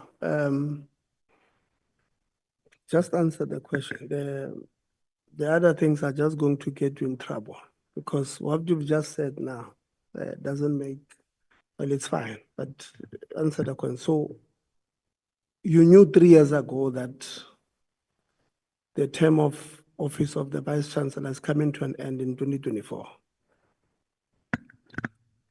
Well, Chairperson, I must also say that I've just only been in this position just two years ago. So I wouldn't say that I knew, because I came into the process when already, I've just been in the term of office for 2 years. So just have another 2 years term of office. Yeah, in law, there's something that they call successor entitlement. Yes. Because you're not a new council. So the decisions of, the process of the decisions of that council, when somebody else, if they don't review them, they are part of, you are part of, right? Yes. Yes, so I'm asking, when did council become aware that the term of office of the Vice Chancellor is coming to an end in 2024? Yeah, Chairperson, Honorable Chair, I accept that, Chair, there has been a delay in kickstarting the process. Okay, let's stop. Yes. You've just said to us, there's a policy that guides when to start these processes. Now you are saying to us, there would have been a delay in starting. And by the way, you said this policy would have started on time. You've just said that now. And it was not a question that I asked. That's why I said, when you are asked, answer the question, because you will say things, we listen when we are here. I've just heard you now. It was not a question that I'd ask you. You just decided, you volunteered that information, that there is a policy that is followed, and we started or that guides on when to start the process of recruitment. What is that policy saying? So the policy that we had, which has been actually reviewed by council, the policy was saying that we need to start the recruitment process 6 months before the term of office expires. So when we use that process, No. You are now going to answer what you Okay. have not asked. And I just warned you now. You just want to put yourself in more trouble. So the policy said you start the recruitment process 6 months before. yes, And you started this process at that time, within the framework, within the time framework. That's what you're saying. correct. So what were you saying now when you said there was a delay in the starting of the process? The policy that guided us, Chairperson, we were using an old policy that was there in the beginning of the recruitment of the Vice Chancellor. As you would know, this is the second time we are facing that situation at UMP.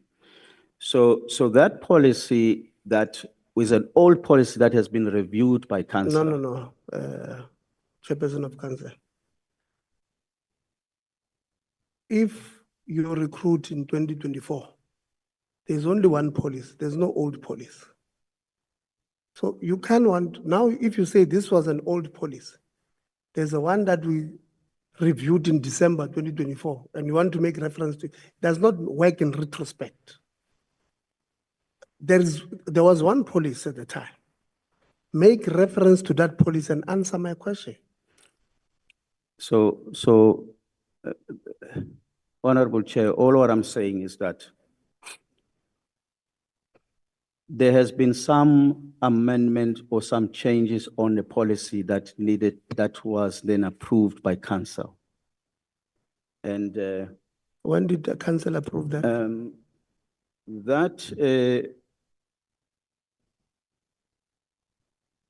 On or before you started this process? Yeah, so the policy was then updated. When was that updated? On or before the process started? So the policy was updated. That was in. It must have been in. It must have been in September. Last year. September. Yes, September last year. Yes. So then why are you telling us about a policy that was not in effect when the process, you said to me, the policy says you must start the recruitment process 6 months before. That's what you've just said to us. The term of the Vice Chancellor ended when? End of October 2024. So the 6 months before would have been April. So you would have started the process in April 2024. Don't make reference of a September 2024. It was not existent. It was not there. It's like saying this person was pregnant, but I insured that child. So it does not make sense. The child was not there. So don't make reference to something that was not there. I'm asking, you know what I'm asking is very simple. You said to us, without us asking you, you said, no, there's a policy that we followed. This policy says, and I asked you, what does it say? You say 6 months. Now you are running away from answering about this policy. You now want to tell us about an updated. We'll get to the updated, no problem. Let's deal with the first part. Governance, Chair.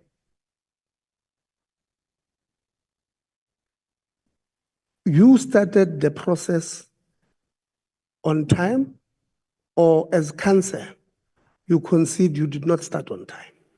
Yeah. So what has happened, Chair? There are two policies that on recruitment. Okay, so there's a policy that was updated, that was approved by council in September. No, then it was not existing. If council have not approved even if it's there as a draft, you can't make reference to it. That this is a simple corporate governance, and you are the chair of council. You can't make a reference to something that does not exist. It only exists if it has been passed by the governing bodies of an institution. But Chairperson, the policy existed. It was updated, was reviewed and approved by council. What does it say? Sorry? What does it say? So on the recruitment part. So you are saying 6 months. Yeah, the one that was there before amendment is the one that was referred to 6 months. But the one that was updated, because it's not only just about the period, the duration. It was, there were other elements of the policy that the council considered. But the one that I'm talking about that is effective as we speak right now is the one that has been approved by council in September. Yeah, so you don't And that is the one that we are implementing. No, wait, hold on. So you don't understand what I'm asking. So maybe you can just clarify. That you don't understand that even if you have a proposal document on the table, you can't implement that proposal until it has been approved by all the statutory bodies that must approve. It's like when you make a proposal to the department about the institutional statute of University of Mpumalanga, you will have started the process, I don't know, 5 years ago. But if it has not been approved by the minister being gazetted, it's not a legal document. You can say, no, but that thing, it was there. It was there where? It does not exist until all the statutory bodies of it approve it. That's a very simple concept, Chairperson of Council. So you don't understand that part. No, Chair, I understand it. Maybe we. So there's one, you can't tell me that the university had two policies. No, I'm not saying that. What are you saying? I am saying that there was a policy that was reviewed. When you start a process, which policy were you using? That's the policy you must refer to. You want to use a policy in retrospect to say, we reviewed it in September, therefore it applies in April before that September. So Chairperson, all what I'm saying is that you asked me a question, when did we know about the term of office expiring? Yes. And there was a process that started engaging with that understanding that the term of office will come to an end. But one of the things that we needed to look at was the policy that was there at UMP, and it had to go through a review process.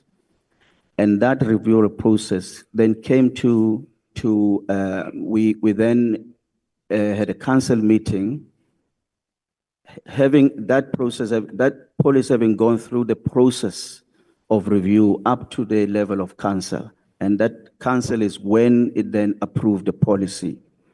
And that is the policy that then appointed the appointment committee to then deal with the process of recruitment. Yeah, and that policy was approved in September. Let's leave it. DG and DDG, I hope you are listening. Because this is a problem. This is bad. Honorable Luns, this is bad, DG. I think, Chair, so that we're not stuck on this matter, what would ask through you, Chair, is that the institution, maybe very specific questions, and this you can respond in writing, Chair, because I want to move on to other issues. At the time where you started advertising, and this is a very specific question, so I hope someone is noting it. At the time that you started advertising the post of the VC, were you in line with the existing policy at the time? So that's, I think that's the question I'd asked. You don't have to respond to me now. You can write it. You can write to us, because I don't want to, Okay. I'm avoiding the back and forth from the chair. At the time that you started the process, were you in line with that process? And maybe when you then write to us, please then explain further. And then as a committee, we'll deal with it, because I don't want us, I want to move on to other questions, if that's okay, Chair. Yeah, hold on. But I can confirm that, Honorable Chair, but we will submit a proper communication. Can I go to other questions? No, Chair? no, not yet. Let's stay a bit on this one. I'm Chairperson of Council. You said you asked for a legal opinion, and the legal opinion said you can retain the Vice Chancellor as on a fixed term or something like that. Please refresh my mind. What did you say there? Chairperson, that's when we sought for the legal opinion, we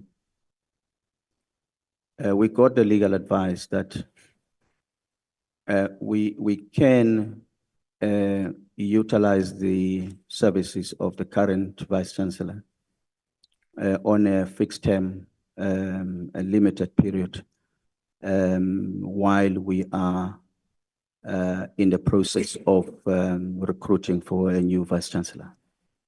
And that's what the legal opinion said. Do you remember what the person who was briefing the legal team, what is it that they asked for? What was the council decision? What did council say? As we seek a legal opinion, we seek a legal opinion on what? Do you remember what the council resolution was? We can look at those specific questions, but one thing that I know as council, one of the issues that we wanted to know was, given the challenges that we were facing, is it possible that, or permissible that we can utilize the service of the current VC for a fixed term period, while parallel to that process, we are busy with the recruitment process of a new Vice Chancellor. And because it was very important for us that we do not disrupt the management of the university. And we got the feedback that we can do that within a limited period, so long as we immediately go with the process of recruiting the Vice Chancellor, and which we have done. So we are now at that process where we have shortlisted and we are in the process of appointing the Vice Chancellor. Yeah, let me tell you what you asked. You had a special council meeting on the 14th of March, and then you resolved to source the legal opinion to provide the analysis of the legal implications surrounding the recruitment and employment of senior management members at the University of Mpumalanga, particularly in relation to the tenure limits and retirement policies outlined in the university's governing documents. And those people were saying, one, it was the Vice Chancellor, Prof. Maekiso, included age 68, who is in his second term, ending 30 September 2024. Two, the Registrar, Mr. Selolo Khudi, age 60, who is in his second term, ending 31 July 2024. The Dean of Students, Mr. Mameza, age 63, who's in his second term, ending 31 December 2024. The Dean of Faculty of Education, Dr. Israel, age 66, who's in a second term, ending July 2024. Does that sound like what you asked for? Yes, it sounds like. Okay. Now I'm going to ask again. This thing was written in a special council of March 2024. Then the intention was to ask for a legal opinion on what the Act says. I was reading this so that I've got context. I've got a document or documents. So when you respond, I did say earlier on, respond like these members know what they are asking you. Right? So I'm pleading with you. Let's be honest when we respond to this, because you have asked them to evaluate the Higher Education Act to tell you what does the statute, the interpretation of 12.1 of the statute and your 8.3 of the deferred retirement policy mean. That's what you had asked these people who gave you this thing. You actually you ask them to assess whether an extension of the Vice Chancellor's existing contract will be permissible when considering section 11 and 12 of the statute. That's what you have asked them. You have asked, can I continue? Can I hire this person? Not the short-term contract. The short-term contract, it's what they advised you on. That's not what you wanted. So don't come and say, we were asking them about having a short-term contract. Don't mislead us. It's not true, So now now that you have agreed that that we know the facts, and I'm sure that we know that you knew that the term of office of the Vice Chancellor is coming to an end. And I'm sure now that we know that you also know from what your legal team told you that you can't appoint what you wanted. You can't appoint a Vice Chancellor for third term, because that's what the legal opinion says. It says you can't do it. What you can do it in two ways. But the problem with one is the retirement age part, right? But the other one is you can employ her as a consultant, because those are the options they gave you. They said, this one that you want, you can't do it. It's illegal, it's wrong, you can't do it. The one that you asked for, which you are refusing, or you were refusing to tell us, that as council we said, we want her to continue. So the plan, the purpose was not to get somebody else. The purpose was to get her to continue. That is why you guys said in a special executive and said, we must ask if we can do it, because this statute, section 11 and 12 are a problem. Let's go get a legal opinion. And legal opinion said to you, no, you can't do it. But referencing the UCT statute, the VET statute, and all of that, they said, this is how other institutes, it's very ambiguous on how to do the retention on, what do you call this thing, on a consultancy basis. And the other thing that complicates matters is the issue of the age. Can they go beyond the 70 years? Because the retirement, if it's scarce skills, you can retain them from 65, but it ends at 70.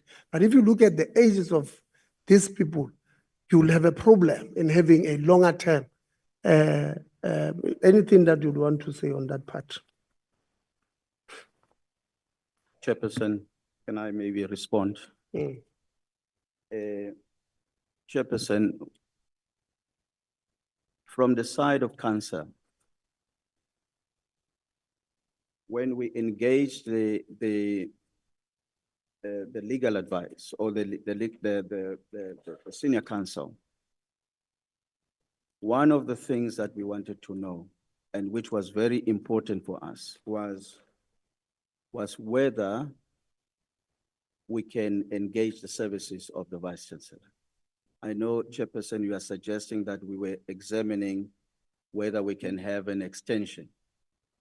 We wanted also an opinion on the understanding whether there is some ambiguity in terms of the section that is referred to in the statute. We wanted that also to be confirmed, and so that we are all on the same page. And Council had no issue about the section that is referred to in the statute, that there cannot be an extension. But we wanted that part, that the legal advice, to confirm it legally, so that we are all on the same page on that issue, and which they have confirmed, and we had no problem as Council. And we accepted that there will be no extension. So what we were dealing with, Honorable Chair, I would like us to go to, because now you are referring to the legal opinion, to the Section 87. In fact, the conclusion of the legal advice, where the legal advice says the Vice Chancellor cannot be appointed for the third term, which we accepted as the Council. Even our resolution accepted that.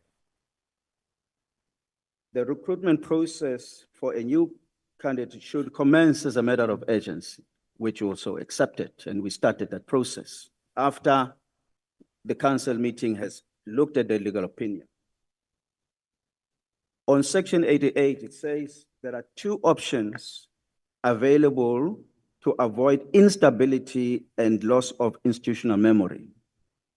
88.1 says it is permissible to employ the current Vice Chancellor in the position of acting or interim Vice Chancellor on a fixed-term contract for the period that it will take to recruit a new incumbent and do a handover, with a proviso that such contract may not exceed beyond her reaching age 70, and should in any event terminate prior to then, given that she is presently 68.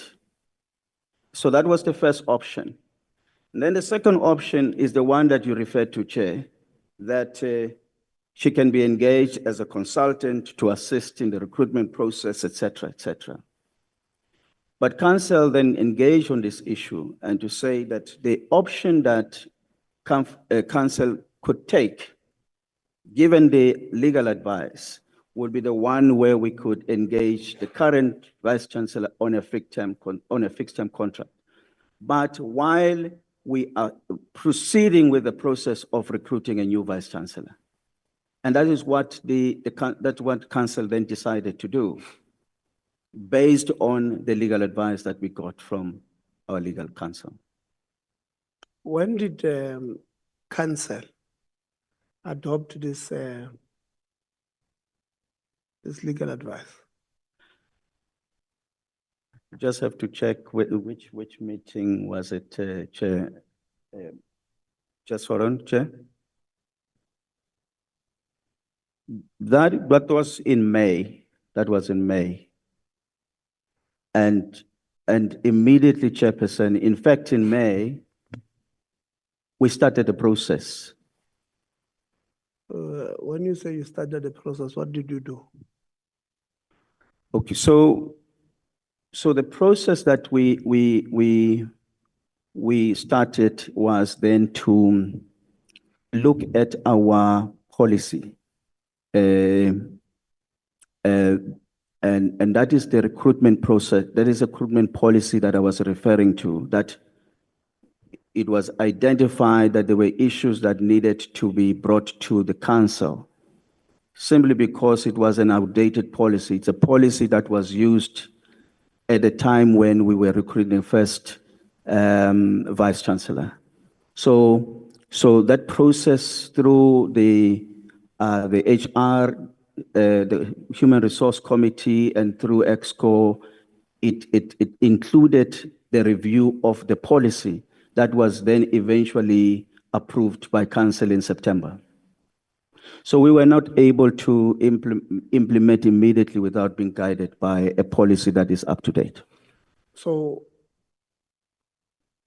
you did not start the process at the beginning of the 6 months.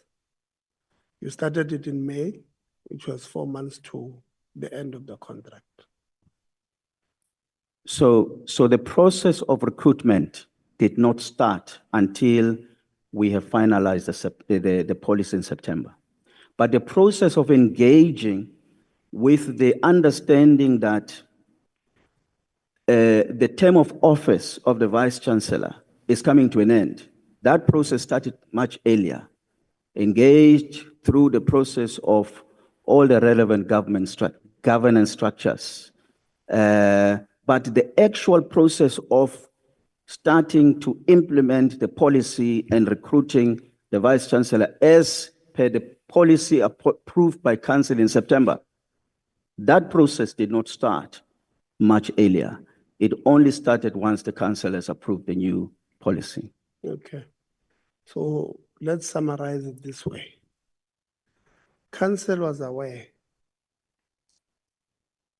in 2019 when it appointed the Vice Chancellor that the term of office is 5 years, which will end in 2024. No problem. In 2023, in fact,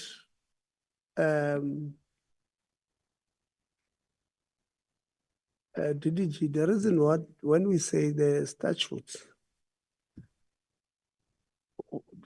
does not make sense that each institution will have its own different statute. The reason why the statutes of many institutions say council must look to appoint a year before the end of the current term is precisely because it wants to avoid this day. They avoid a year before. Your term of office starts 30 June 2026. By 30 June 2025, you must appoint either yourself for a second term, if it's second term, or somebody else, because it avoids these things of tagging and diving. Because here I can tell there's nothing that the council is saying there that does not prove the allegations that are being made here. I mean, I don't even want to go to why were the DVCs appointed. I mean, it does not make sense. You say DVCs were new. You didn't know that their terms are coming to an end. You know, you wait until you've got a policy that says this is the steps that you must follow. You say, no, in fact, let's change this policy. Let's wait to change this policy so that we recruit using a different, then you go to September. You approve a new policy in September. When by law, you don't have a VC, or you are in the last month of having a VC. Let me tell you legally, Chair, what you've just done.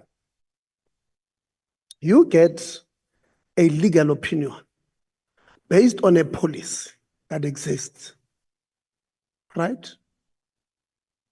You then say, I'm not going to start. This policy says, this legal opinion says, this legal opinion exists because this is your recruitment policy. Then you say, no, this policy, I don't agree with it.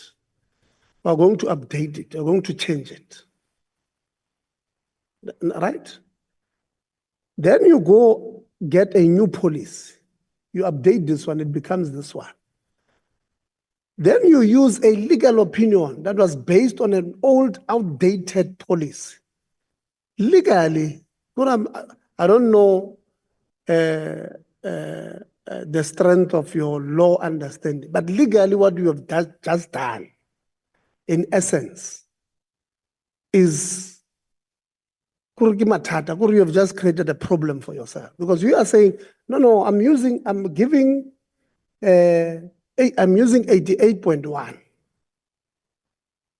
as a basis for me to extend for 1 year.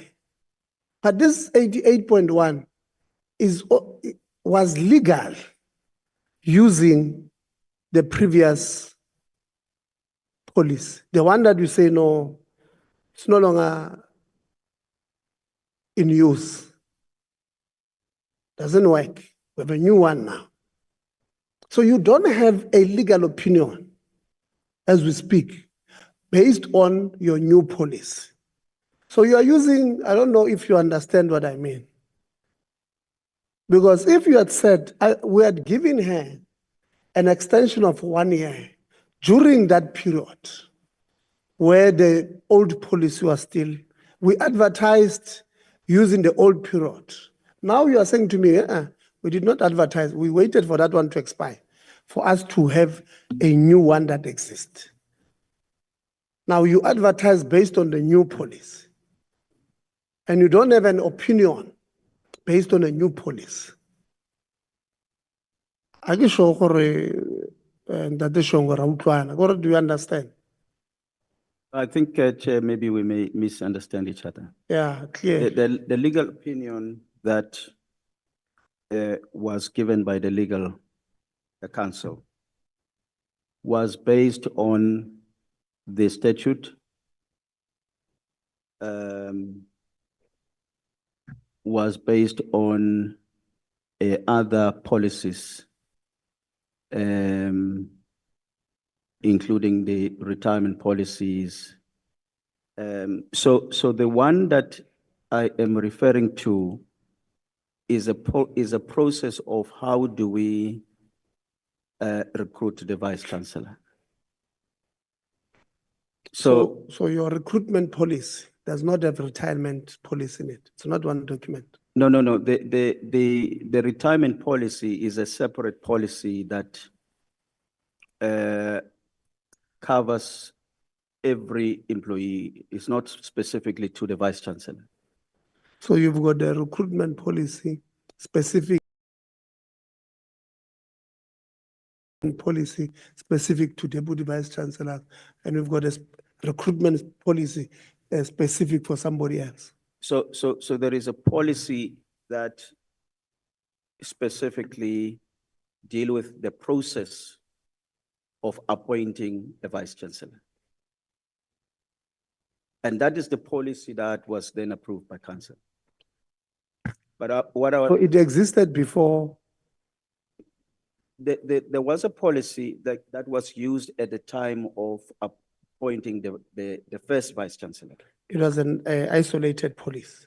It was not a recruitment policy. No, of it the is a university. policy that obviously will refer to all the policies of the university.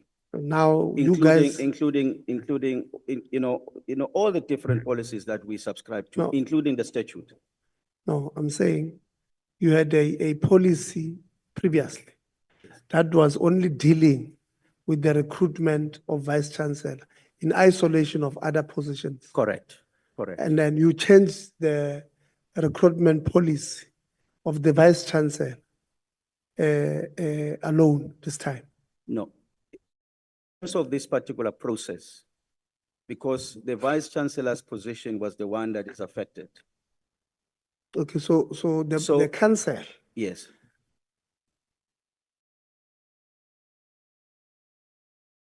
On changing the recruitment policy of the vice chancellor. No. There were other policies that were also considered, that came also to council. But because we were talking about the policy that deals with the vice chancellor, who is at different level, that is the policy that came to council for review. But also there are other executives who were also affected, and their policies were also submitted to council for review. Okay, let's do this, colleagues. It's 2:05. Let's take a 20 minutes body break. We'll be back here at 2:25. Honorable Lonzi, I'll start with you when we come back.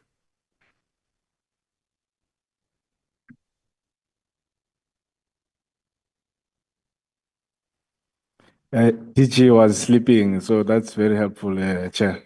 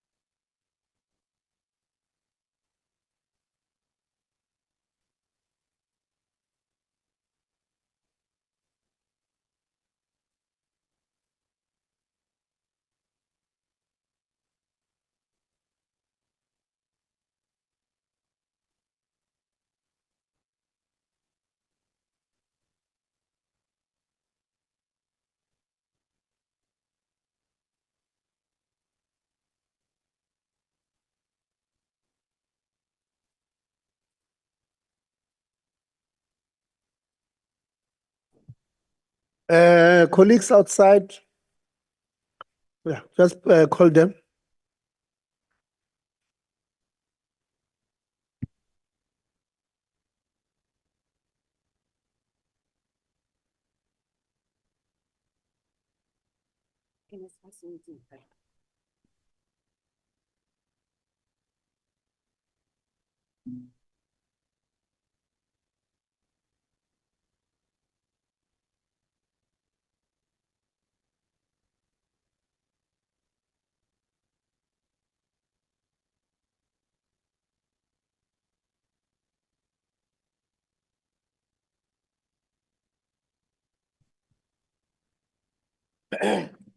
Yeah.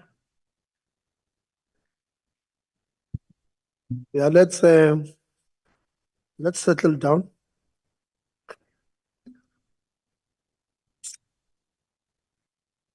On this matter, I'm going to move away from cancer. And ask IF, what is the role of IF in the recruitment of Vice Chancellor? And at what point were you consulted?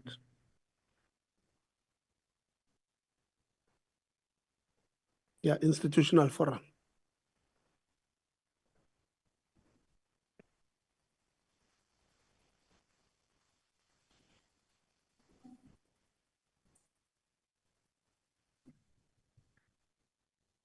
Thank you, Chair. Forgive me just. Please get closer to the mic. Forgive me just settling in. Is that clear now? Is it clearer now?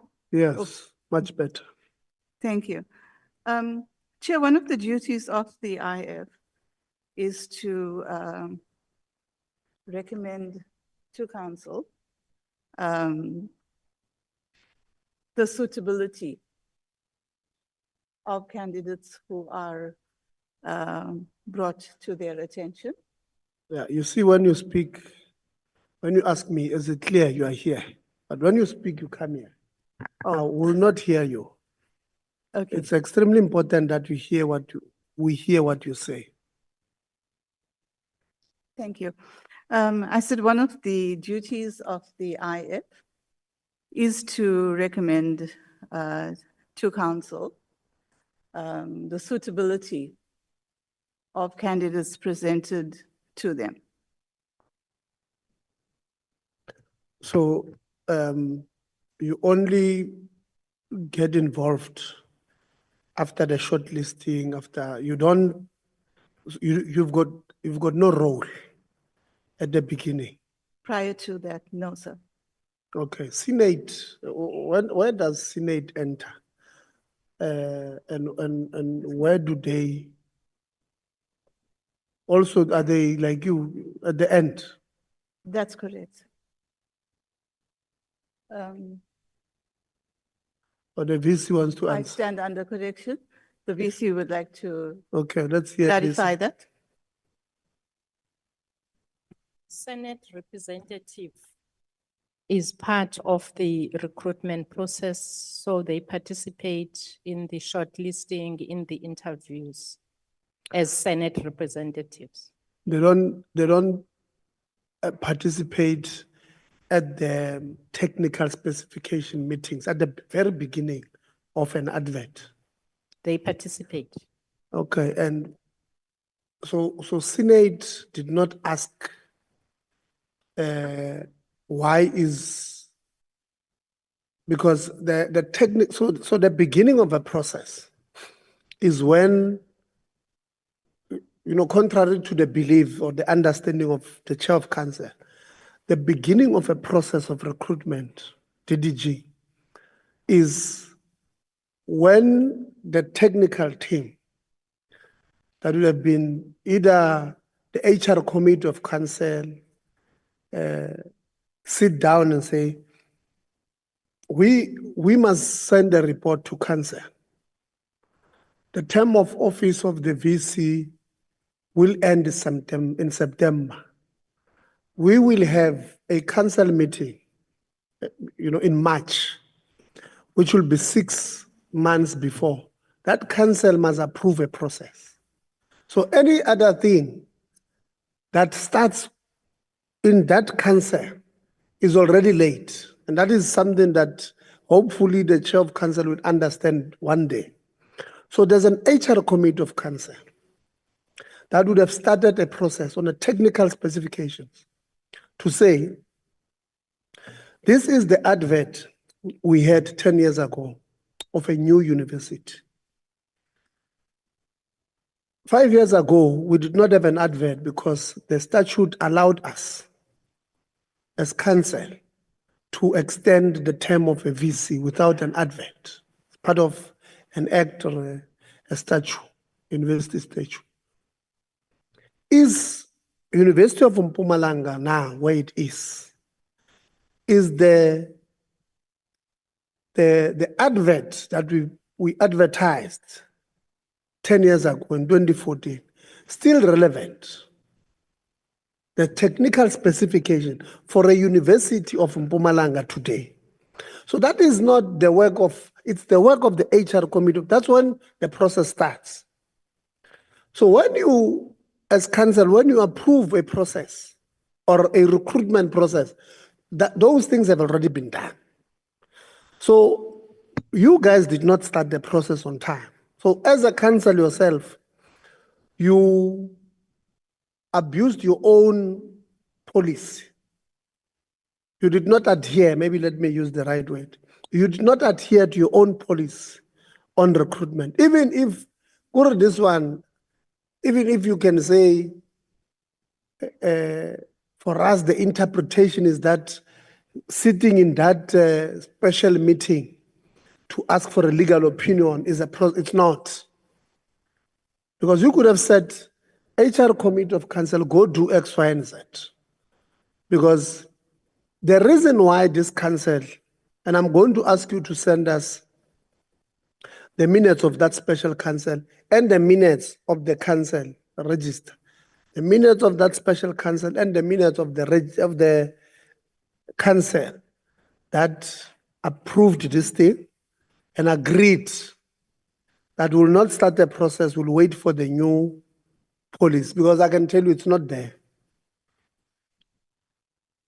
I can tell you with my eyes closed, it's not there. But I'm going to give you benefit of the doubt and say, as a committee, we are requesting you to give us those minutes of those councils. So, yeah, the Senate also did not do its job because it's the job, Senate duties to advise on such matters. Should have said council, because VC, you are the chair of Senate. It's your duty as the chair of Senate to advise. The reason why you have a seat in council, there are certain things that you must advise on.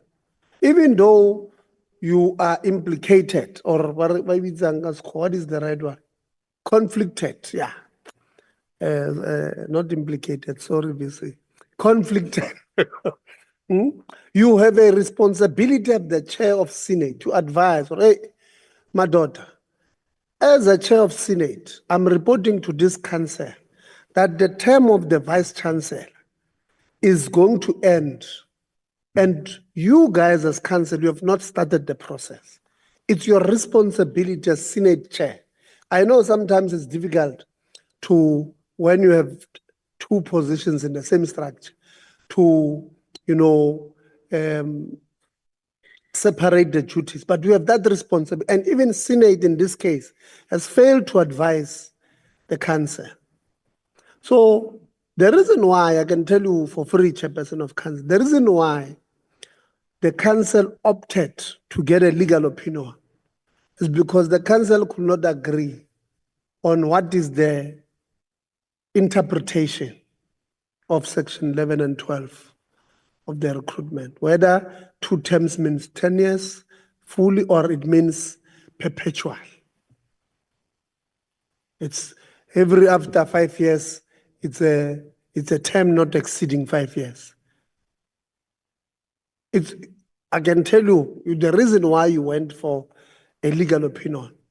That's the reason.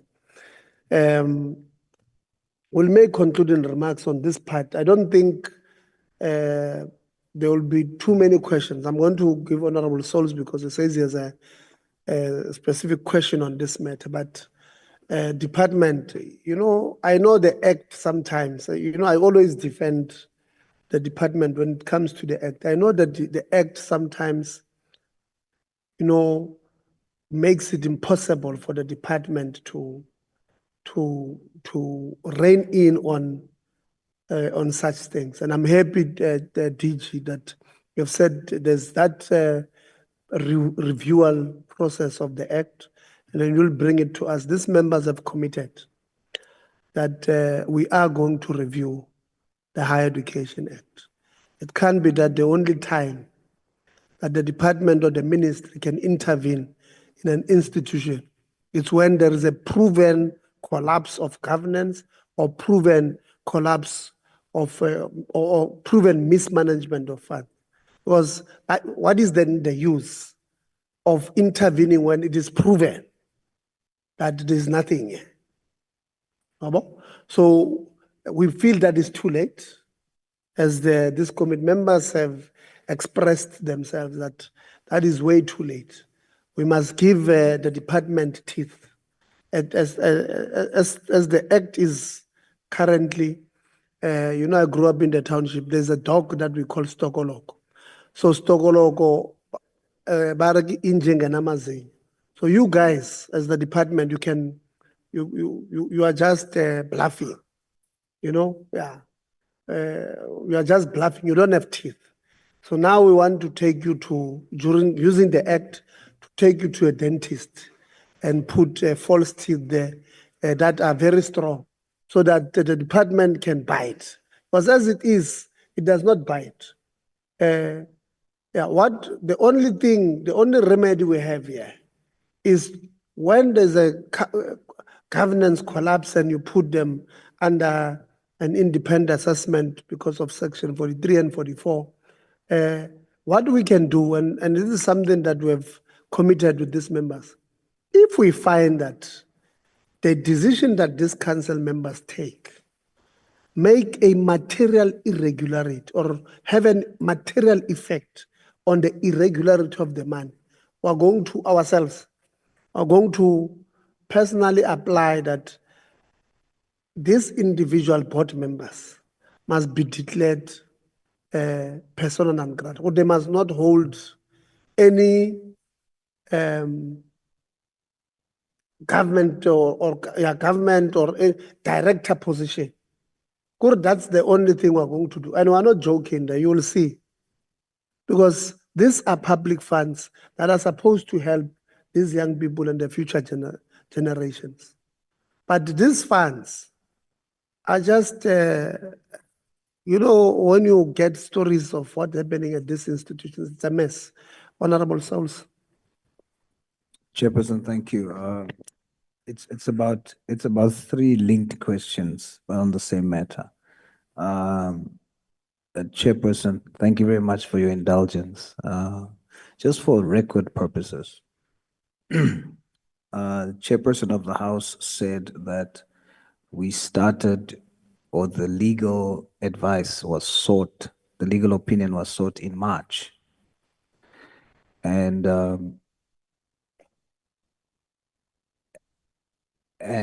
you said that according to the old policy, I'll call it the old policy because you mentioned the new one in September.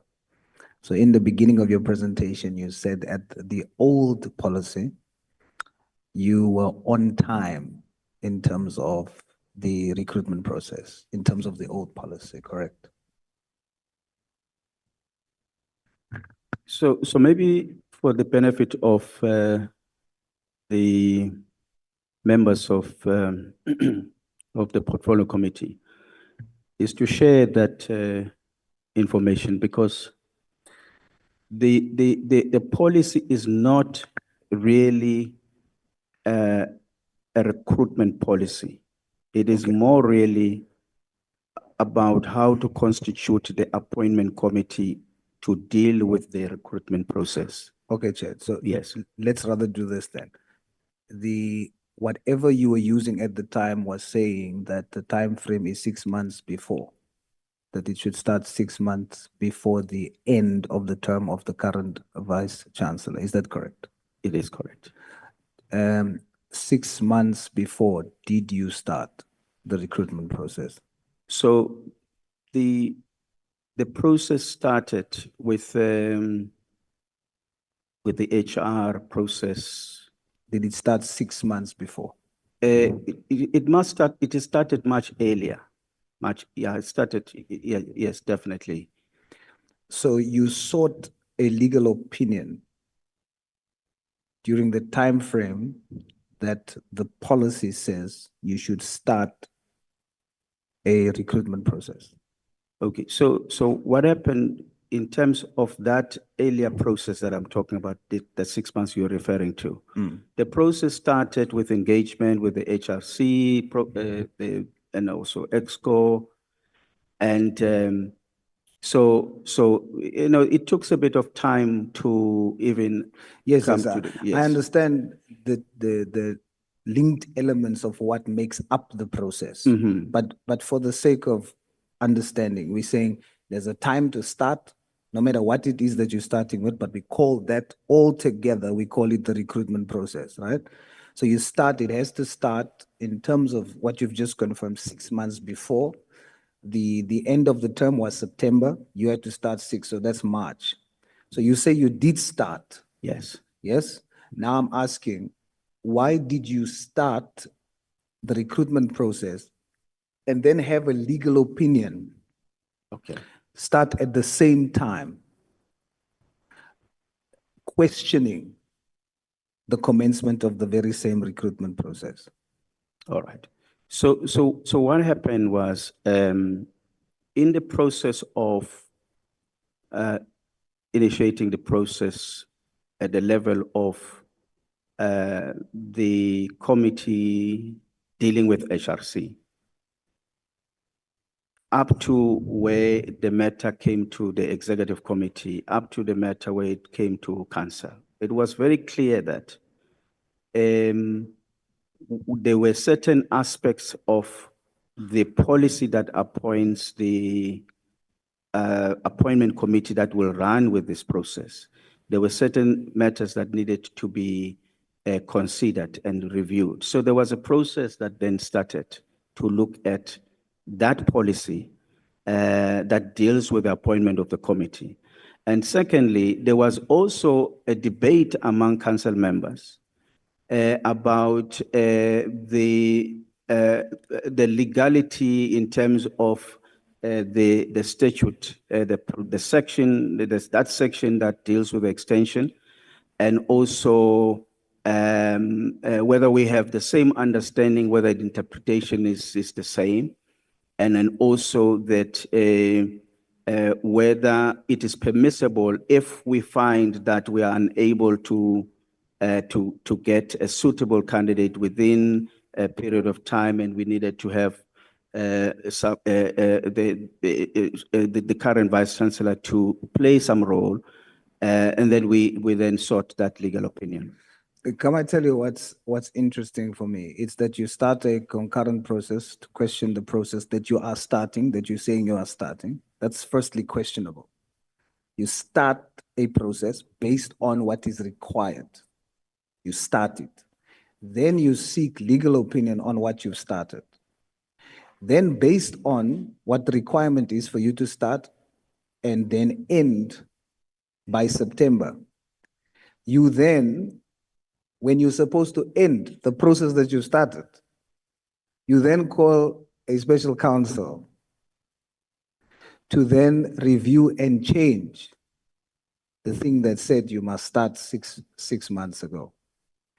And ironically, when you call the council sitting for this purpose, it is during the same time that, based on current policy, the Vice Chancellor's term had to end. you call it during the same time that the term has to end. Then you now say the policy has changed. And for this reason, as long as it's within the ambit of the law, you then maintain the current Vice Chancellor.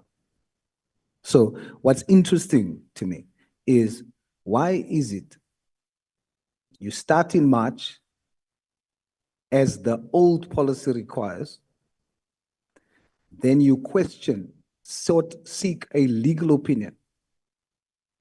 Then when, based on due process, the term of the Vice Chancellor has to come to an end, you then call a council sitting to review what you have at your disposal for the process that you have undergone already.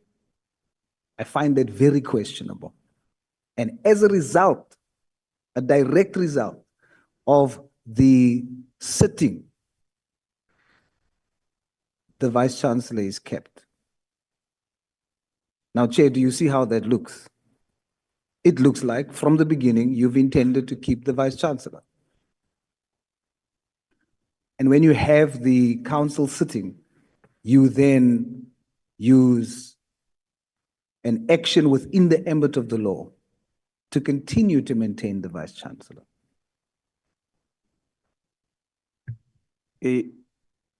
Honorable Chair, the real issue that we were faced with here was that we, like I indicated, we had DVCs who had just assumed certain responsibilities. And we had this concern as a council that there will be a vacuum. We needed just to manage that process, and we needed a bit of time. And we could at least maybe retain the current Vice Chancellor to fill that gap so that we do not disrupt the other processes that we're underway. Why do you find it hard, Chair, to say that we delayed in the recruitment process to replace the Vice Chancellor? And as a result, because we were not going to meet the deadline, why is it so hard to say that? I'm trying to make that point. Maybe it's not coming across clearly. It didn't Okay, come. Yes. It didn't come across as you saying when you realized in March, this is now the time to undergo the process of replacing the VC, that you decided not to do so. That's all you have to say. Because we're trying to, well, at least myself, I'm trying to get to understand, why are we justifying keeping the Vice Chair, the Vice Chancellor, when you can just say, no, we decided to keep her. Like you're saying now, you decided to keep her. Now you were looking for means to ensure that keeping the Vice Chancellor is within the ambit of the law. And so therefore you sought a legal opinion, which you got. Then when the contract now had to end, you then did a council sitting, which changed the policy. And then allowed within the ambit of the law, gave you some options to retain the Vice Chancellor. Now you have, based on the opinion that you've read to us, you now have legal basis to maintain or retain the Vice Chancellor. But that has been your intention from March. It is not the case, Honorable Chair. It wasn't that Council had an intention to retain the Vice Chancellor. But we may have delayed maybe the process. We were overtaken by processes up to the point where we were not able to fill the position on time. But then we were faced with a situation where if we don't have the Vice Chancellor within the limited period of time, we will have to get at least maybe a Deputy Vice Chancellor to act, but then will disrupt the program that our DVCs were responsible for. And as a result, when we got the legal opinion that we we could retain the VC for a fixed term contract. Then we then opted for that option. You could, sorry, Chair, I'm closing now. You could, but you didn't have to. It's optional, but you opted for what you preferred right from the get-go. The preference was that if we can retain the current vice chancellor with all the other programs. But would you agree that that's your preference? Yes, that was the preference. The preference was as a result of at least if we can retain the vice chancellor while we maintain the other DVCs doing their other responsibilities. Yes, but we will then be able to manage the institution and there will be no disruption. Just for the record, that your preference was to maintain the VC. And so your question was, how do we retain the VC, which is your preference, within the ambit of the law? The legal opinion gave us an option that will enable but the exercise was for you to retain what your preference was. That's what you're saying? The exercise of getting a legal opinion was so that you are able to retain your preference. Yes, I would say so. Yes. And that's the point we're making. Now, you have now maintained or retained your preference, which you now call the old policy didn't allow that, but now with the new one you do. I want to understand the new updated policy that was now adopted in the September Council. Did it change the period for recruitment? Yes, it changed. The period. The period. What is the period now? It actually the new policy then realized that the 6 months period is too short. You need to have a 1 year at least before the term of office expires. So we came to the conclusion that the old policy, one of the areas of improvement was that 6 months was too short to deal with the recruitment because it takes a bit longer. So one of the amendment or the changes was that it must then be at least 1 year. But there's proof that previously it was done within 6 months with the previous vice chancellor. You said that they've used what you're referring to the 6 month process, they've used before. Yes. Until you came. Yes. So it is proven to have happened within that time frame. For some reason, which we have to determine what that reason was, that made in your term for you now to say, even though it was 6 months before, it requires a longer period. What was the motivation? Your preference? Okay, let me respond to that. The difference is that the policy that you are referring to that defines the process of appointing the committee and then managing the process of filling a position, a vacancy of the vice chancellor. That policy you're referring to, this was a new university. Okay, so the issue of the period, it was not applicable, it was not applying because there was no vice chancellor at the time. So when we then look at the policy, when we interpreted and we realized that, you know what, this policy needs to be improved because, you know, if you are dealing with the current vice chancellor and you want to start the process of recruitment 6 months before the term of office expires, it becomes too short. One of the things that we had to change was to improve that. Oh, so because this is the second time we have an opportunity to appoint a new vice chancellor. The second time? Yeah, what I'm saying, the first time was the first vice chancellor. There was no 6 month period before that because it's a new university. 100%. Right, and so now you have, it's now technically the second time, but the first time for you to test. Correct. But you didn't complete the 6 months. So they did not even attempt. That's what I'm saying. You didn't complete the 6 months. To question a process, you decide the period as per the policy is too short right at the beginning of starting that process. You decide that in March, right at the beginning. How do you tell the future? You say this thing is too short, but you're only starting it. For the first time, the university as an institution is going to test what the policy says. You say to us now the only reason why you did the council sitting in September and you made it longer from 6 months to 1 year, you can only do that if you have tested that 6 months is too short. But you've decided it's too short right at the beginning of the 6 months. You've decided that in March. So much so that you've called for a legal opinion on the matter. Yeah. How did you manage that? Chair,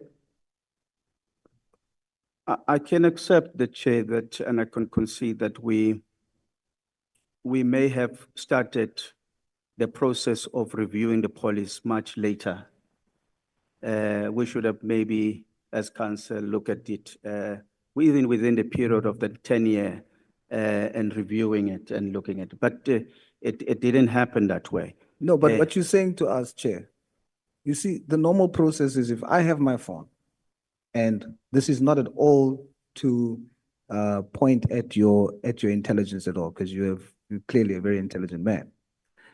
But if I take my phone and I buy it for the first time, I must first use it for 3 months and say, this thing is not working, I need another one.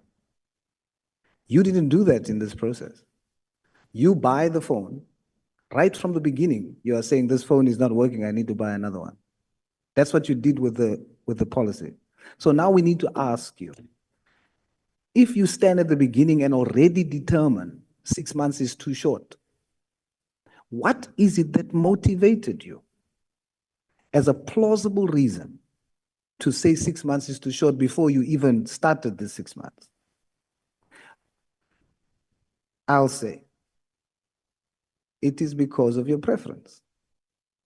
Because you have not even started the process and you decide it must be changed. And then you go a step further and you employ a legal opinion for something that you have not yet tested and tried for you to conclude that it's too short. The legal opinion was not so far insofar as testing. Yes, there was added things. And reviewing the policy, even in terms of. But that's not my question, Chair. My question is, and please don't divert from that. My question is, do you concede that you started a process of reviewing without having tested the thing that you are questioning? Would you concede to that? Well, what I would say is that at the time when we wanted to implement the policy, we realized that there were certain areas that we could improve simply because the policy was there about 10 years ago when the university started. But and I'm only interjecting because the chairperson wants to continue with the rest of the thing. So I just want us to, for the record, state this for clarity for us, right? The only reason, the material change, I asked you, what is the material change? New policy versus old policy. You said the time frame changed from 6 to 1 year.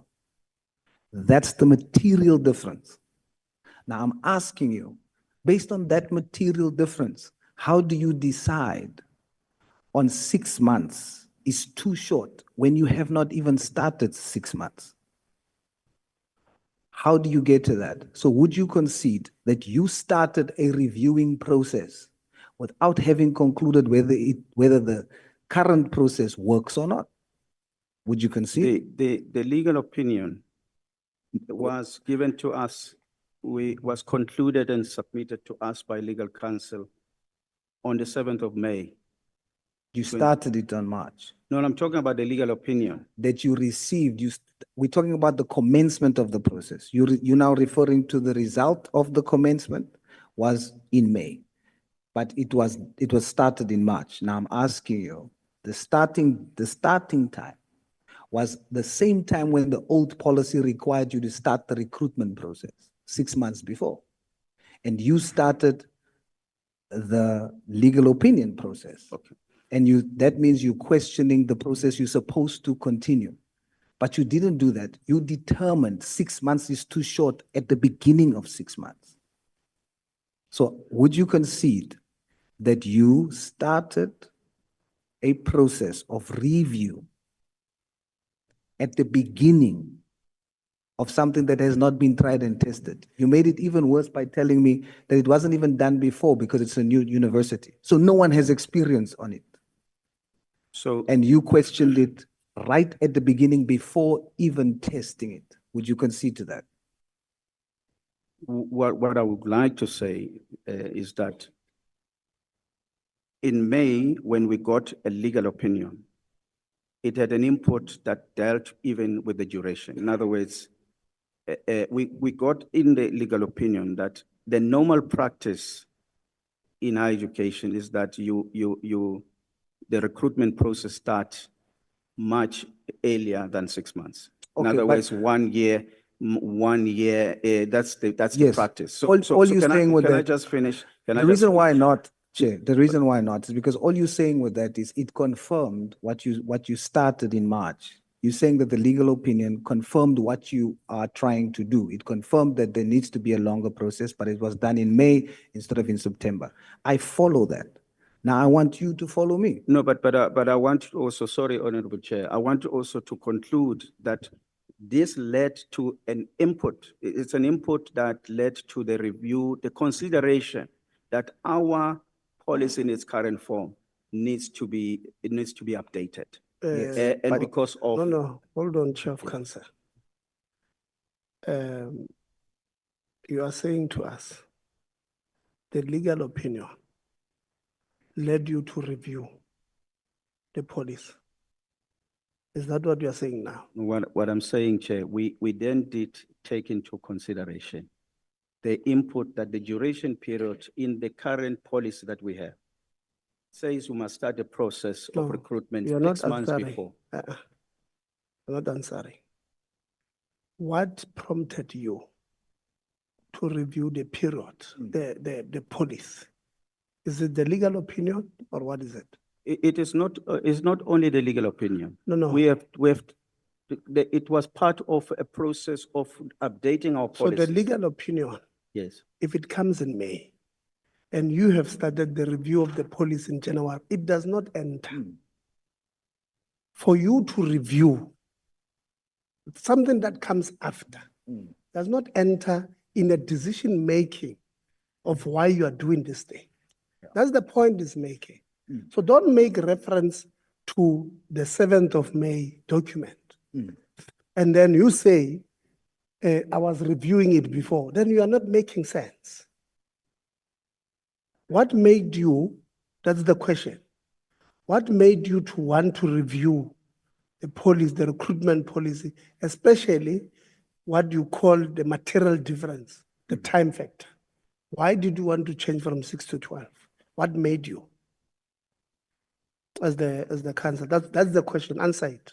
That's 100% correct. Because unless if you stood at May and you say because of this document, we are going to question the time frame. But you didn't do that. You did that in March already. So the question is, would you concede that you started a process of review without any formal conclusion that it's needed? In March, we were not reviewing the policy. Wait. So if you're talking about, Before we went on the break, I asked this question twice. You said, when I was asking, which policy were you using? And you said to me, no, we had long started the review of the policy. It's just that it was not a living document. We had not adopted it.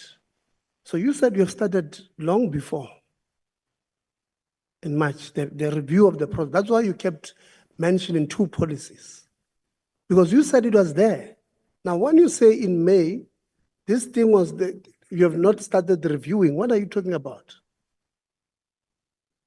so what I'm saying, Chair, is that there was an existing policy And that is the one that was there. in March.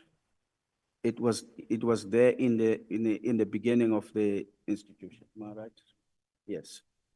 So that policy was there for a very long period of time. When did you start reviewing it? Yeah. So when we began with the process, when we got to know the term of office that is coming to an end, the relevant structures began the process up to the HR committee, et cetera. But when we then dealt with now the implementation that we needed now to actually fill the position of the Vice Chancellor, when we look at the policy, we realize that the policy needs to be updated because it's an old policy. So that process then started to go through the relevant governance structure. When is this? Up to the point when it was approved by council in September. When is this? When it's very the end date is not important. Yes. What is important, Chair of Council, is when did you commence this day? All right, maybe just on that point, Honorable Chair, I just want to check, when did we start the register? The process of the review? Reviewing the policy.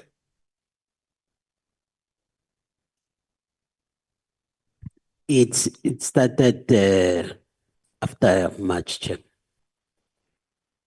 All right, so we See, that's a, it's going to be, it's very unfortunate that we are doing this to each other. As a matter of fact, it's not we doing it, it's you doing it to us. Now the question is after March, the answer is after March. After March can be May, after March can be April, and you referenced May. Now all I want, Chairperson, is do you concede that at the time of undergoing this process, you have not tested whether 6 months will work or not work when you undergone this formal process? Can you concede that? Yes, I will agree with you. Right. Yes, I will agree with you. So now the next question would be, if you did not have any material evidence that 6 months is too short, what motivated you to question the period, which would result in the current Vice Chancellor, the period being extended? Although in the legal ambit, that would now be the material question. And I put it to you that the answer to that question would be, as you conceded much earlier, that the current Vice Chancellor, it's a matter of preference. And it is this preference that motivated the action of doing what you've done, although within the ambit of the law. And the legal opinion was to solidify this action legally. And it has done so. You have successfully ensured that all this action is within the ambit of the law. But where you have erred is that what the legal process requires for review, that has not been satisfied. You have created a need by assuming, by your unilaterally, that 6 months is too short. Now you undergone a process to confirm that unilateral position. And now it is confirmed. But at the beginning, there was no material need for it because you have not tested it. Would you agree? Let me maybe respond this way, Chair, that the 6 months and that change that we were talking about is 6 months before the term of office expires. What council wanted to achieve after realizing that 6 months may be shorter in a process of recruiting a vice chancellor. Okay. Even though we had not tested it. But I'm just glad you confirmed that you have not tested it. No, what I'm saying is that just in terms of the policy, that let's let's be realistic about it. Put it the correct period of commencement before the term of office expires. When we look at the 6 months, we realize that it may be too short, and that's what the council then dealt with it, and then wanted to then amend the policy so that it can then at least give us 12 months before the term of But office Chairperson, you expires. are not allowed to make such a decision without material basis. You have conceded that you started this process at the beginning, unilaterally. You started before having concluded, before having tested whether 6 months works or not. You just decided it's not going to work. And then you undergone the process. But that's not what you're allowed to do. You're not allowed to do that. You had to test 6 months, then come and say, based on the following and our experience, and given that we are a new university and we have never gone through the 6 month of recruiting period, now that we've gone through it for the first time, it is clear to us that we must review this policy. You didn't do that. Do you see where the material breach occurs, Chairperson? Do you see where? I hear what you're saying, but all what But do you see where you have done that? It's a difference to hear what I'm saying, but do you see what we are pointing to that you have done? all what I can say, Chair, is that at the time when we came to the conclusion we needed to review the policy. What led you to come to that conclusion to review? What led you? What is the material basis that led you to come to the conclusion that you need a review? Because the practice that we found and also the input that we also got from the legal opinion. No, the legal opinion came after. It came in May. It came after you started. The action came after you started. You've considered to that already. You already considered that you started before you tested the period. So we already have that on record.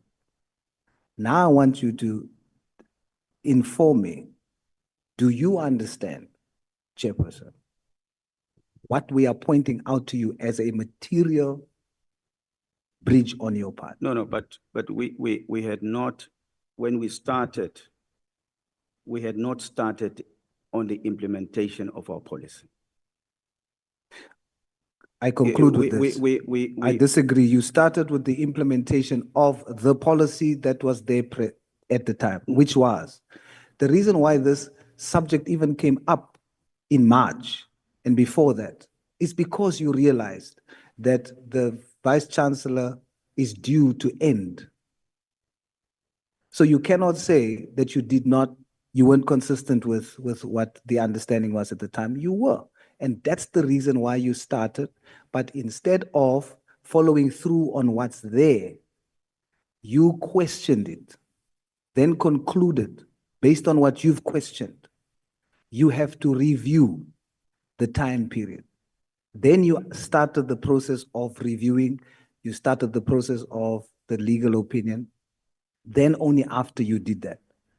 But the fact that you started the process without having material basis for the need to do so, that is what we're pointing out to you. The point that I'm making, Chair, is that the starting part that you are referring to includes appreciating the fact that the term of office of the Vice Chancellor will come to an end. And also the process that goes with what governance structures we have that must process certain activities, including the review, including the updating of the existing policy.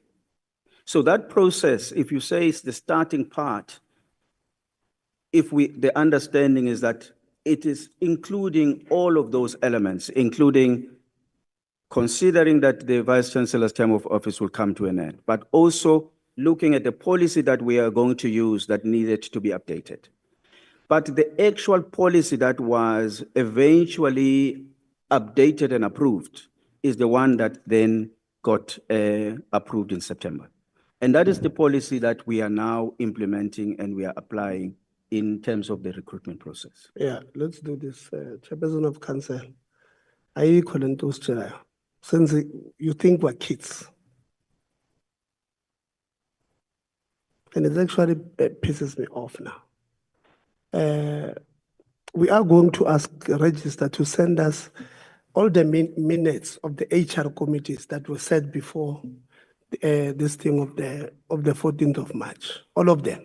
And I can guarantee you, if what you are saying here now, trying to make us children, is not part of what is there, we're going to have a problem. Here, this is Parliament. We are going to use powers, privileges, and immunities, section 17, subsection 2, of charging people who come and lie in Parliament. We're going to use it. Because you think we're children now. Because you are lying to us, you know it. If you go later on when you are home on YouTube and listen to yourself alone, of how many times you've contradicted yourself, you're going to be ashamed of yourself. Because you get here, no, we started on time. No, we started late. No, we started early. No, this process started in May. We reviewed before this policy. No, we reviewed after. You are just lying to us the whole time. And I'm telling you, I'm not joking. We're going to, that section 17 subsection, we're going to use it just on the video evidence of what you've said here to the same questions. Because you think we're playing here. These are state resources. When you go and appear in a council meeting, the state pays you. The money that that university pays you comes from the money that we are giving them. Many of it comes from, what do you call that thing? The grants that we're giving you there. You are getting paid a board fees, what do you call it? Council fees. And you think we're joking here. You are just lying to us. And you think we're joking, but just wasted almost an hour. I allowed it intentionally. On that thing alone, Kuru, you must get somebody to analyze what you've just said for you. This legal opinion, how much did you pay for it? How much did the council pay for this legal register? This is probably something you should know. How much did we pay for this legal opinion? The sanction from my office, so I wouldn't know. You are the secretary of council. I know, Chair. It was not sanctioned by council. No, I say it was not implemented from my office. Where was it implemented from? I think because of conflict of interest, remember my position was also in the pack.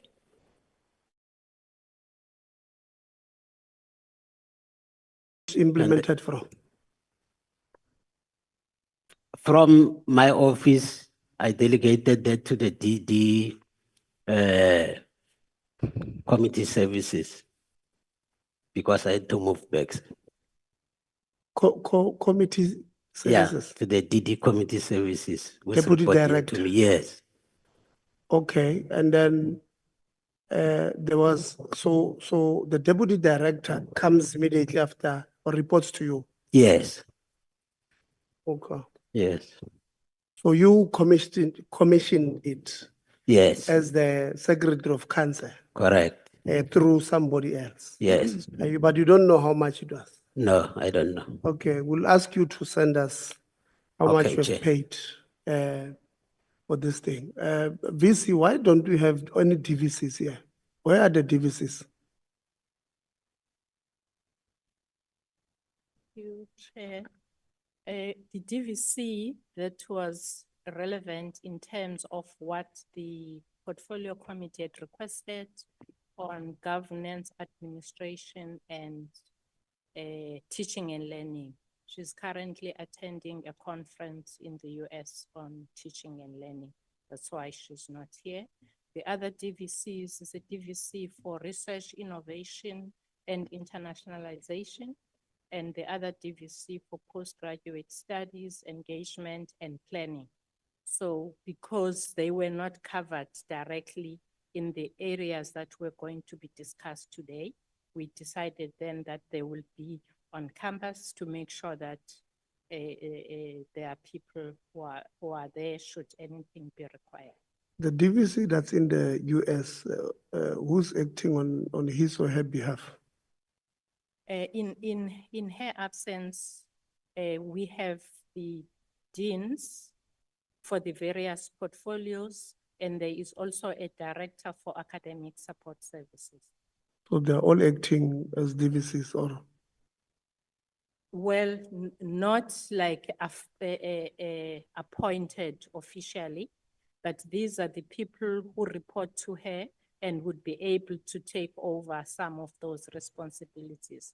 And maybe if I can add, Chair, that our chair of IF is a dean, so we also believe that she would be able to handle teaching and learning questions, should I not be able to handle them. Yeah, that's not the angle I'm asking.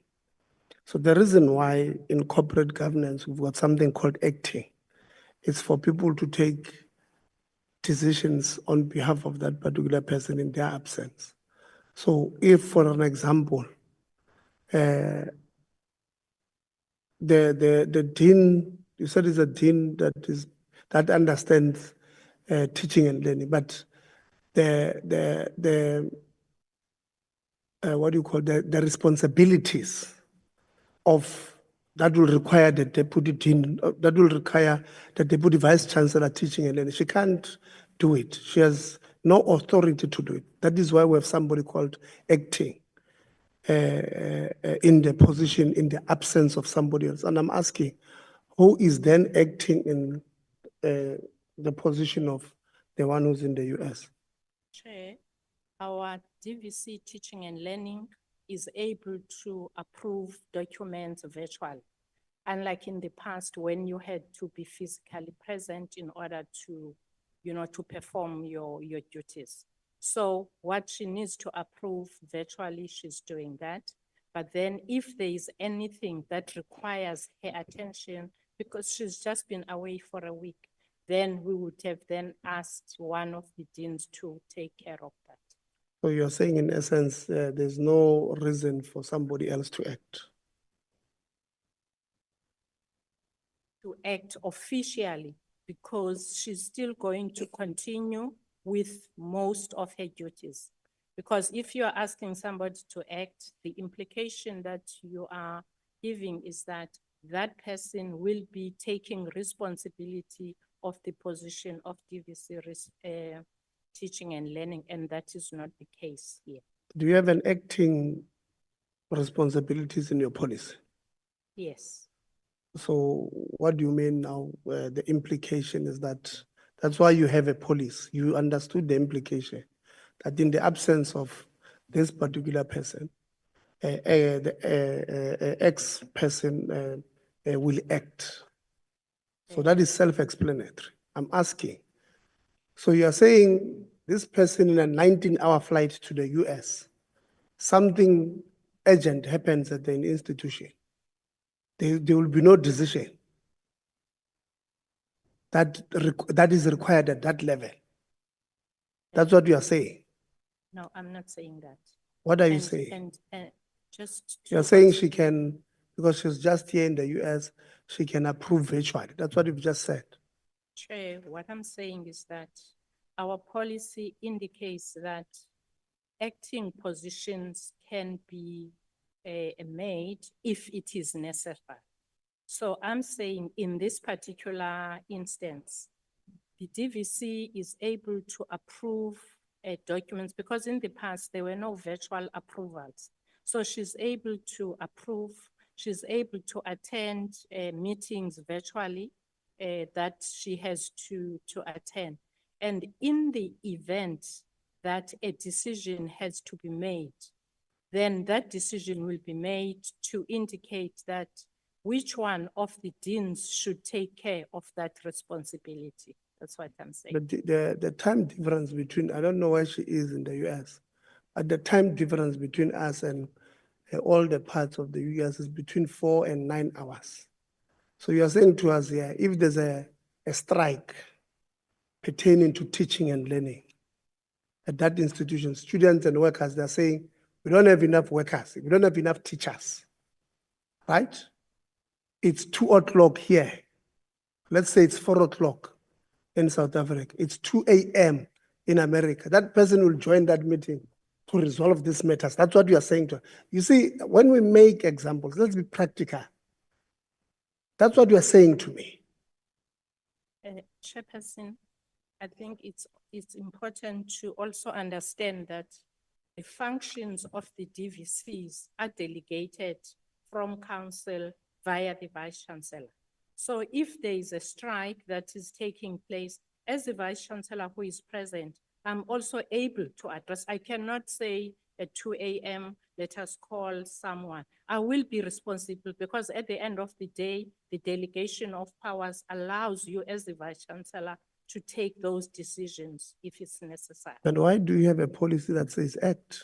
Because the Vice Chancellor will be there.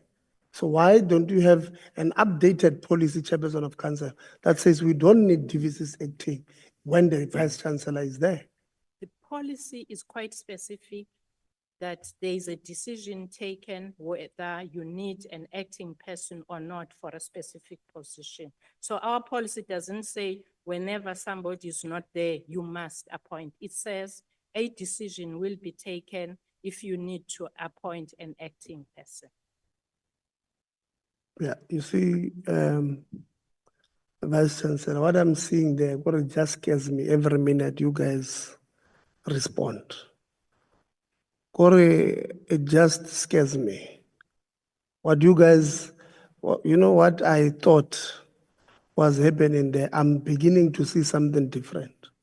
Every minute you guys open your mouth to respond, you are just scaring me. Because your policies are as and when. If I feel like this one must act, let them act. If I don't feel like it, this is what I'm feeling. And it's not good for corporate governance. We're not running a spaza shop. We're running an institution, public institution, that must be guided by certain principles. And those principles, you don't wake up and say in February and say, no, we'll not be able to finish recruitment on time. Let's review the policy. Actually, let's call a special council next week on the 14th of March. And then to check if we will be in line to get our preference. Our preference is that we want to give the Vice Chancellor another term. Right? Honorable Nguban, I'm coming, Honorable Nguban. I'm sure we're moving away from this one. Chair, I will be doing injustice if I can move into this. It's a clear case, Chair. It's a very clear case.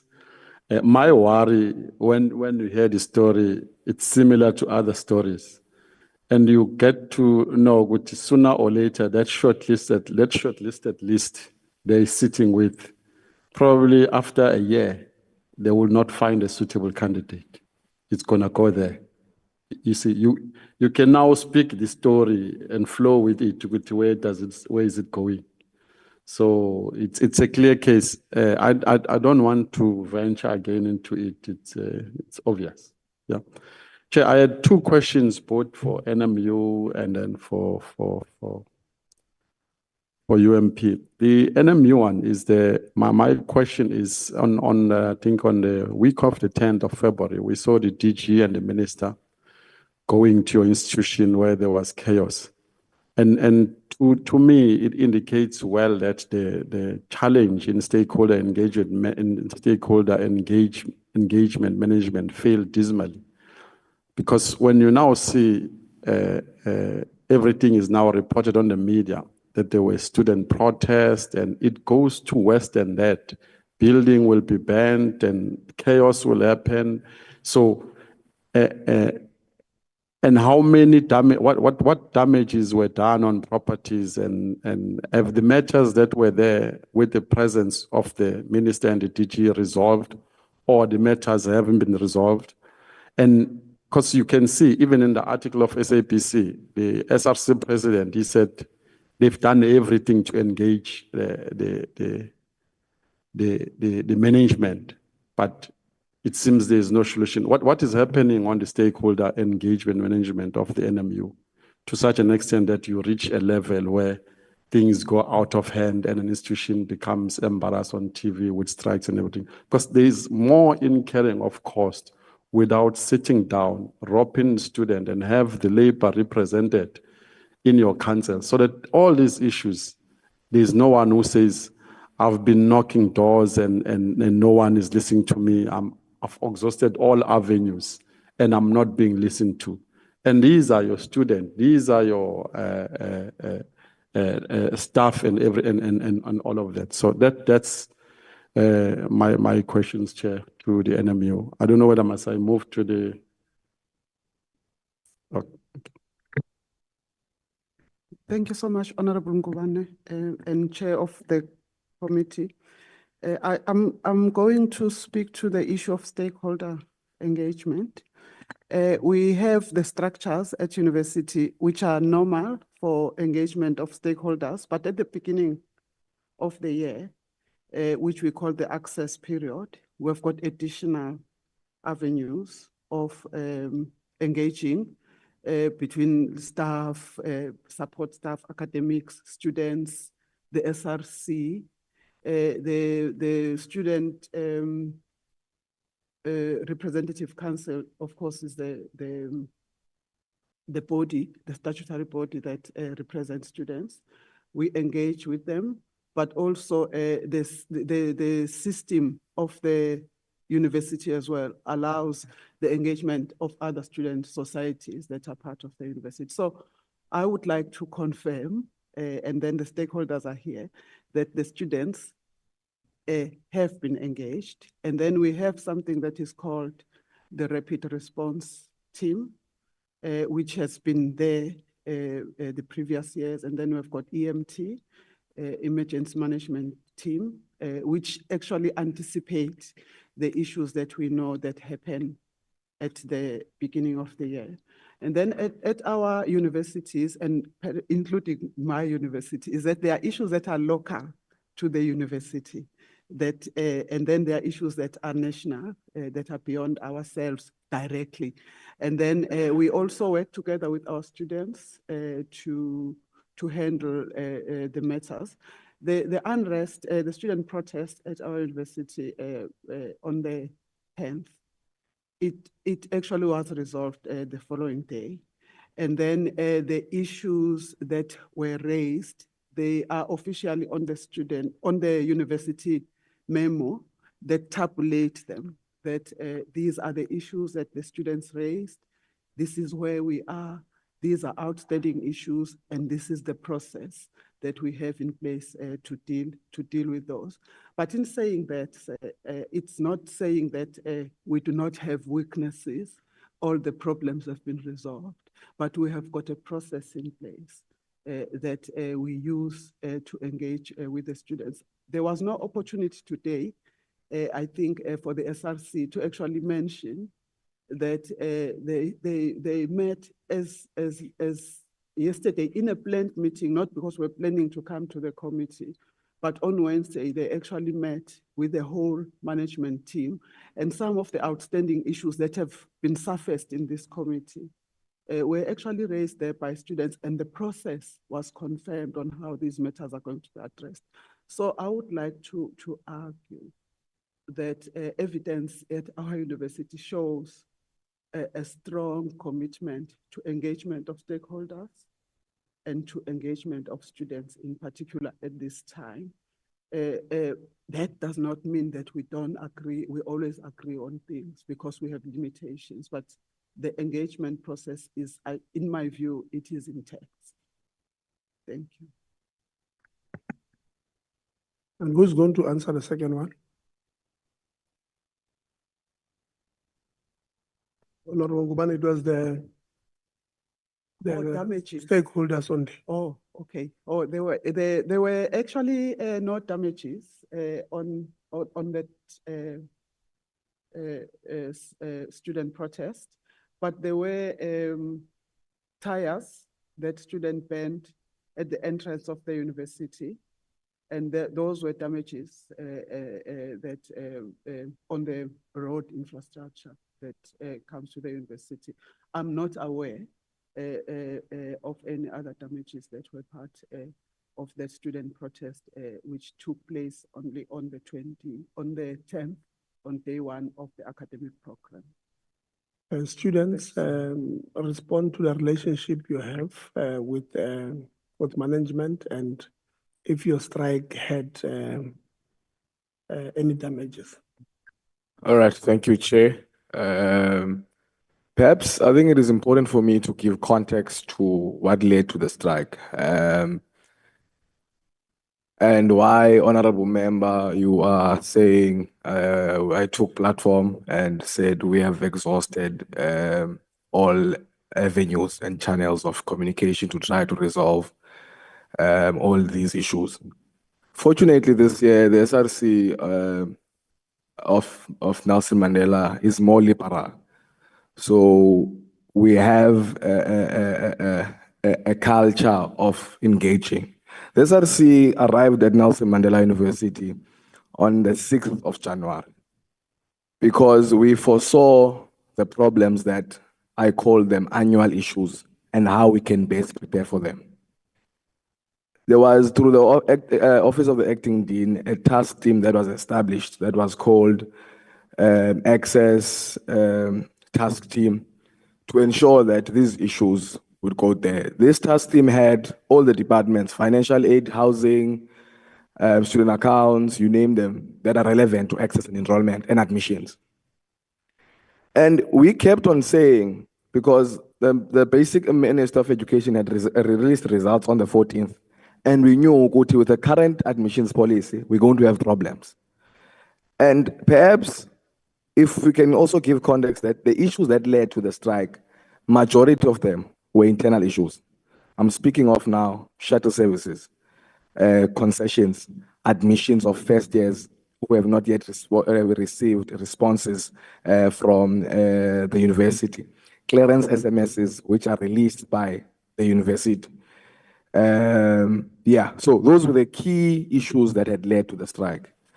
And we said, because there was a meeting that was called on Saturday amongst all student political parties at NMU, for the sake of record, EFFSC was there, Mkhonto Wesizwe, TASO, SASCO, and PASMA. And then we said to say, our brothers and sisters are crying on Facebook, tagging us as political parties. What do then we do? We said, because I was part of those engagements, we said, no, let's close the university on Monday. And I said, it's not feasible because that leads to us being jailed, having posters and everything. And then henceforth, you saw students leading the protest. So it was a student-led protest.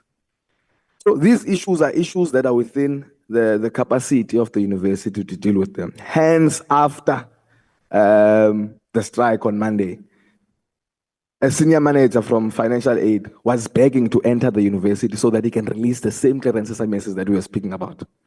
And that's the type of relationship we have as the SRC of begging for an engagement with management.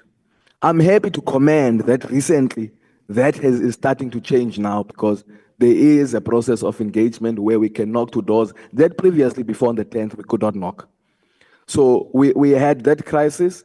And I'm happy that now it's getting to a better place of engaging.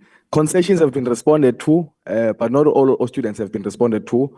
But my biggest concern currently is that we are having 5 working days that are left for them to be responded to. However, yesterday it was confirmed that if you're already in the system, you're going to be assisted.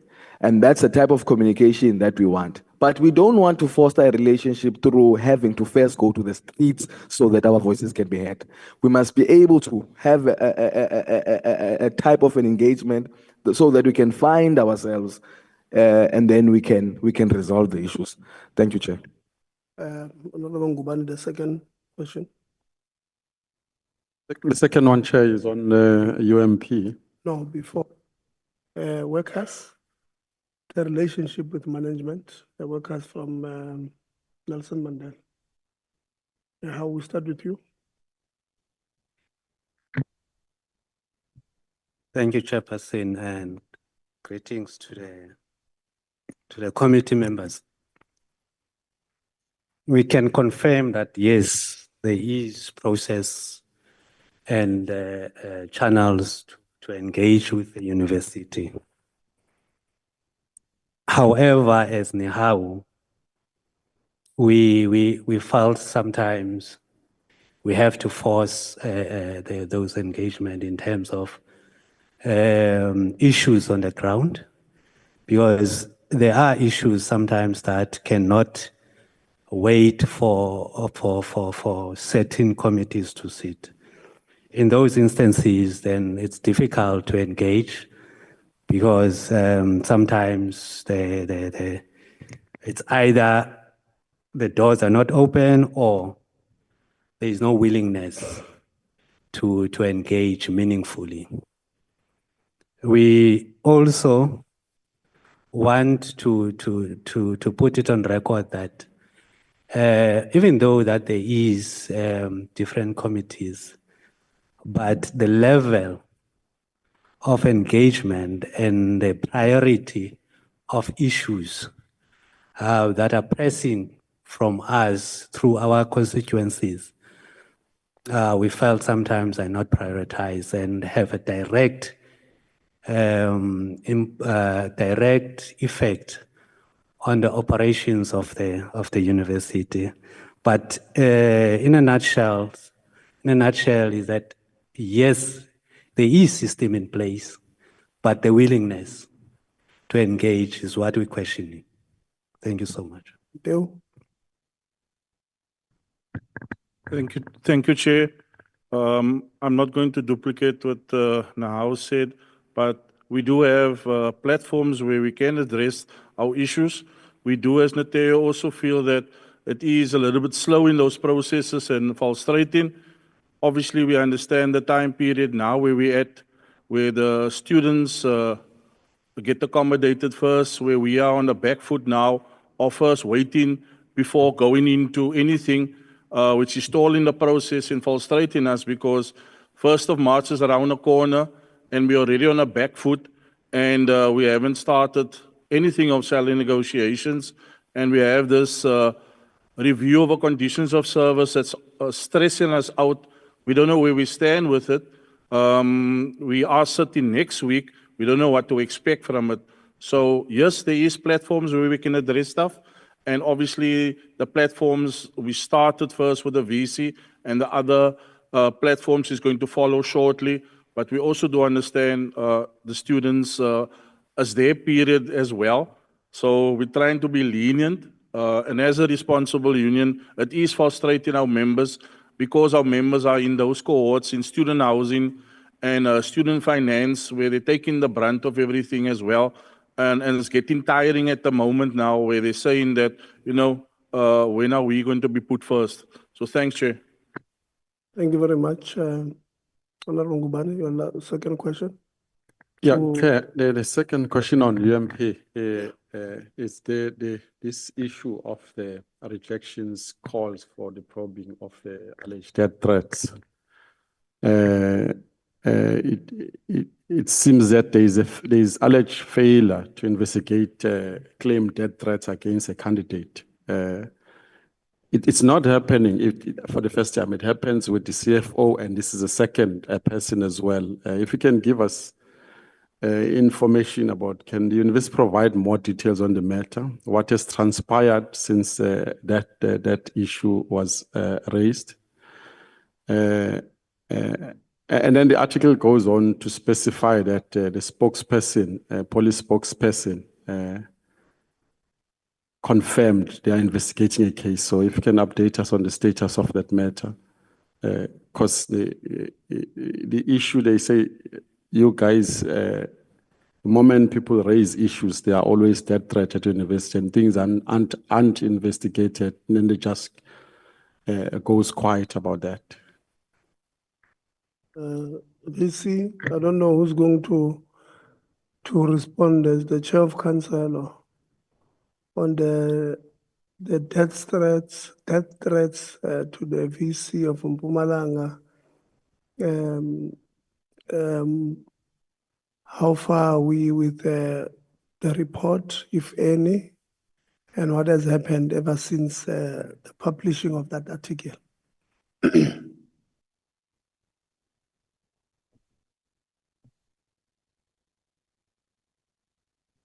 ngathi ngare ba o tlama che ngare uri che ke a bona wa se bona nna gape kore uyabuza ukuthi mina futhi No, no. No, Chairperson, the issue that is raised by the honorable member has not been brought to our attention, that there's a death threat that we needed to investigate or any of that. I don't know, honorable member, maybe my colleagues have got some information, but we're not aware about, at least at the level of council, it has not been brought to our attention. I don't know, honorable member, what you are referring to. What honorable member is referring to as a death threat. Is it made against who, by who? Chair, this is a known, it's known, Chair. Firstly, it was the CFO, and then the convocation matter as well, the convocation candidate. So that was, there were two death threats. And even the police spokesperson knows about the matter, and they confirmed that they're investigating the matter. So, registrar, remind your leaders probably.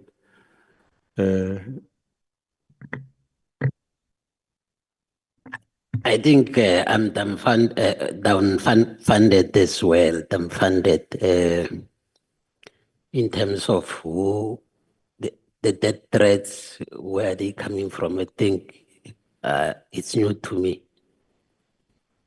Okay. According to your knowledge, there's never been any death threat to the executive that would have led to the executive maybe getting protection or an assessment so that we get protection against any of yourselves in the executive. That is what I'm picking up vis-a-vis what the question would have been. VC. Thank you, Chairperson. We are aware. When we are seated here, we can't hear you. Oh, sorry. Yes. Well, I'm aware of an SMS that was sent to our EDHR where there was that threat, death threat, and that matter was reported to the police. An investigation was conducted to try and find out the person who sent that death threat, and that was it was unable to indicate who was the source of that death threat. So what we had decided is that we need to be cautious, and nothing has happened ever since. So we're not sure if that SMS was a real death threat or it was just somebody who was sending it. So we haven't had any follow-up on that. Okay. Honorable Lonzi will come back. Thank you, Chair. Chair, you hijacked my first question to the University of Mpumalanga and went on for an hour and a half. No, you were done. I was not done, Chair. No, you did say you are done. We are moving on to other questions, and I said, Oh, yes, yeah. And I said we're still not done. So please allow me to ask the ones that I have, Chair. No problem. Otherwise, I'll seek legal advice on this matter. As long as you disclose how much you're paying them. No, thank you very much. I want to find out on student registration. How many students still need to be registered at the University of Mpumalanga? And then have you experienced delays with respect to funding lists coming from NSFAS? That's my first question. Registrar? I think according to the status of yesterday afternoon, for all the undergrads, we have registered even more than the target. So taking from what the president of the SRC was saying that seemingly there are some students who still need to register out. From where I'm sitting, think that maybe it's the returning students, but in as far as the undergrads are concerned, we have surpassed, we have registered even more. Then the funded list, finance. Use the next door one. That one does not like working.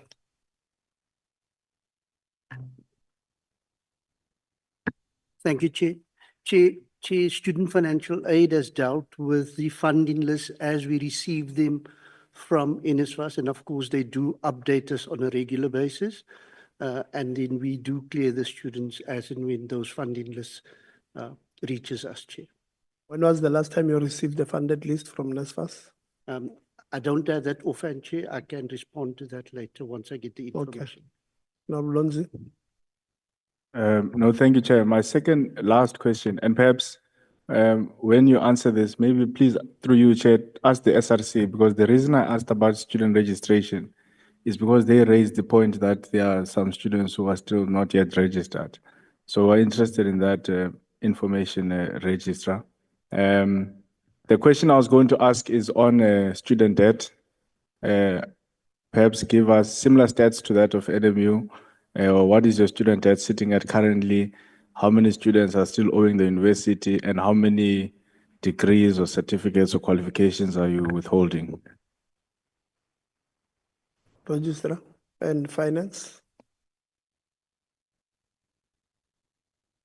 Chair, I think I'll have to provide that information in terms of the number of certificates that we have withheld because of outstanding debt. But did you allow them to graduate even though you withheld, or you are saying Yes, no Chair. graduation, no certificate? No, Chair, that would be inhumane. I think much as we withhold the certificates, our approach is humane. They do graduate. We give them academic records that indicate that they've completed. We even give them letters of confirmation. So we give them during graduation in their scroll. Yes, Chair. The amounts, finance, are you going to give them to us in writing, or you have a rough number? Chair, I don't have the current number offhand, but I can do that. So I take it you want the total student debt as of when do you want that? I'm sorry, I didn't hear you. As of the end of 2024. End of today. Yeah. problem. And then I think just to add that we also have a provision for doubtful debts as well as the bad debts as well. Yeah, so also just clear out the data this way. You must have total debt, you must have what you consider to be bad debt, but also I want you to try and check if we were to have money today as government, how much of the active students or those who are now blocked to do their final year or final 3 courses or final 2 courses. So those ones, I'll call them active students who are in debt. How much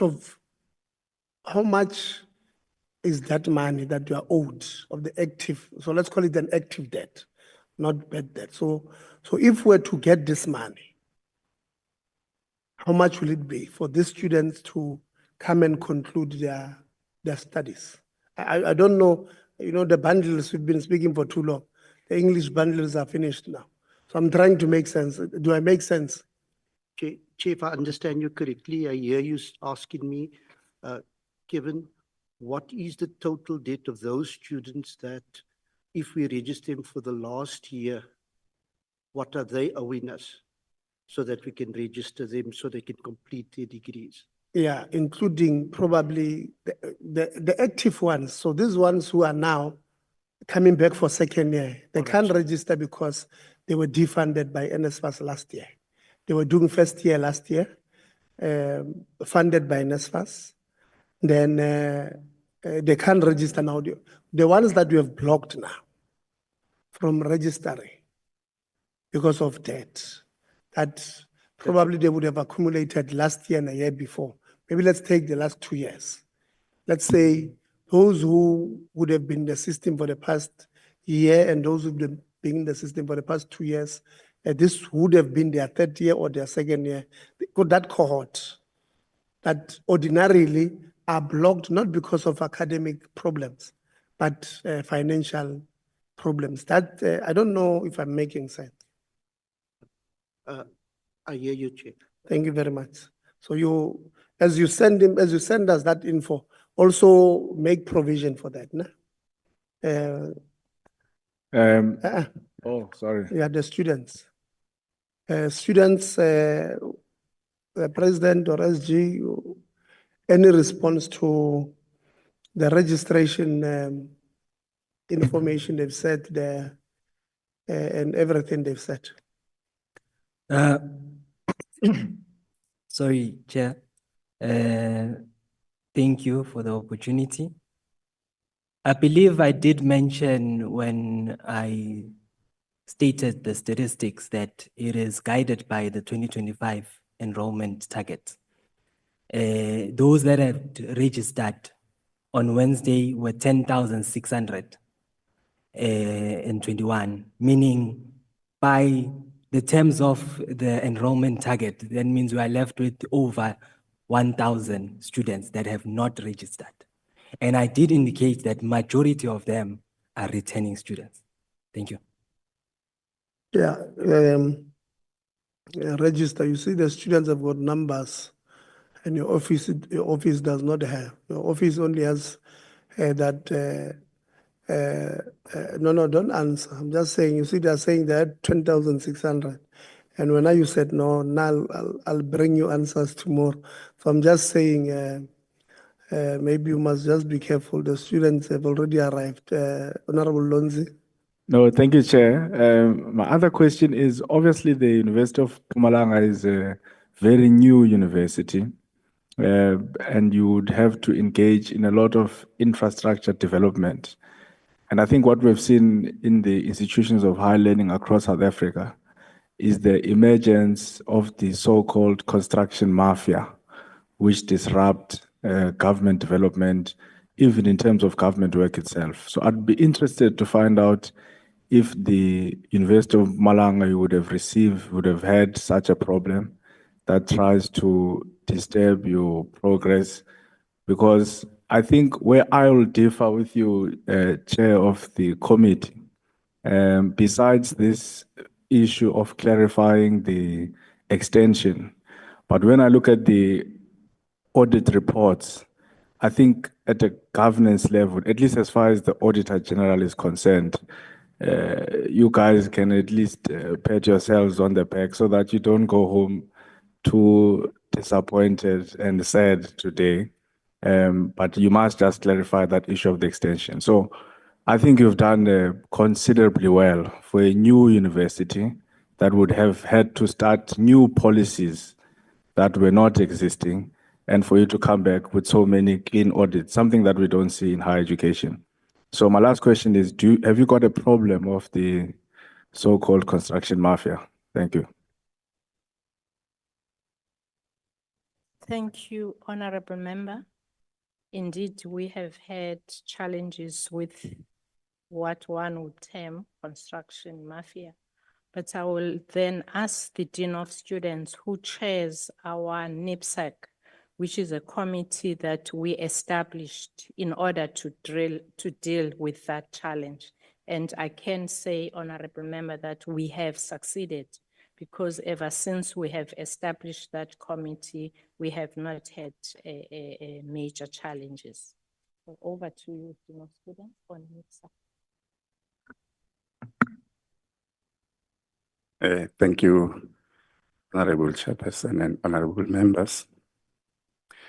Yeah, what we have at UMP is a project steering committee on new infrastructure projects, which then includes members of the management committee of the university. We also have representatives from the municipality, also from the business forum. And we have been having meetings previously. Well, the way for us to establish that committee, come up with terms of reference for the committee, was obviously because of those challenges that the honorable member has made reference to. And we have been able to manage these processes such that the buildings or the infrastructure projects that the VC, when she was presenting, she reflected on all of them have successfully been completed, and those that are about to be completed during the course of this year. It's an indication that that committee has been able to do its work. Obviously, the engagements with the different stakeholders has been critical in ensuring that we are able to manage these processes, and we have succeeded, I would say. Thank you. A number of projects were put there as completed. How many of those projects were completed on time and they were completed within budget? How many of those projects were not completed on time and those were not completed within budget? How much was a deviation amount per each project, and what would have been the reasons? That one I want to ask you to answer now. It's something that you must go and put the things, the numbers.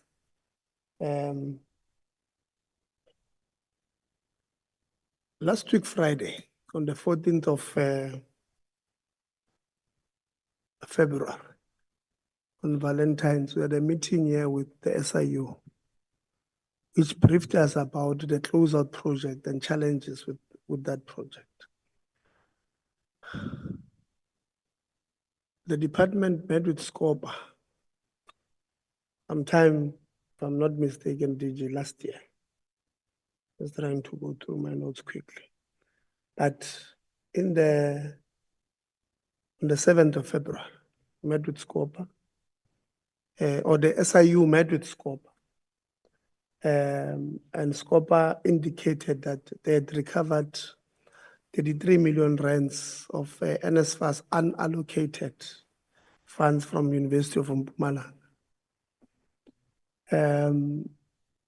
Finance, how much interest did the university generate from those NSFAS unallocated funds?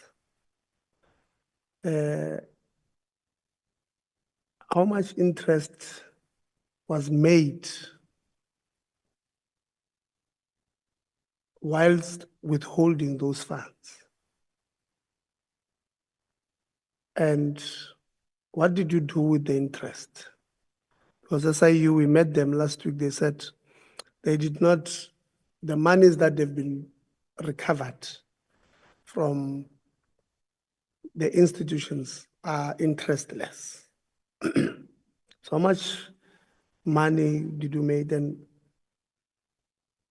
if that money was not withheld by yourself, because there would have been system problems between yourself and NSFAS, how many students would have been funded by that amount of money that was that month? And what was the social impact of withholding such funds to yourselves? Don't answer it now. I don't want you to be like the chairperson and dig a hole for yourself. Go get those funds, those answers for us in writing. And maybe whilst I'm on the funds, the Director of Finance, you used to work at Nelson Mandela. Is it true? That's true. Yes, and when you worked at Nelson Mandela, when you left, you were one of the people who were found guilty for misusing the bursary scheme at Nelson Mandela. Is it true? No, it's not true. It's not true. It's not true. You're not part of, who was part of that? Chair, there was an investigation, but I was part of the internal audit division. Okay, so who was found guilty? Who went to? Chair, I think you need to speak to NMU about that. Chair. Must speak to NMU about it.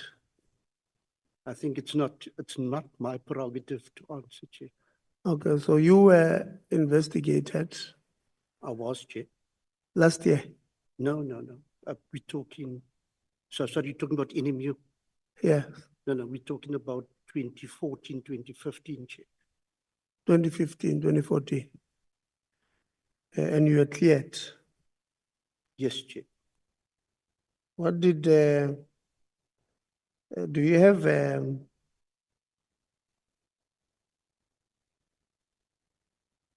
that letter that cleared you, no? No, Chair, I don't have any letter. Okay. Vice Chancellor of UMP.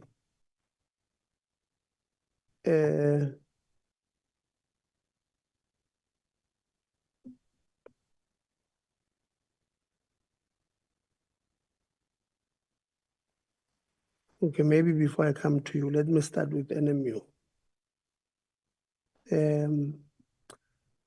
The bursary fraud that I'm talking about, Vice Chancellor, how many people were found? It was about 200,000 rand in 2014. That found 10 people guilty from NMU bursary scandal. Out of those 10 people, or those 10 people, where are they now?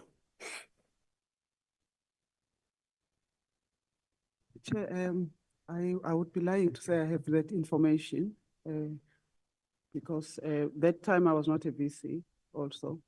I only got appointed many years later. So I really do not know. But if the information is of significance to the committee, the chair can indicate that. I really appreciate you give us that detail. Vice Chancellor of University of Mpumalanga, I know you might have been at Nelson Mandela at the time, maybe as a Deputy Vice Chancellor at the time.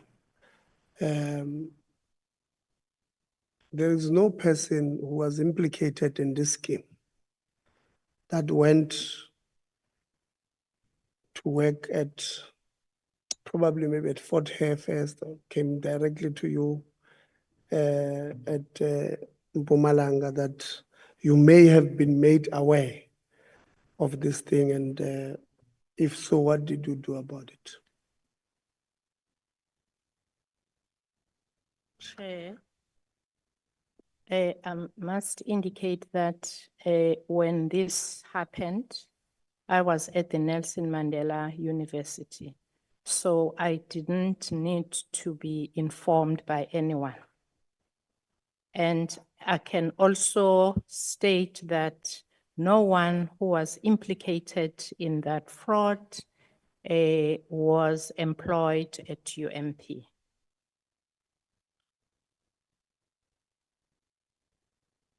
So when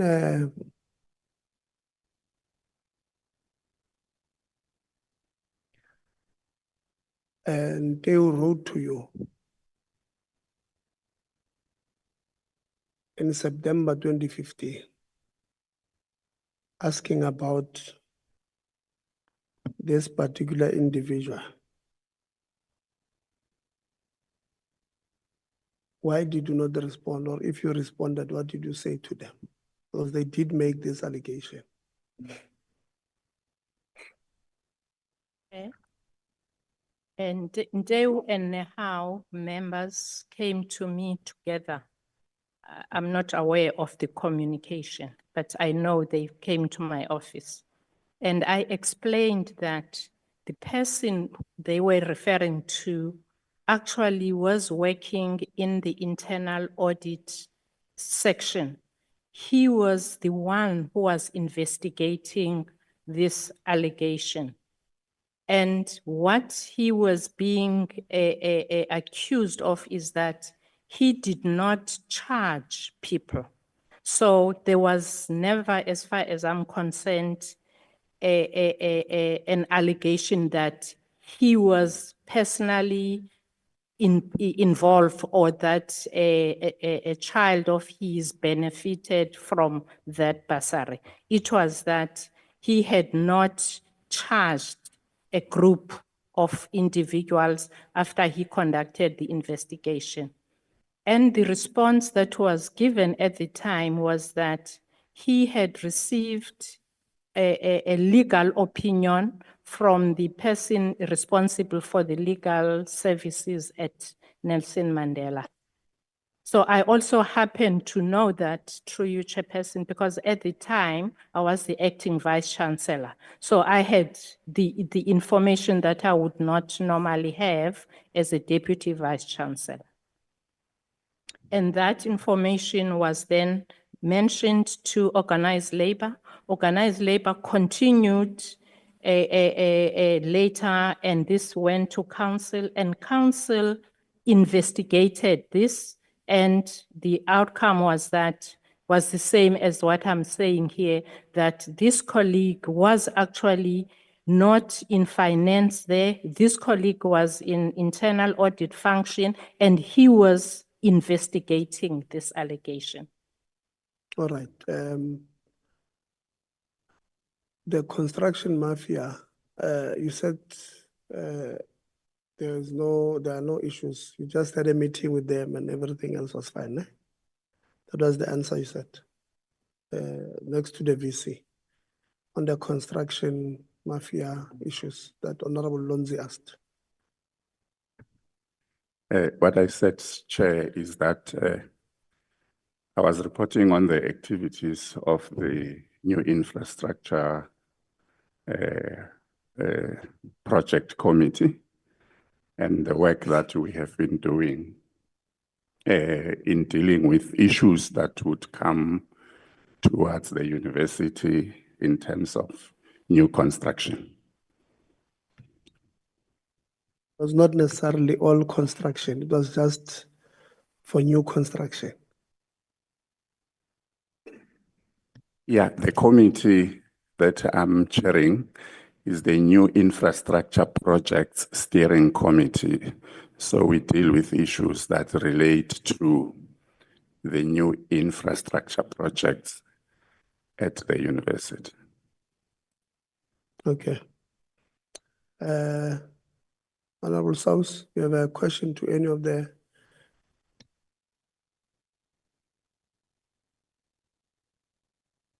Thank you so much, Chair.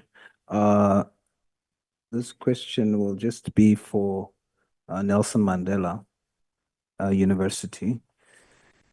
I'm just going to make maybe 2 or 3 comments, Chair, and then I'll ask the question. Just to provide context, there's an entire report on transformation,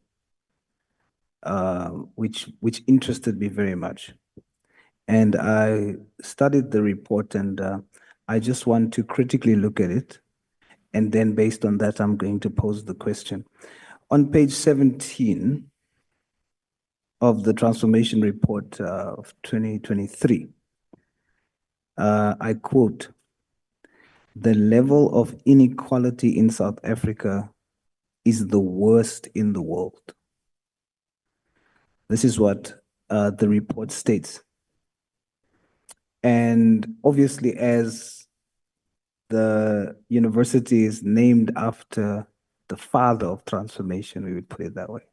So I would want to believe that the reason why there's reports done on it, because there's a real emphasis and focus on transformation. I love that. But I want us just to quickly interrogate that in terms of the approach or the posture that I've seen of transformation. But before I do that, if you look at our rugby team, our national team, the Bokke, we all can agree that if you want to look at an example of transformation, you can look at that team, the Bokke. And the Springboks, as a result of the picture of transformation that has like a balance of South Africans, has ensured that we are #1 in the world. So it stands to reason that if we follow that model of transformation, that we as a country in all of the facets will become #1 in whatever we do. It's a matter of all inclusivity. But in our country, it seems to me that we have the view that transformation means a replacement of white people with black people. That's what we seem, even in practice, to view as transformation. Whereas transformation, in terms of the father of transformation, is supposed to be material change in the makeup in such a way that we create a balance that reflects our country in our diversity, but speaks more of the unity in that diversity. So I'm going to show you why I believe that you are using the approach of replacing and consider that as an achievement of transformation. The first example I would use is you report on the white proportion as in the academic segment of professionals to be at 41% in 2023, and it was 43% in 2022. And the way you report it is like, that's such an achievement because you managed to decrease and my fighter next door says that is an achievement. I beg to differ. And of course, our political position is different. But what we disagree on is that is considered an achievement in terms of transformation. So in other words, to put it in numbers, there was 311 employed, and in 2023, it was brought down to 296. So in other words, what is considered an achievement is we need to celebrate that 15 white South Africans doesn't have jobs or is no longer employed at the university. If that's our concept of transformation, then we're not following what the idea of transformation really is. Then you put it as 41%, and now the number looks like it is too high. But then you bring a concession to justify that, no, it mustn't look like we are still, because percentage-wise, it went from 43 to 41, so it's not a real material difference. So it mustn't look like we are not dealing with white people, like what my fighters would enjoy. We're not dealing with white people. It mustn't look like that. So now you draw a comparison. You say, even though it's 41%, but the overall staff complement brings the white proportion to 23%.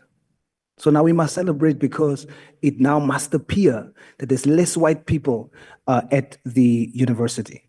And then you take coloreds and Indians, then you put them together as the black proportion. Then it brings the amount to 56%. So now you make the claim in the report that because you clubbed them together, it is now 56%, so there's majority blacks at the university. But when you interrogate it closely, you then begin to see that there's no real transformation. How come? Because the Indians was literally exactly 89 people. Get the correct number, 89 people. 89 people, 4% is Indian, and it was decreased to 3%, to 84 people.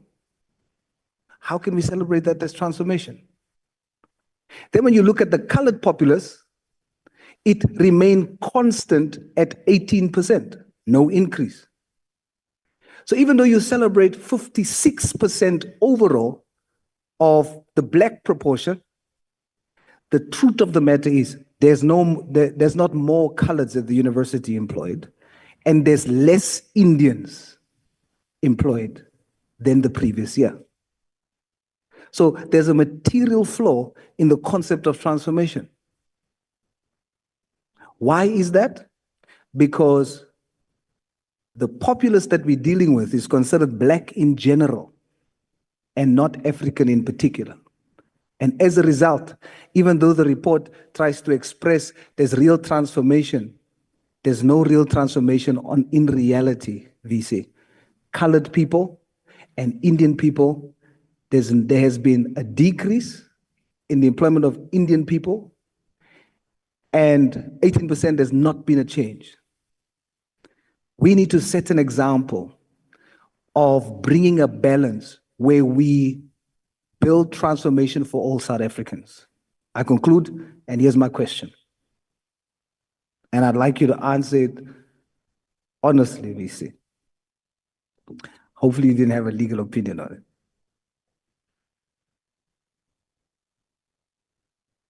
Here's the question. VC, or whoever's going to answer it.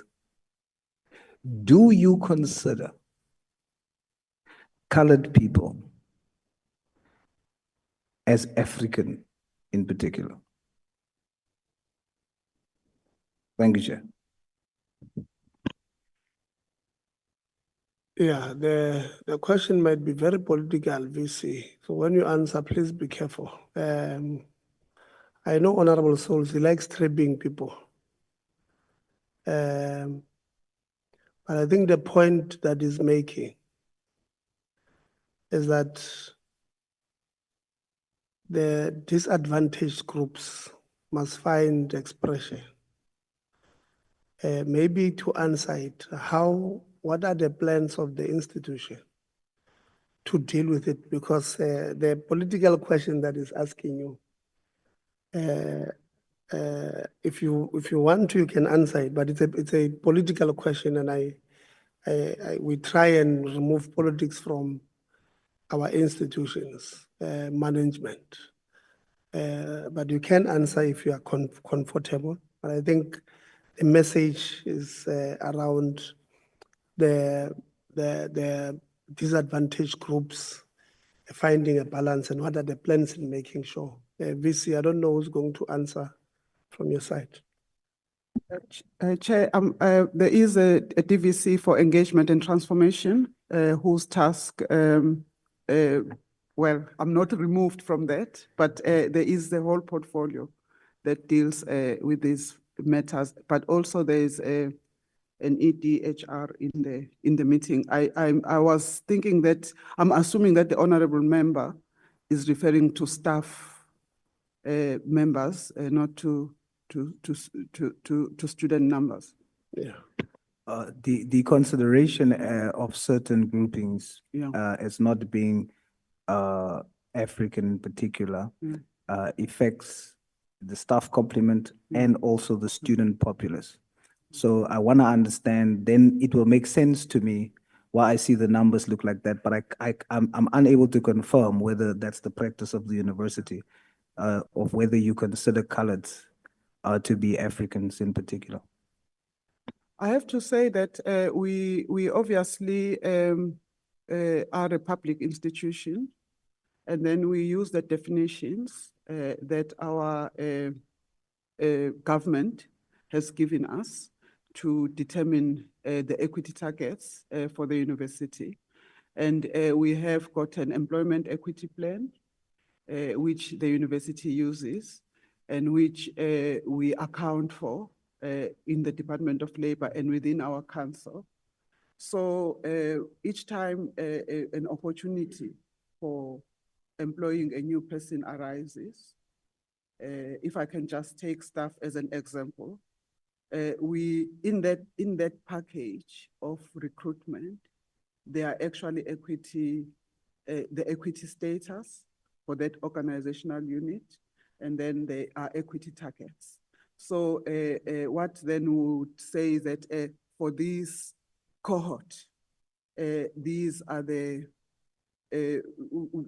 first prize would be to actually achieve this equity target, and the second prize would be, you know, depending on the equity targets that are in numeric form that the university has set for itself, guided by the national legislation. I would want to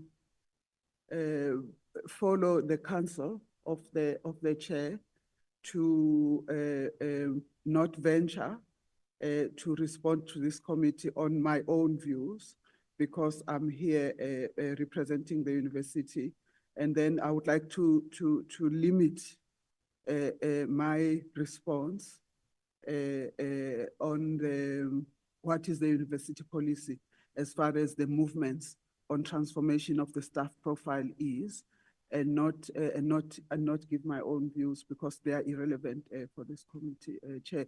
But I would then want to ask Professor Kiet, because he is specialized in that field, but also it is his portfolio that deals with engagement and transformation at the university, and the transformation report of the university technically gets prepared by them. So thank you very much, Chair. Thanks, Honorable Chair. Thanks, Honorable Member, for that question. It's a very interesting debate that certainly should keep us busy, you know, on many fronts, Chair.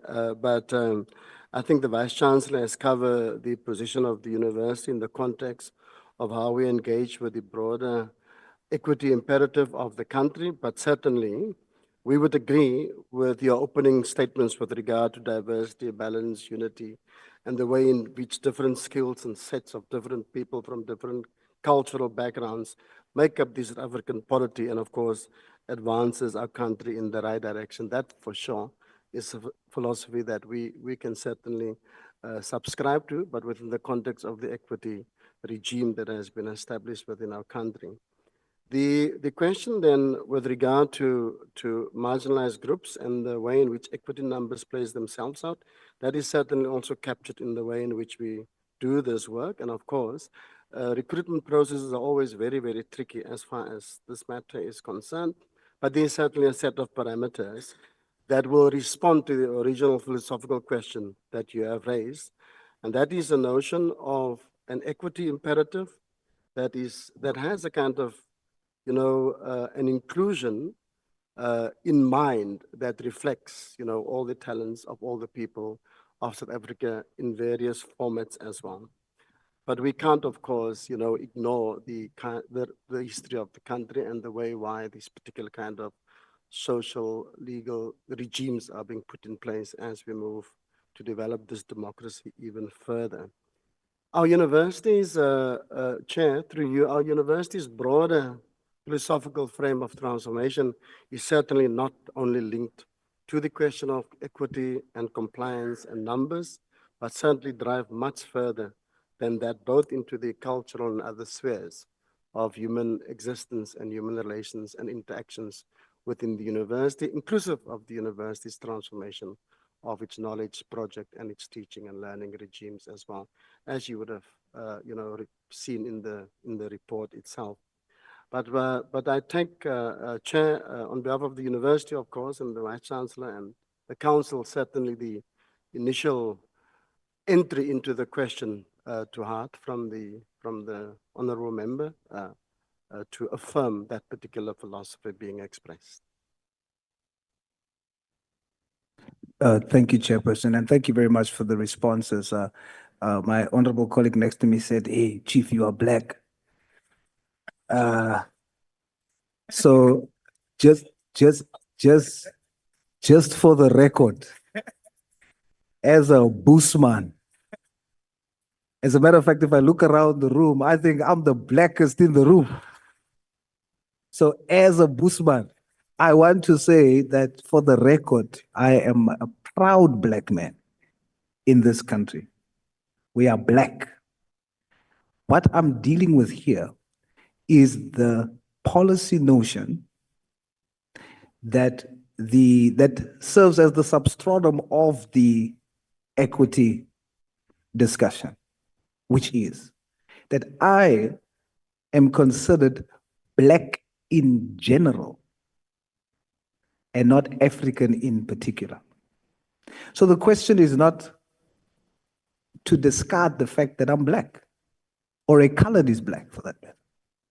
So I'm going to rephrase the question, then I'm going to rest, Chair.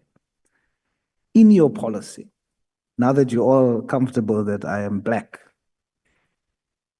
but according to your policies, I'm black in general and not African in particular, but just to confirm, the report has under population group, it says African, then it says colored, then it says Indian, then it says white. I want to understand. I'm a bit slow. Is the reason why you have African, then you have colored, then you have Indian, then you have white, is it because colored, Indian, white is not considered African in particular? Thank you, Chair. Yeah. NSFAS. The students have raised issues, the universities have raised issues. Let us know what's happening.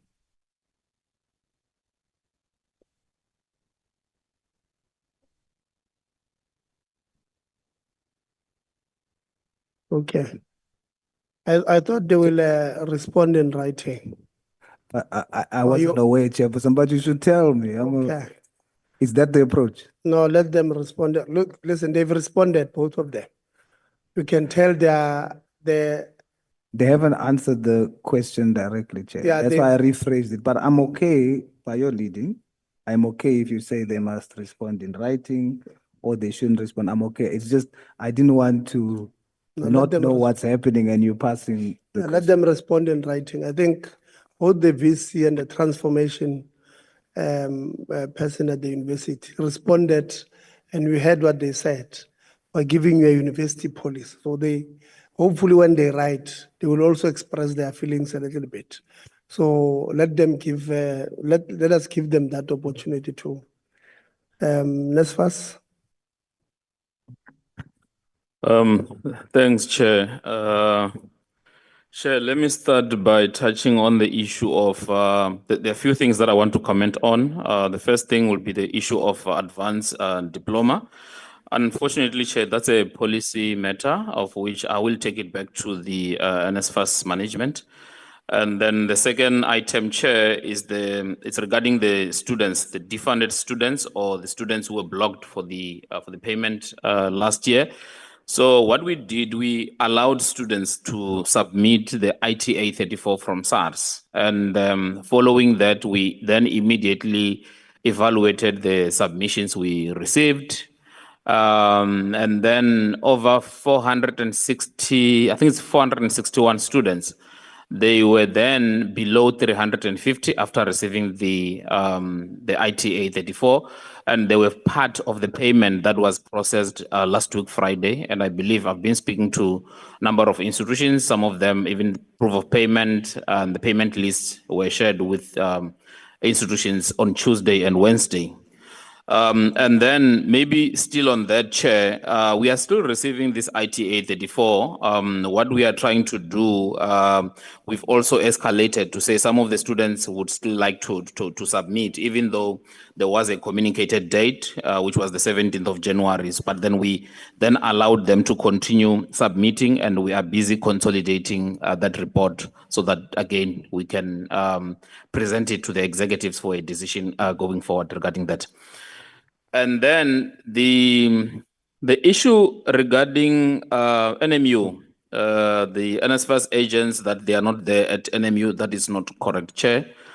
We do have two, it's just that they are moving around between the two TVET colleges and one NMU University. They were there, I'm 100% sure, on Monday and Tuesday. We also have a graduate that was also trained, assisting students.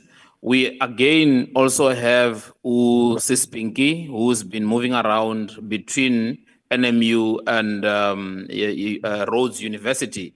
It's just that this week, Chair, she visited Rhodes. She's spending time with Rhodes for this week. However, the week of the 20th to the 25th of January, Sispinki, I know she was there. She's the servicing administrator responsible. The week of the 10th to the 17th of Feb, she was there at NMU. And then also she will be going there from the 24th of Feb until the 7th of March to assist students. Maybe SRC leadership, my suggestion is that please do liaise with the office of Ntsiki and I forgot his name, the senior manager, financial aid, but Ntsiki is there. They normally sit with him whenever they are at that site. Regarding the issue of accommodation, Chairperson, we have noted concerns that were raised. Even in December, we had meetings with the SRC and the accommodation providers where we were trying to consolidate the report as to how far are we with the accommodation. So what NSFAS did, Chair, we have undertaken to conduct a review of all the accommodation, and this is because of the substandard accommodations that we are hearing that we have accredited. However, sometime in December, we also sent out a communication to all the universities, saying to both university and TVET colleges, saying to them they should tell us if they know of any substandard accommodation, so that we can have that information. And the report that I'm getting from the colleagues who are responsible for NMU, they also indicated to me that the accommodations that they approved or they accredited are some of the accommodations that were accredited by the university before NSFAS pilot project, Chairperson. But it is something that we are going to look at. I've already escalated to the NSFAS executives so that we can look at it. It is receiving a priority, Chairperson. And then again, the accommodation team, the Professia team, it is there. It's stationed at NMU. SRC leadership, if maybe you can check with the office of Ntsiki so that they can refer you to these colleagues. And then regarding I'm not going to touch everything, Chairperson. Regarding the issue of migration, UMP students migrating from higher certificate to then mainstream qualification, Chair. The issue there, Chair, what we have picked up, and also it then also impacted NMU, Chairperson. We learned that institutions, when they were uploading results, last year's academic results, we have what we call a graduation indicator. In some of the institutions, instead of putting that graduation indicator, they didn't indicate if the students are now completing the higher certificate. As a result, then those students were not funded because now they wanted to move over to the new, to the mainstream qualification. That issue, I discussed it with the financial aid office up until the results were then, they had to re-upload the results.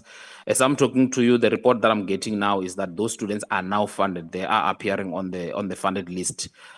So I got that report, but it's important that we just revisit that to see if it's all of them. It might be some of them, but I'm willing to look at that that submission again. But that was actually the reason why we had that. So again, with the issue of higher certificate to mainstream qualification, Chair, the requirement is that they must reapply for the NSFAS funding. Some of them didn't apply. And because of that, unfortunately, we are not in a position to migrate their funding from higher certificate to mainstream qualification, Chair. Regarding students who applied for a trimester, Chairperson, I want to say to you, President, that there was an indicator that for one to apply for the 2025, you click on that button or a tab and then trimester. However, we are discussing it as NSFAS as to what are we then, what can we do to assist the students? It's not like we are not discussing it. I know for sure that there was a report that was being prepared so that we can have a consolidated report for all the students. But regarding us not really showing it or indicating it on that application portal, that is not correct. And I remember because when I went to NMU last week, Tuesday, it was an issue, and one of the students just came and said she was just misled by another student who was also applying, and she admitted that she was wrong. So that's why we are even looking at it, so that we can maybe find a way. We just want to see if we will be able to then move them from the trimester to annual, but it's something that is subject to a decision by the executives. I cannot really commit that that's exactly what's going to happen, but we are trying to get to that level. And then students who are funded as returning, as new students, whereas they are returning students, Chairperson, is because these students, instead of them not reapplying, they went and reapplied. So what our system did, they went and evaluated them as new students. We call them hybrid students. We have already identified them so that we cancel the application record. So that's what happened. Is because they reapplied. They were not supposed to reapply, Chairperson. And then regarding the appeals that were opened in December, yes, we are aware of that. And one student contacted us, and when we checked, we realized her appeal didn't need the what is the propensity letter, of which the propensity letter that is what we believe that it should come from faculties. So the students who would need propensity letters are continuing students, and we only processed their results sometime around the 5th, the 6th, the 7th, up until around the 12th of January, meaning such students were not impacted by the December appeals. The December appeals was mostly for the first time entering students. If maybe there are ID numbers of such students, Chairperson, I would like the SRC to share those ID numbers with me so that I can investigate, but we are not aware of such. The only students who requires propensity letter are the continuing students, Chairperson. And then regarding the outstanding 2024 payments and mop-up, this was processed last week, Friday. We have shared with the financial aid officers and managers proof of payments and the payment list. we did that. It was being done this week. That's been processed. However, you might find that there are students who are not appearing on that mop-up payment. And the reason why is because those students are flagged or are blocked because there are exceptions. Some of the exceptions are qualifications, a mismatch, where the university needs to go and align the qualification codes with that of the Department of Higher Education, because we only fund where the qualification is approved by the Department of Higher Education. There are cases where students are not being paid because of multiple registration, where one ID number, one student would have registered in 2 or 3 institutions. We need confirmation as to which institution are we supposed to pay. So such students, the moment we receive this duplicate registration, our system blocks all the transactions. Maybe just to share there's also another exception is the students who exceeded the N+. We do block such students because we cannot continue. We had an exception that we were calling it applied before migration. That's been resolved. All the students, qualifying students, were part of the payment that we processed last week, Chairperson. And then regarding the issue of late allowances, Chair, yes, we do understand and we know we used to have such, but those are things of the past, Chair.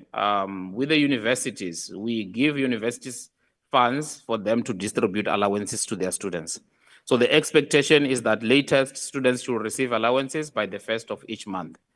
With the TVET colleges, we still do pay. And what we did beginning of this year, Chair, we gave universities upfront payment, and this was to also to support them during registration and also be able to start paying allowances or advancing allowances to students. And I believe most of the universities are giving us a report that they've already paid these allowances, Chairperson. So what will happen when institutions submit registration data, we will then have to go and reconcile and knock off whatever amount that's been advanced to these universities. Regarding the funded list, Chairperson. So this year, we opened up our portal for institutions to start downloading funded list on the 7th of January. Institutions were able to download the funded list. However, we then realized around the 10th that something was not right because our system was too slow to receive the results. So the plan was that all the universities will submit results before the holidays. Unfortunately, we still had institutions that only submitted results in January. So the system was then expected to receive, process, and make funding decisions. So it was too slow. What we then did, we then said, let us revert back to the manual funded list.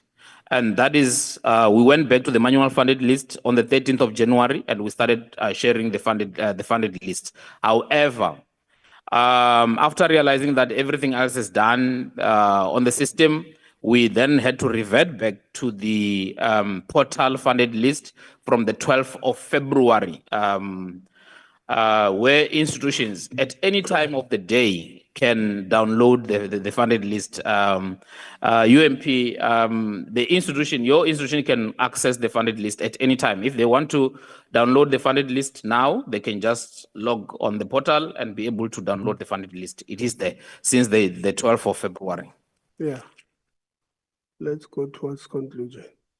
Yeah, thanks, Chair. Then the Chair, I think from my side, I've covered everything, unless if I miss anything, but I think I've covered everything. Thank you. You did not miss anything. What is going to happen? You are going to, when we leave here, you are going to meet the student leaders. Call whoever you are saying is based in their institutions and tell them you are going to give them their numbers so that when they call, they don't have a problem accessing those people. That's what must happen now. And when students, you don't get those people of NSFAS in these institutions, you must write to us and tell us those people don't exist. Next week, we're having a big meeting with yourselves. and these accommodation providers and SAUS, SAFETA, USAF, SAGPO, because we can't be having one problem about student accommodation. Next week, the meeting is happening next week, Friday. We've moved it to Friday because of the, I know that the new board will be inducted on Friday somewhere, but we can't move the meeting. The meeting will continue with yourselves and this private student accommodation providers, because I just think there's a lot of things that are happening. So you'll give us that. Somebody from Nelson Mandela, please write the following questions for me. Any vacancies you have at senior management level, and when will they be filled? What are the demographics of council members in terms of gender, race, age, etc.? Does that council of Nelson Mandela have members with disabilities? If not, what difficulties has the university encountered in recruiting members with disabilities? What efforts has the university made in trying to address the challenges in recruiting members with disabilities? Council Deputy Chair, are you of the view as a council that you have got members with the relevant qualifications, skill set, and competencies to execute fiduciary duties efficiently and effectively? If yes, please share your committee's broader skill set, competencies, and qualifications of your council members.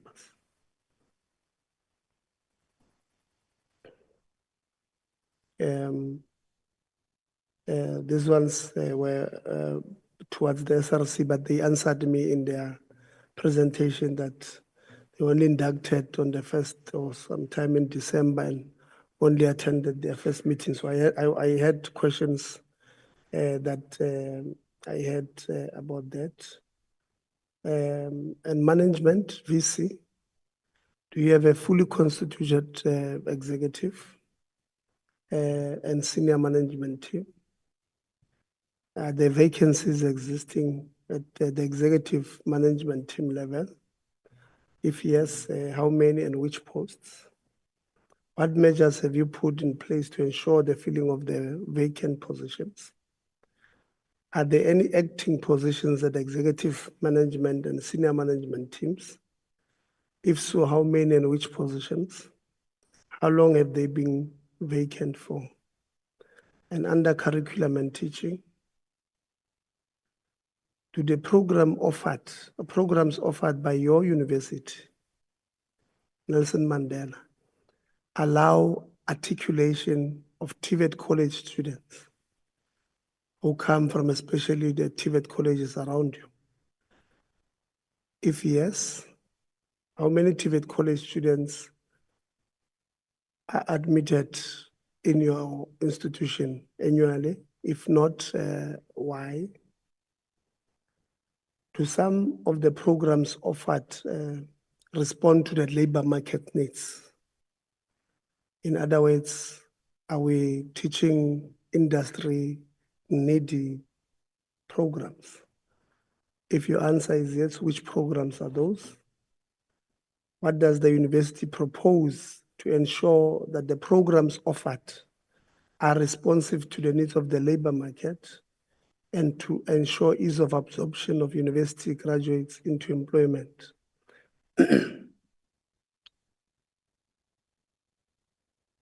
How do you track the employability of your graduates? So in other words, after graduating, how do you check on where they are? And if you've got a mechanism, how long does it take on average for Nelson Mandela University graduates to find employment. The question I asked to University of Mpumalanga about, well, it was asked by Honorable Lonzi, I just added, on historic debt, that sample out the active debt, the students who would have been at that university for the past 2 years or so, and sample out them, those who can't access university now because they are blocked by your system. So how much is that debt? And when we're closing the meeting just now, we'll tell you why we want that particular information. Also check for us how many qualifications, how many degrees and diplomas have you withheld as a result of debt, student debt? What is the number, total number that of these things you have? And then to Mpumalanga, also please write them down. When we visited the portfolio, when we visited the university in 2023, it was reported that you were considering closing down the Siabuswa campus. What is the final decision on that matter? And by the way, when we were there, organized labor reported that there is an outstanding harmonization of conditions of service of the former Lowveld College of Agriculture staff who were incorporated in 2015 to UMP, which was a dispute they organized that must be solved by the court of law. On one of the slides, I think it was slide 6 of the organized labor, I think it was on Theo's slide, that it was reported that the collective agreement, which concludes the harmonization of former Lowveld College of Agriculture staff to the University of Mpumalanga, there's a deadlock on the matter. Please give us the responses of that in writing. And as you do, you must tell us why is the university not implementing the collective agreement, given that the harmonization matter has been outstanding for a long time? What are the areas of contention regarding that collective agreement? I did ask about the infrastructure, the budgets of, there are 2 projects that you are saying you are concluding this year, one in June and one in September 2025. If those projects were to end today, were to be concluded today, would you say that you have concluded them on time and within budget? Those particular one, that's the 2. The other one you will also add. Then there's an allegation where there are staff members, the administrative staff, who are accused for demanding 6,500 bribes from prospective students. You launched an investigation into it as the university. Please share the outcome of the investigation of that university. And also tell us what consequence management you have meted against those implicated in those investigations. And what measures have you put in place to curb this kind of disease of wanting to steal money from poor people from happening again? And then if you can just take us through, in 2024, what investigation have you instituted? And if you have, please provide the details of the investigations, outcomes, and progress of the investigative reports. Labour alleged that you spend a lot of money on legal fees to discipline workers for minor breaches, based on what they've said, for minor breaches of the university's disciplinary code of conduct. But you guys in management, for the same minor breaches, there's nothing that you do to each other. So, in other words, there's a code of conduct that says, don't clock out before 3, making an example. You know, I come from a mining area, so where we work, where we come from, people in the mining area, they clock in and clock out. So they use a similar card to this one to enter work. Then the system will say, Teboko arrived at 0840 at work, and he went at 17:30 because I clocked out. So let's make an example that you guys have a similar system. A minor breach would be if you leave before 3 o'clock, it's considered a minor breach. But the workers are saying, you guys use a lot of money.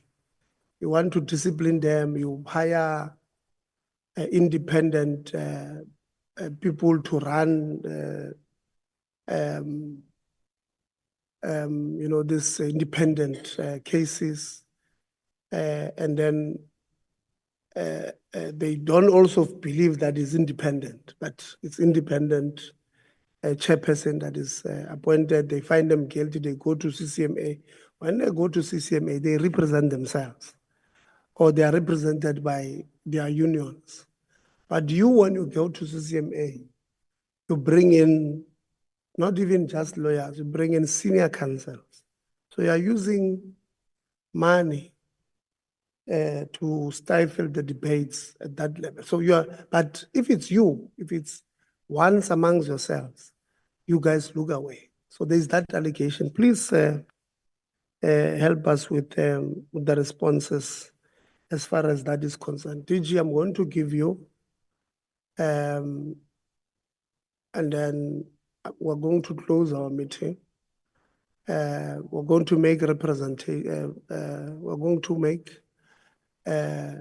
proposals or resolutions on what we think is at play here. But we think the department, DG,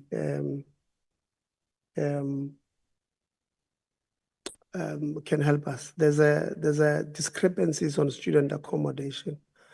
We believe, DG, we're meeting with yourselves next week with NSFAS and accommodation providers. We believe that, honestly speaking, we should not be having a university-owned residence. I mean, when I went to university in 2004, long time ago, I stayed at the rest called Pius Langa Residence at Howard College at UKZN. UKZN today can't claim that it's expensive to run because, and that's 21 years ago, that the fee that it's a university owned, the fee that we charge there should be above the NSFAS cap. So you must make sense to us. So maybe the new ones, we must find ways of dealing with it. But for university-owned residences that, by the way, government paid for, why would we want to charge above the cap? For who? You know, and I'm making an example with just one. That one was one of the newest when we arrived. That's why it was called New Res when we were there. But there's others who were there, Mapes, John Pews, who have been there for years, who are owned by the university. Why would a university have a university-owned residence that is charged above the cap. And maybe the department, DG, as you help us close the presentation from your colleagues, including you had, DG, the responses that we got from the Council of University of Mpumalanga. In our view, DG, they probably think this is a joke. Seated here, we're being paid by public servants. Them being there, they will be paid ultimately by public servants because they're attending the work of council. And people just come and lie to us.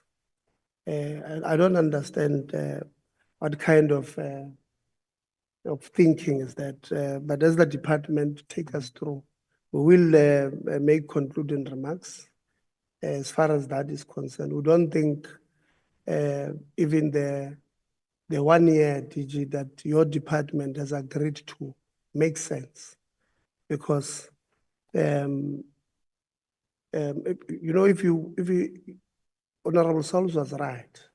The intention here, DG, is not to appoint. I mean, after 1 year, they'll come back. I can tell you now, they'll come back and say we have not, we did not find a suitable candidate, and then they will say no. According to the same legal opinion, we can extend. It's a short term. We can extend by 1. We can tell there is no intention, Director General, to appoint. I mean, you saw their presentation. They're just telling you in progress, recruitment in progress. What is in progress? Let me tell you what would have happened if they were serious and they wanted to appoint. So they would have started in September. Well, that's late. That's 6 months late. And the policy that they're talking about, DG, that they're saying they scrapped, does not say you must start 6 months.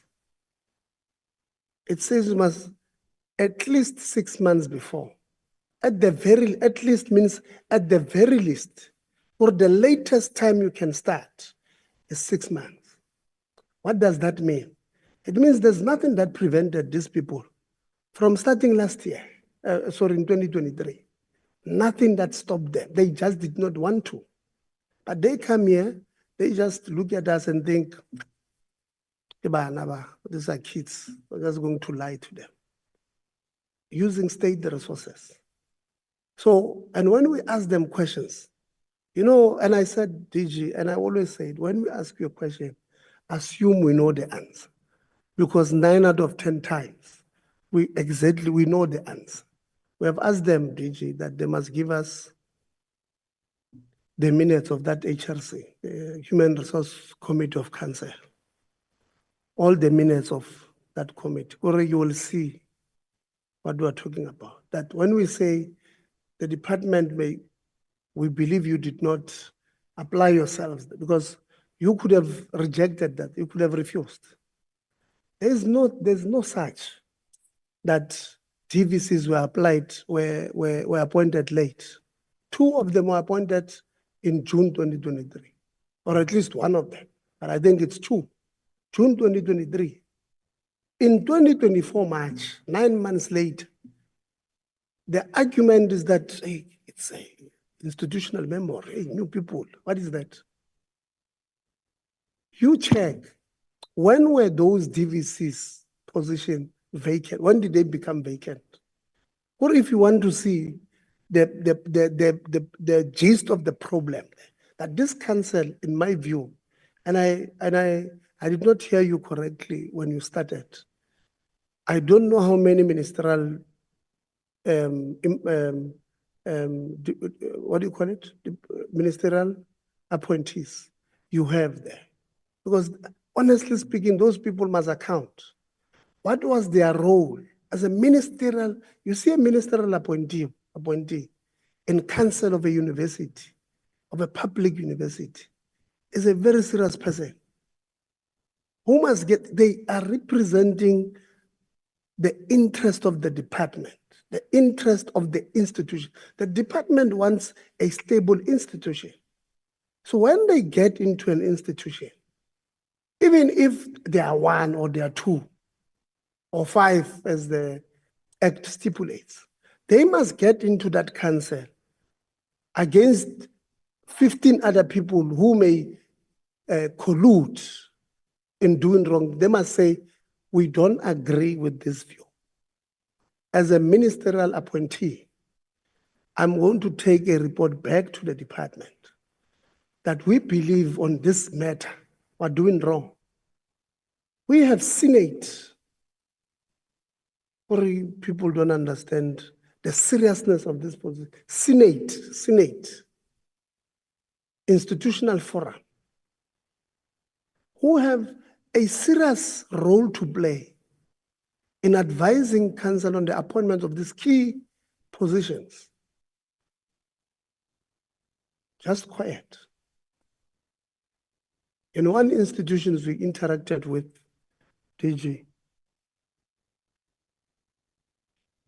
IF said to us then, oh, actually, we did not see anything wrong with this thing. Eh? Or what? Yeah, no, everything is fine. Pretty shocking. And then you ask, Ghana, when was this learned people who elected you? It means they saw something. When were you elected?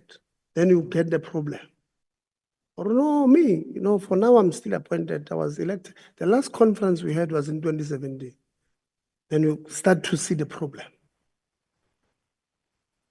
When we say governance collapse, DG, we're not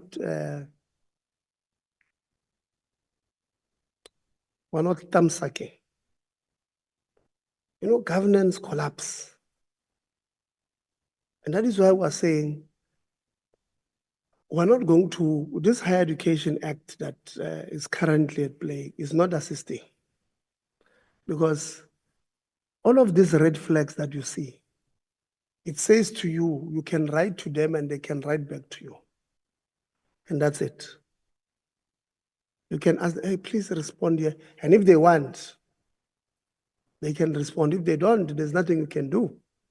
Because the Act, Section 43 and 44, says you can only come in through those sections by appointing an independent successor only if there's proven governance collapse. Now, proven, that is a very subjective matter, right? So I can claim that here it's there's governance collapse, as an example. And you can say no. And you decide to take me to court and I argue my case better, and then you lose. Because it's a very ambiguous. So the act that we are going to look at, I want to be very clear. One of the things that we're not going to agree with, I can tell you now, is that public institutions, public universities can have institutional statutes that are just 30 or 26 because we have 26 universities. They're supposed to respond to who? If we are saying a council must have 30 people in adverts, let's have 30 people of University of Mpumalanga. Let's have 30 people at Nelson Mandela. And let's clearly define internal staff. Maximum you can have is 30%. I'm making an example. You can't go above 30%. It must be clear that it happens everywhere else. If we're saying there must be government representatives and council, let it apply everywhere. And what is government? We must clearly define. Because in some instances, you get a premier nominating a premier's deployee or appointee in council. And in some instances, it's a local municipality appointing. And when you look at the state of that particular local municipality, is in disarray itself. There's no governance. Councillors there, they just go to council to dance on top of tables. And you are saying those people must take that behavior and take it to our institutions. So when we apply our minds on this statute. It must be standard. It must say, if we want government at what level? And we must be clear. If we say we want traditional, because some of our institutions are in traditional, we can say either government or traditional leaders. Let's be clear. Let's make sense. But currently, our institutional, this statute are just, Ndoda mas bonel. This one does that. Or no, yeah. I mean, labor, almost all the time, they tell us that, look,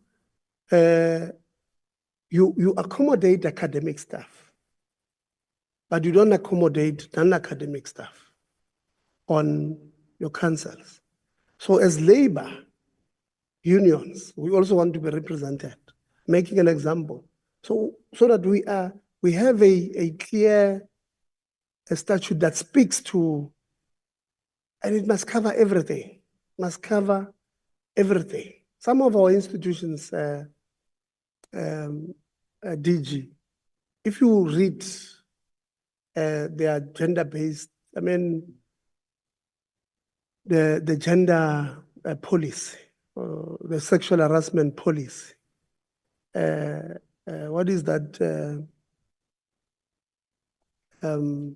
NGO that, the NGO, no, Chapter 9 institution, CGE, comes here to us and says, hey, we went to this institution. Yeah, there's a policy that actually is not biting. I mean, there were allegations in Mpumalanga, in Siabuswa campus, of a sexual harassment case against the campus manager. We could not get to them because chairperson of council arrived here and joked. No? We don't know how far those, and if the sexual harassment case, sexual harassment policy of the University of Mpumalanga was applied there. Because we don't want to be dealing with rumors. Or no, this one is relative to the VC. And therefore they've moved him from Siabusa, they've moved him somewhere. We don't want to be dealing with those things. But these are the institutions who are dealing with Director General. And as we are going to help us close, we must never forget why we have these institutions. These institutions are not for us to joke around. Our economy is not growing as we speak. It's been growing, low. Last year we grew at, I think, what was it, the year before, 0.8%, and very bad. Where people can just wake up today and say, hey, South Africa has got the biggest number of unemployed graduates. They can wake up and make that claim. Director General. How do we, fight that rumor if it's not true? If each institution, I can tell you in South Africa, I can tomorrow, next week, I'm visiting almost all institutions in Gauteng. I will ask them, what is your, on those who have graduated, how many of them can you certainly say to us they are working? Vets arrived here on Wednesday, they said 96% of our graduates find employment within 4 months. That's what they said. They said we're in the top 1% in the world. They said we've got a mechanism that we're using to track our graduates. But if I go elsewhere, how do I will ask that question and people will not understand, because the function of a university has been turned into something else. People think universities are where we can fight for these tenders. Hey, Chief, we're going to have a student accommodation there. I need grade 9. These are languages that we are hearing from our universities that are supposed to produce the best people to help us in our economies, to rebuild our economy. Eh? Others, DG, if they don't agree with you, DG, they take your degree or they suspend you. There was a case, the one that you're asking about. I kept quiet. I wanted to hear what they were saying. It was on Sunday World or Sunday Times. I can't remember now. The case of that particular student was who wanted to contest to be convocation president. And he said, he made an allegation that he's been getting calls and SMSs from strange people telling him this and that. But who's this student? This student, DG, the university expelled him in 2021. And he went to court and won against them.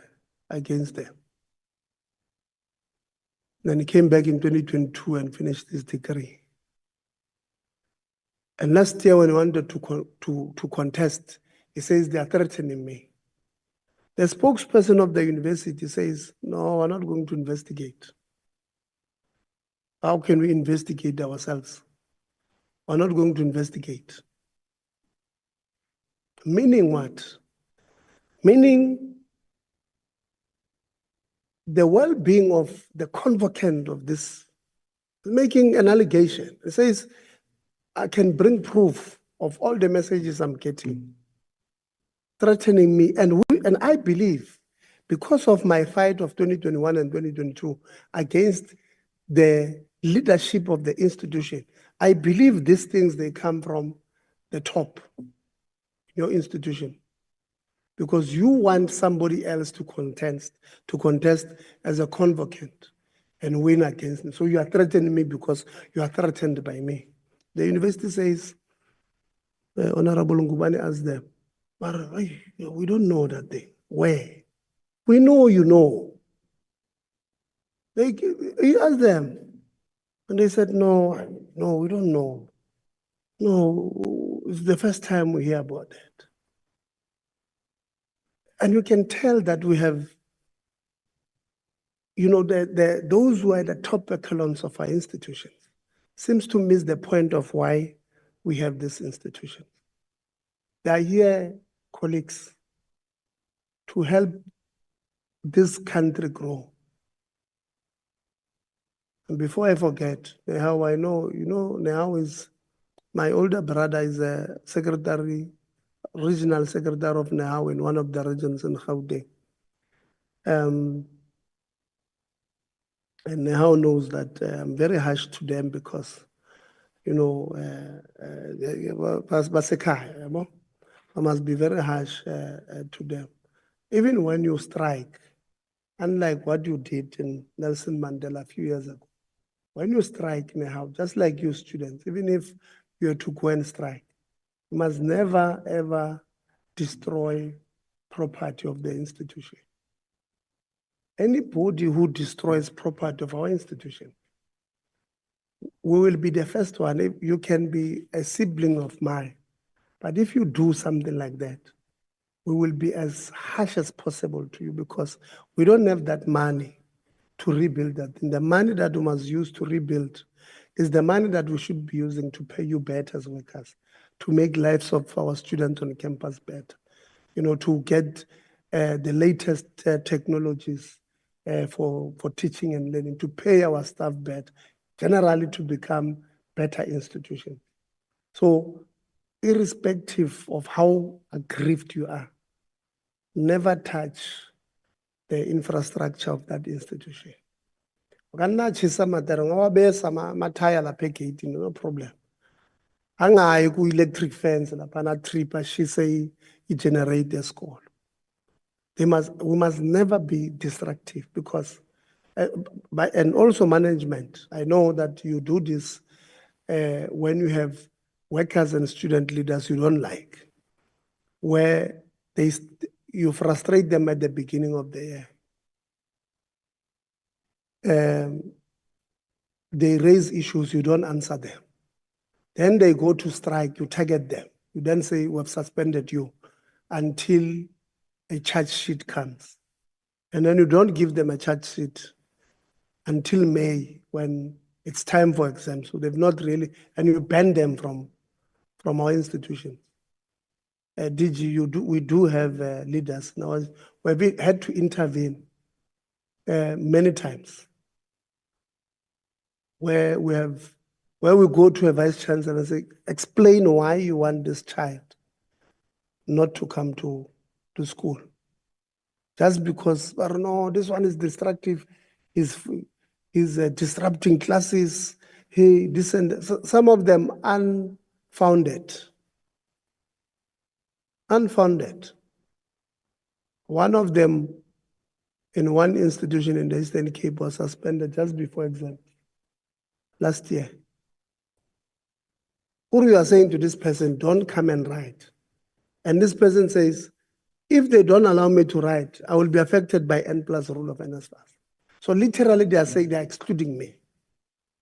We go, the principal, what is this? Says, no, we've got proof. We say no problem. We know that the DC will come. And they put the DC after the exam. We say, show us this proof, we want to see it.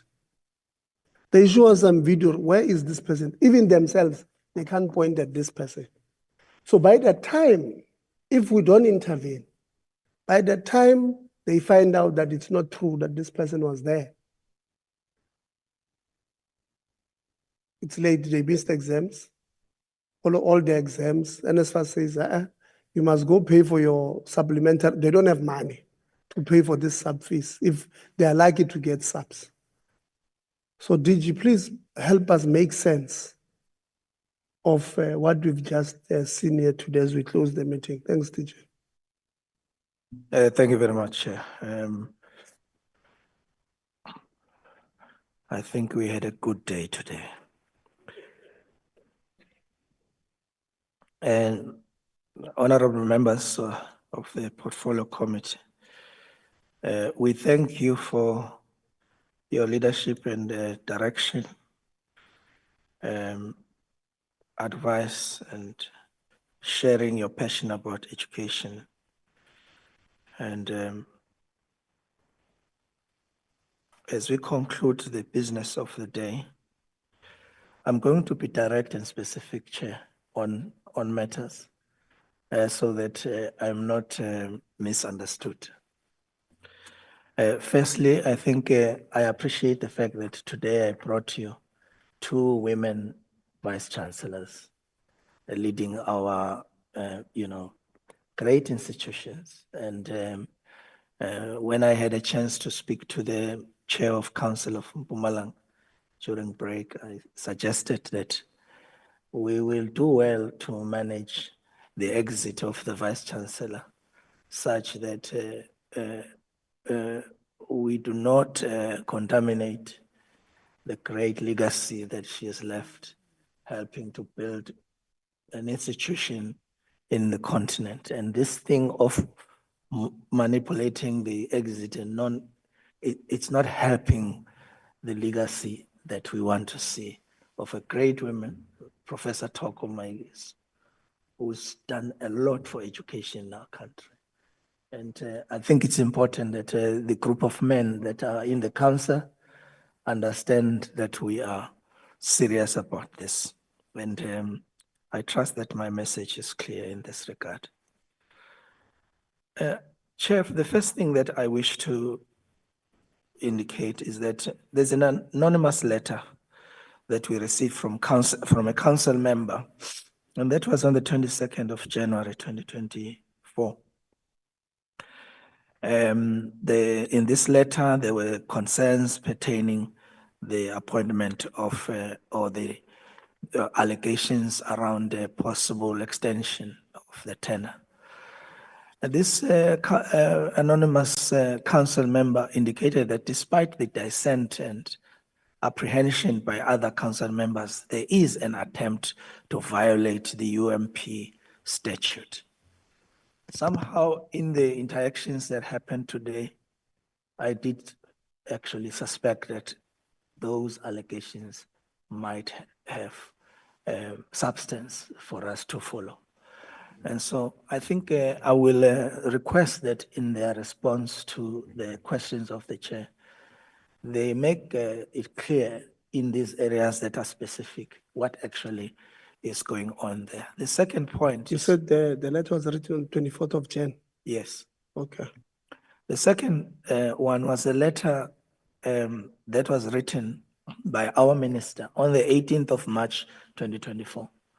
And that letter was directed to the council chair, Mr. Sabelo Mahlalela, to respond to the allegations made and also provide an assurance from council that these processes of appointing the VC were going to adhere to good governance protocols, and which therefore means from the onset as a department, we were guiding this thing. Once we heard there were allegations, we did not just sit and watch. We intervened and we tried to say, look, as you deal with this matter, remember good governance and so on. So we've been engaging, and I think this is important. On the 17th of April, the council responded to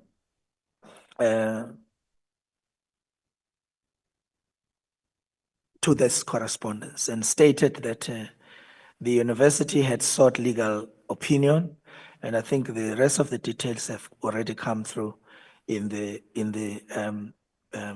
submissions that were made. The chair provided updates on the process followed by the council to appoint the VC, and there are 4 key issues that he raised. One, that the HR committee had commenced with the deliberations since the early September, and that by the 14th of March, the Executive Council of the Committee of Council had rejected the submission made by the HRC, stating that it lacked material information to make an informed recommendation to Council. So again, if you look at that conversation, it begins to say that the control of the narrative was not located within the HR, but it was located at council itself. And I think council members must look into this and understand that we would not come to this point if our counsel and guidance and preparedness to engage. I think as a department now, the sector knows that we have no appetite to interfere with the governance and of our institutions. It's only really at when things are getting out of hand that this happens. The letter from the former UMP Student Representative Council members must be acknowledged, because it mustn't seem like SRC has never raised issues with us and they are only coming here for the first time. The SRC in Mpumalanga has been, they've provided leadership and they've raised issues with us, and they corresponded with the former minister, addressing to council and raising concerns, and one prominent issue that they raised was actually the reappointment of the incumbent VC and the alleged imminent term extension. They raised this with us right at the beginning, and so none of us are waking up to this problem, and we must all of us also take responsibility for errors that might have taken, including the department, and there's none of us who must excuse themselves from taking the responsibility of the matters that are tabled before you, Chair. The UMP legal opinion issue, you have addressed it sufficiently, and I think the union submission also is very clear that there seems to be an issue around the interventions that seek legal interventions when there are other avenues that could be utilized to do so. I think the council may want to look into this issue. the whole issue, whether the third term of the VC and senior management, if eligible, would be permissible if such contracts extend beyond the deferred retirement age of 70. It's also something which was raised, and I think clause 49 of the UMP statute make reference to the council and its power to appoint an interim or acting VC. But in so doing, I think it's important that we align this to HR advice that is informed as well. Chair, let me conclude when it with my submission on UMP by saying that the clause 88 of the legal opinion provided two options to avoid instability and loss of institutional memory. Firstly, it suggested that it is permissible to employ a VC in a position of acting, and recruit a new incumbent and do a handover, before this she reaches the age of that is stated, and I would not disclose that. The current VC also be appointed as a consultant to assist the recruitment process, to act as an advisor. So to me, what actually it says is that the compact, the social compact, the stakeholders do appreciate the contribution of the Vice Chancellor, do respect the standing of the Vice Chancellor. And but they disagree that to extend her term is the best way to utilize her expertise. They feel there are many other ways we could utilize such expertise as this. And I think we need to listen to that opinion, because I think it's sound, and I think it is it has merit. Chair, the summary of findings of the legal opinion provided by the department's legal team, because we also engage our own legal team to try and say, assist us to deal with this matter, was kind of, it lifted three key areas, and I'm going to be very brief. The decision by the UMP Council warranted further examination to understand the rationale behind prioritizing the VC's appointment over other qualified senior officials within the institution, because I think they felt that in the manner in which we engage the issues around the VC must not offend other academics and eligible individuals within the institution who actually have something to offer in the leadership of the institution, because there are in the institution capable leaders who could actually take up this responsibility. Notable, the appointment of the professor for a 12-month term has other issues that have emerged according to our legal advice, and that is that there is a possibility of extending it further to another 12 months if a suitable candidate for that position is not found within the initial period, which means we are talking about a fixed term of 12, but actually the situation has been created to allow for a further extension of that as well. And that's the advice that we have received. And in my trying to engage with Council Chair, I'm trying to appeal that we save and salvage the great legacy of this institution that we are so proud of.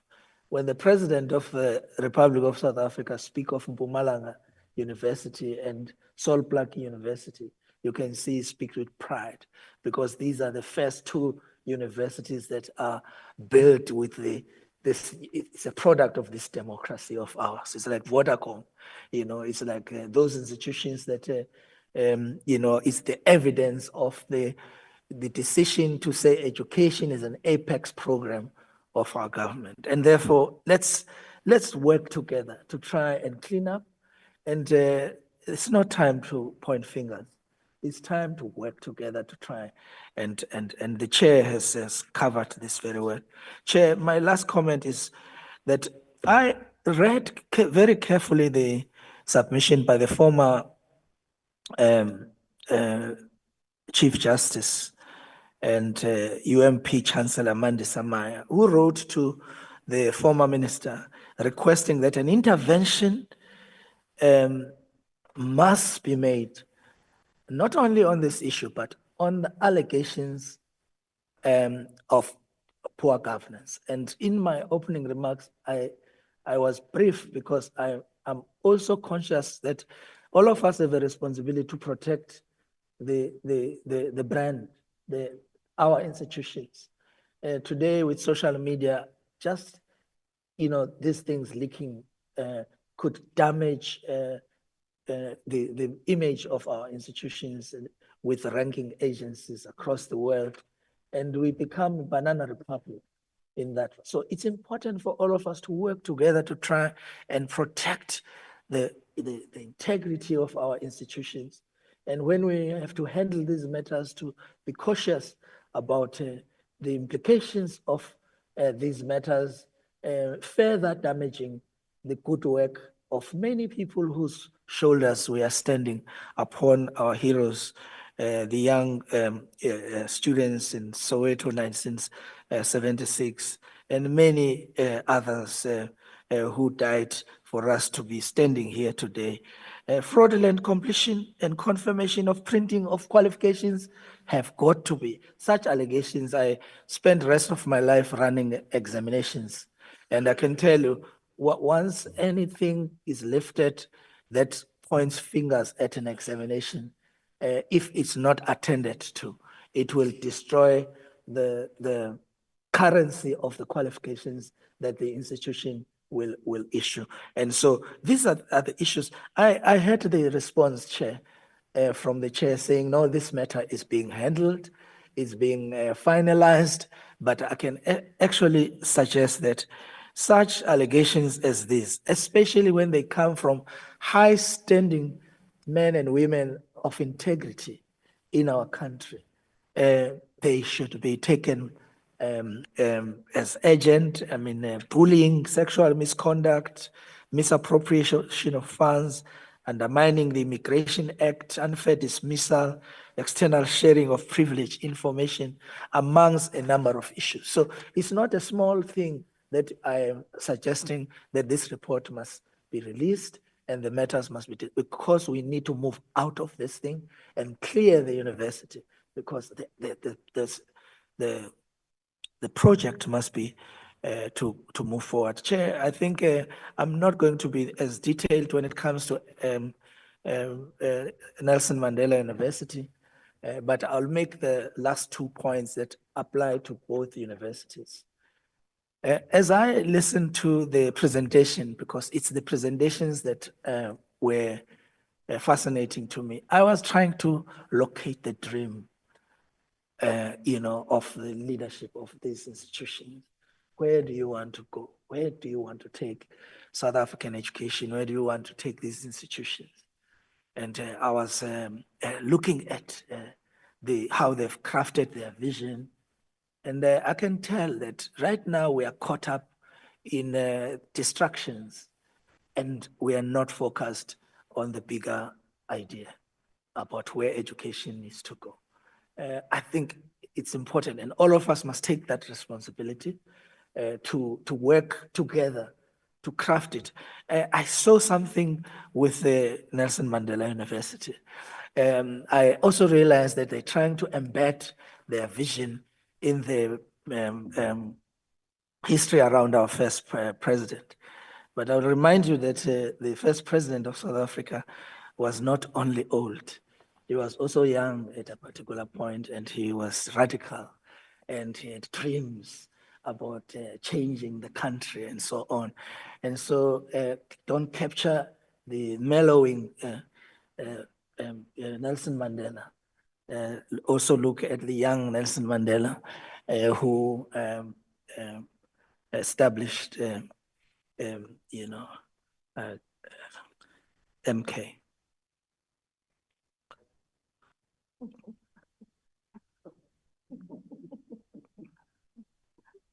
Repositioning and equalizing forms of engagement, to me, it's refreshing. Focusing on research and innovation excellence, sustainability and transdisciplinarity, digitization and virtual establishment of the virtual academy, improving student access and success, revitalizing the humanities, ocean sciences, medical school, food sovereignty and security. We are hosting the G20 and at the back of the presidency of Brazil, and they prioritize food security. And we are in this country going to also, work in this. And Nelson Mandela has captured this as one of the issues. Student entrepreneurship, broad-based Black economic empowerment, amongst other issues. But still, I think that notwithstanding these issues being lifted, it's not yet in my mind feeling like we are working hard to refine this direction so that the vision outlive our existence. Even that of the next generations, when they come to our institutions, they must find they are still inspired by a vision that was crafted many years ago. And I think it's important that we do not get distracted with the little matters that perhaps define our current situation. That's why education is beyond just servicing government priorities. And education must be beyond that. Education must aim at something bigger than what defines the difficulties of our time at all material times. And I think I'm not going to say much about what UMP is saying. To be an African university leader in creating opportunities for sustainable development through innovation should be a draft. I think you should look into this carefully and say you are going to work hard and you are going to look at it, because that is what is the substance that stands to inspire the young people of our country beyond the challenges that our young people are faced with. Otherwise, Chairperson, your leadership today and the inspiration by members of Parliament and the wisdom they shared with us is appreciated. We will work hard, Chair. We are not perfect. There are areas that we need to work hard on. But we hope that when we come here each time, you will see that every day we are taking the next step towards taking the system to the promised land. Thank you. Thank you very much, Director General. Colleagues, we have indeed arrived at the end of our meeting.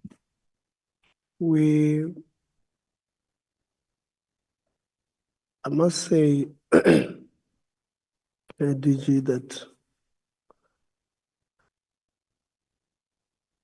what the Council of University of Mpumalanga is trying to do there is trying to erode 10 years of what the VC would have achieved with one unnecessary move. And I'm happy that your own legal opinion suggests, from the department, suggests that Council has got no intention of appointing. In fact, it goes further and say they will ask for another year. I don't think that your legal counsel is too far from it. Because I made that allegation because, I mean, you see, it's February now. The post was, if we follow what the chair says, was advertised in September. The only answer, Honorable Souls, they can give you is that it's progressing.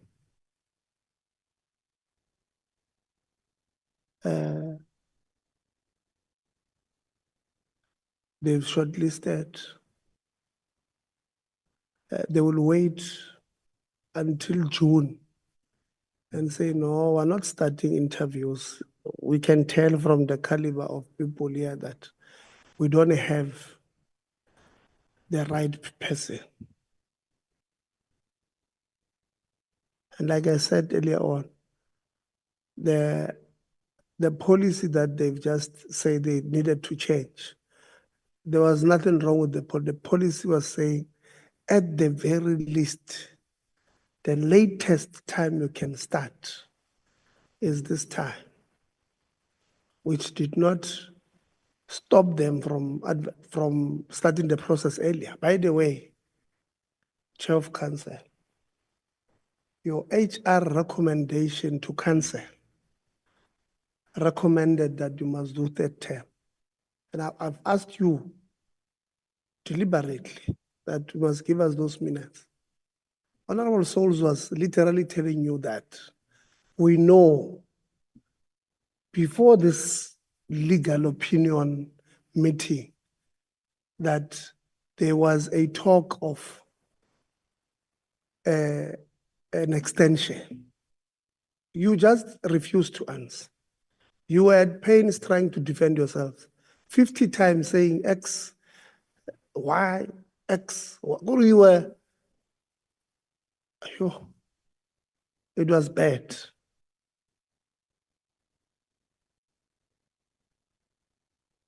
The DG here says on the 24th of January 2024, one of your council members wrote to the department and said, these people want to extend something that you have refused to accept in this meeting. That one I must accept that I did not know, DG, that you had a council member who had written to the department to say this thing. I didn't know it, but I could tell it's true. It's there. This thing did not start in March. And my biggest worry in all of this thing is that the Matlalela is a chair of council who's supposed to lead by example. And if we don't do anything to the conduct of the chair of council, we will be creating a new era of people who believe they can hold the biggest offices in the land and have no ethics. Because if you go to parliament and lie with a straight face, not once, not twice, not three times, many times, lie. And we expose your lie here, you come this side. You expose another lie, you go that side. And if we allow it to happen, colleagues, we will be creating a country of unethical people who believe that those who are unethical can make it. And we have a responsibility to put an end to it. Those of you who would have taken time, DG, the former Chief Justice is Tate Raymond Zondo. Justice Maya is the current Chief Justice. You said former Chief Justice Maya. She's the current one. But if those of you have time and read what the State of Capture report said about the role of Parliament in the State Capture report, members, you will do yourself a favor if you read that report about the role you must play. That you look at the problem and you pretend you don't see it. Ourselves as members. And I give these people, many of them, not all of them, there are many leaders in our institutions who take ethics very seriously, you know, who are very, but many of them, honorable souls, when they know that you are going to meet NSFAS next week, Friday, those who are leading NSFAS will call you, hey man, let's meet you. Let's brief you. You see, here's a problem. And buy you alcohol. Unethical people who are leading these institutions of ours. Unethical. Like I said, Honorable souls. We have a responsibility to save this post-school education and training. And one of them is to attend to this thing of Higher Education Act. But the other is to nip this impunity in the bud. These ones who think they can do as they please. We have asked you to write to us, both universities. Next week, Wednesday is the 5th. No, 26th. So we're giving you until the 5th of March. Please give us our answers on the 5th of March. DG, just last night, we just finalized a process to summon our answers from one university that believes they're above everything in this country. It's not going to happen with this parliament. Last night, we finalized the summons. It's a long process, very expensive, but we'll do it. Because we ask you questions, and I said to you, today I did not say it because my mother said I must not say it. But we always say to people, we are children of teachers. And teachers are very predictable people. Teachers enter the class and ask a question, but they know the answer. So when we ask you a question, pretend we're teachers. Because some of us were children of these teachers. So when we ask you a question and we say to you, when did you ask for this legal opinion? Trust me, we have it. We don't only have the legal opinion, we have the date you convened the special council meeting. Then we did not even know that on the 24th of January, one of your own would have said, there is this thing. So when we ask you a question, Batu Mamudi, it's not that we're bored. It's because we've got a duty to fulfill. But we know the answers there. We just want to expose you. Don't do it again. But when you keep on digging, Ronaro File, we just gave you a shovel. Why now you keep on digging? You dig, you dig. By the time you realize how far you are, you can't get out. But on this one, I'm sorry, we will have to stem the authority of the legislative arm of the state and use section 17, subsection 2 on you, Chairperson of Council. We can't afford not to do it. Because if we allow you, you will have, obviously, will take you, they'll give you your papers, you'll respond. And I'm giving you the heads up, go listen to yourself. The recording will be there on YouTube, go listen to yourself. If possible, ask somebody to do, as if they do on TikTok. Every time you respond, they must just crop that one, and make it one. You will be ashamed to look at it yourself. Because one question, you've given us 20 answers. 20 answers. And you are supposed to be the champion of the university statute. You are the chair of council. It's you who's supposed, these members of your council should be asking you, Chair, what does the statute mean here? But Chair did not understand the policy that was in effect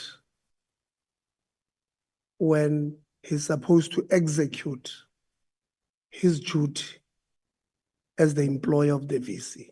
Doesn't know what is a recruitment policy. What does it say at the time?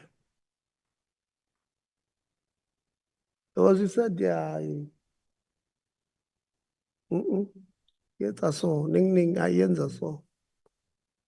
you are supposed to be the champion of that particular statute. Big worry for me. DG, I'm happy the minister has decided that for people to become ministerial appointees in council, they must have applied through her, through the gazette that is running currently. I don't know when it's ending. I know the requirement is an NQF level 7, which is a degree. But we must put in, I'm not happy with how we want to reduce the behavior of a person to academic qualification. There must be an ethics part that is included in our advertisement. When we advertise for a position of vice chancellor, we must say at any given time, we can call a lifestyle audit on you without a prior notice. If you are the chair of council, we can call lifestyle audit on you without prior notice. Because this thing of qualifications alone doesn't work, DG. These people who are doing these wrong things in our institutions, hey, they are seriously learned. What PhD, loans, and I'm a PhD, Mara, hey, behavior, man. Behavior is a problem. So our biggest problem is not deploying incompetent people. Our biggest problem has become deploying unethical people. People with no ethics. Thank you very much. 10 years of clean audits, we really appreciate. Thank you very much. Nelson Mandela must be proud of that institution. The issue of transformation that Honorable Sauls asked about, please respond to it properly. At senior or at executive management, these are the demographics. At senior management, at dean's level, at whatever level, and all of that. We have created, you see, the chair of council created a problem for us at UMP because we should have even went to the details of how far they in the appointment of the register at that institution, because it's the same process where the terms have also ended. So, but because the chair of council decided to play with us, we just needed to spend a little bit of time, first and foremost, to expose him, to show him that we know what we're asking, but we've missed an opportunity to get. So in writing, give us in full details, how far is each process, and when are you envisaging to conclude that process? And it must be a process that is doable. When you say it will be 30 May, you must say, you know, those who have done project management, when you are giving a tender today, and they say to you, we want you to build a school. We have land just being commissioned for a school or rezoned for a school. We want this school to operate in 2028. Give us an implementation plan. So you start there, 2028, January, the school must open. So it means in November 2027, I must hand over the school to the department. It means 3 months before, which is August 2027, I must have finished building the school. So you do milestones backwards. Not this thing, I looked at 6 months and I said, it's not possible. Project management teaches you this pyramid arrangement. This is where we will be. This is where we are. How do we get there? And what are the milestones that we must achieve? What are the time frames on those milestones? So on both the register and the VC's post, go give us that report. When you submit on the 5th of December, 5th of March, and it might, knowing you might respond on the 5th of December. No, that's on a lighter note. So give us that thing on the 5th of March. Please share with the adverts as well, because there would have been some, what do you call it, rumors that according to your policies, the position of register should be at the chief director level, but it's not at the director level. And if it's at the chief director level, a certain amount, there's a requirement for the academic requirement needed for so just give us the advert as well. Say for the advert of the VC, this is what we've advertised. And for the advert of the register, this is what we've advertised. Honorable Souls, you want to close for us? Thank you, Chair. Can you just add for the 5th of March that the institution also provide us with the equity plan and the equity actuals just for cross-referencing? Thank you. Thank you very much. You've had both institutions, or you are interested in Nelson Mandela, or both of them, both institutions. Please give us those things. Having said that, colleagues, travel safe. I know Mpumalanga is near, and Nelson Mandela is far, so travel safe. Colleagues, we'll see each other next time. Thanks. Chair, I don't think your president, Cyril Ramaphosa, will survive a lifestyle audit.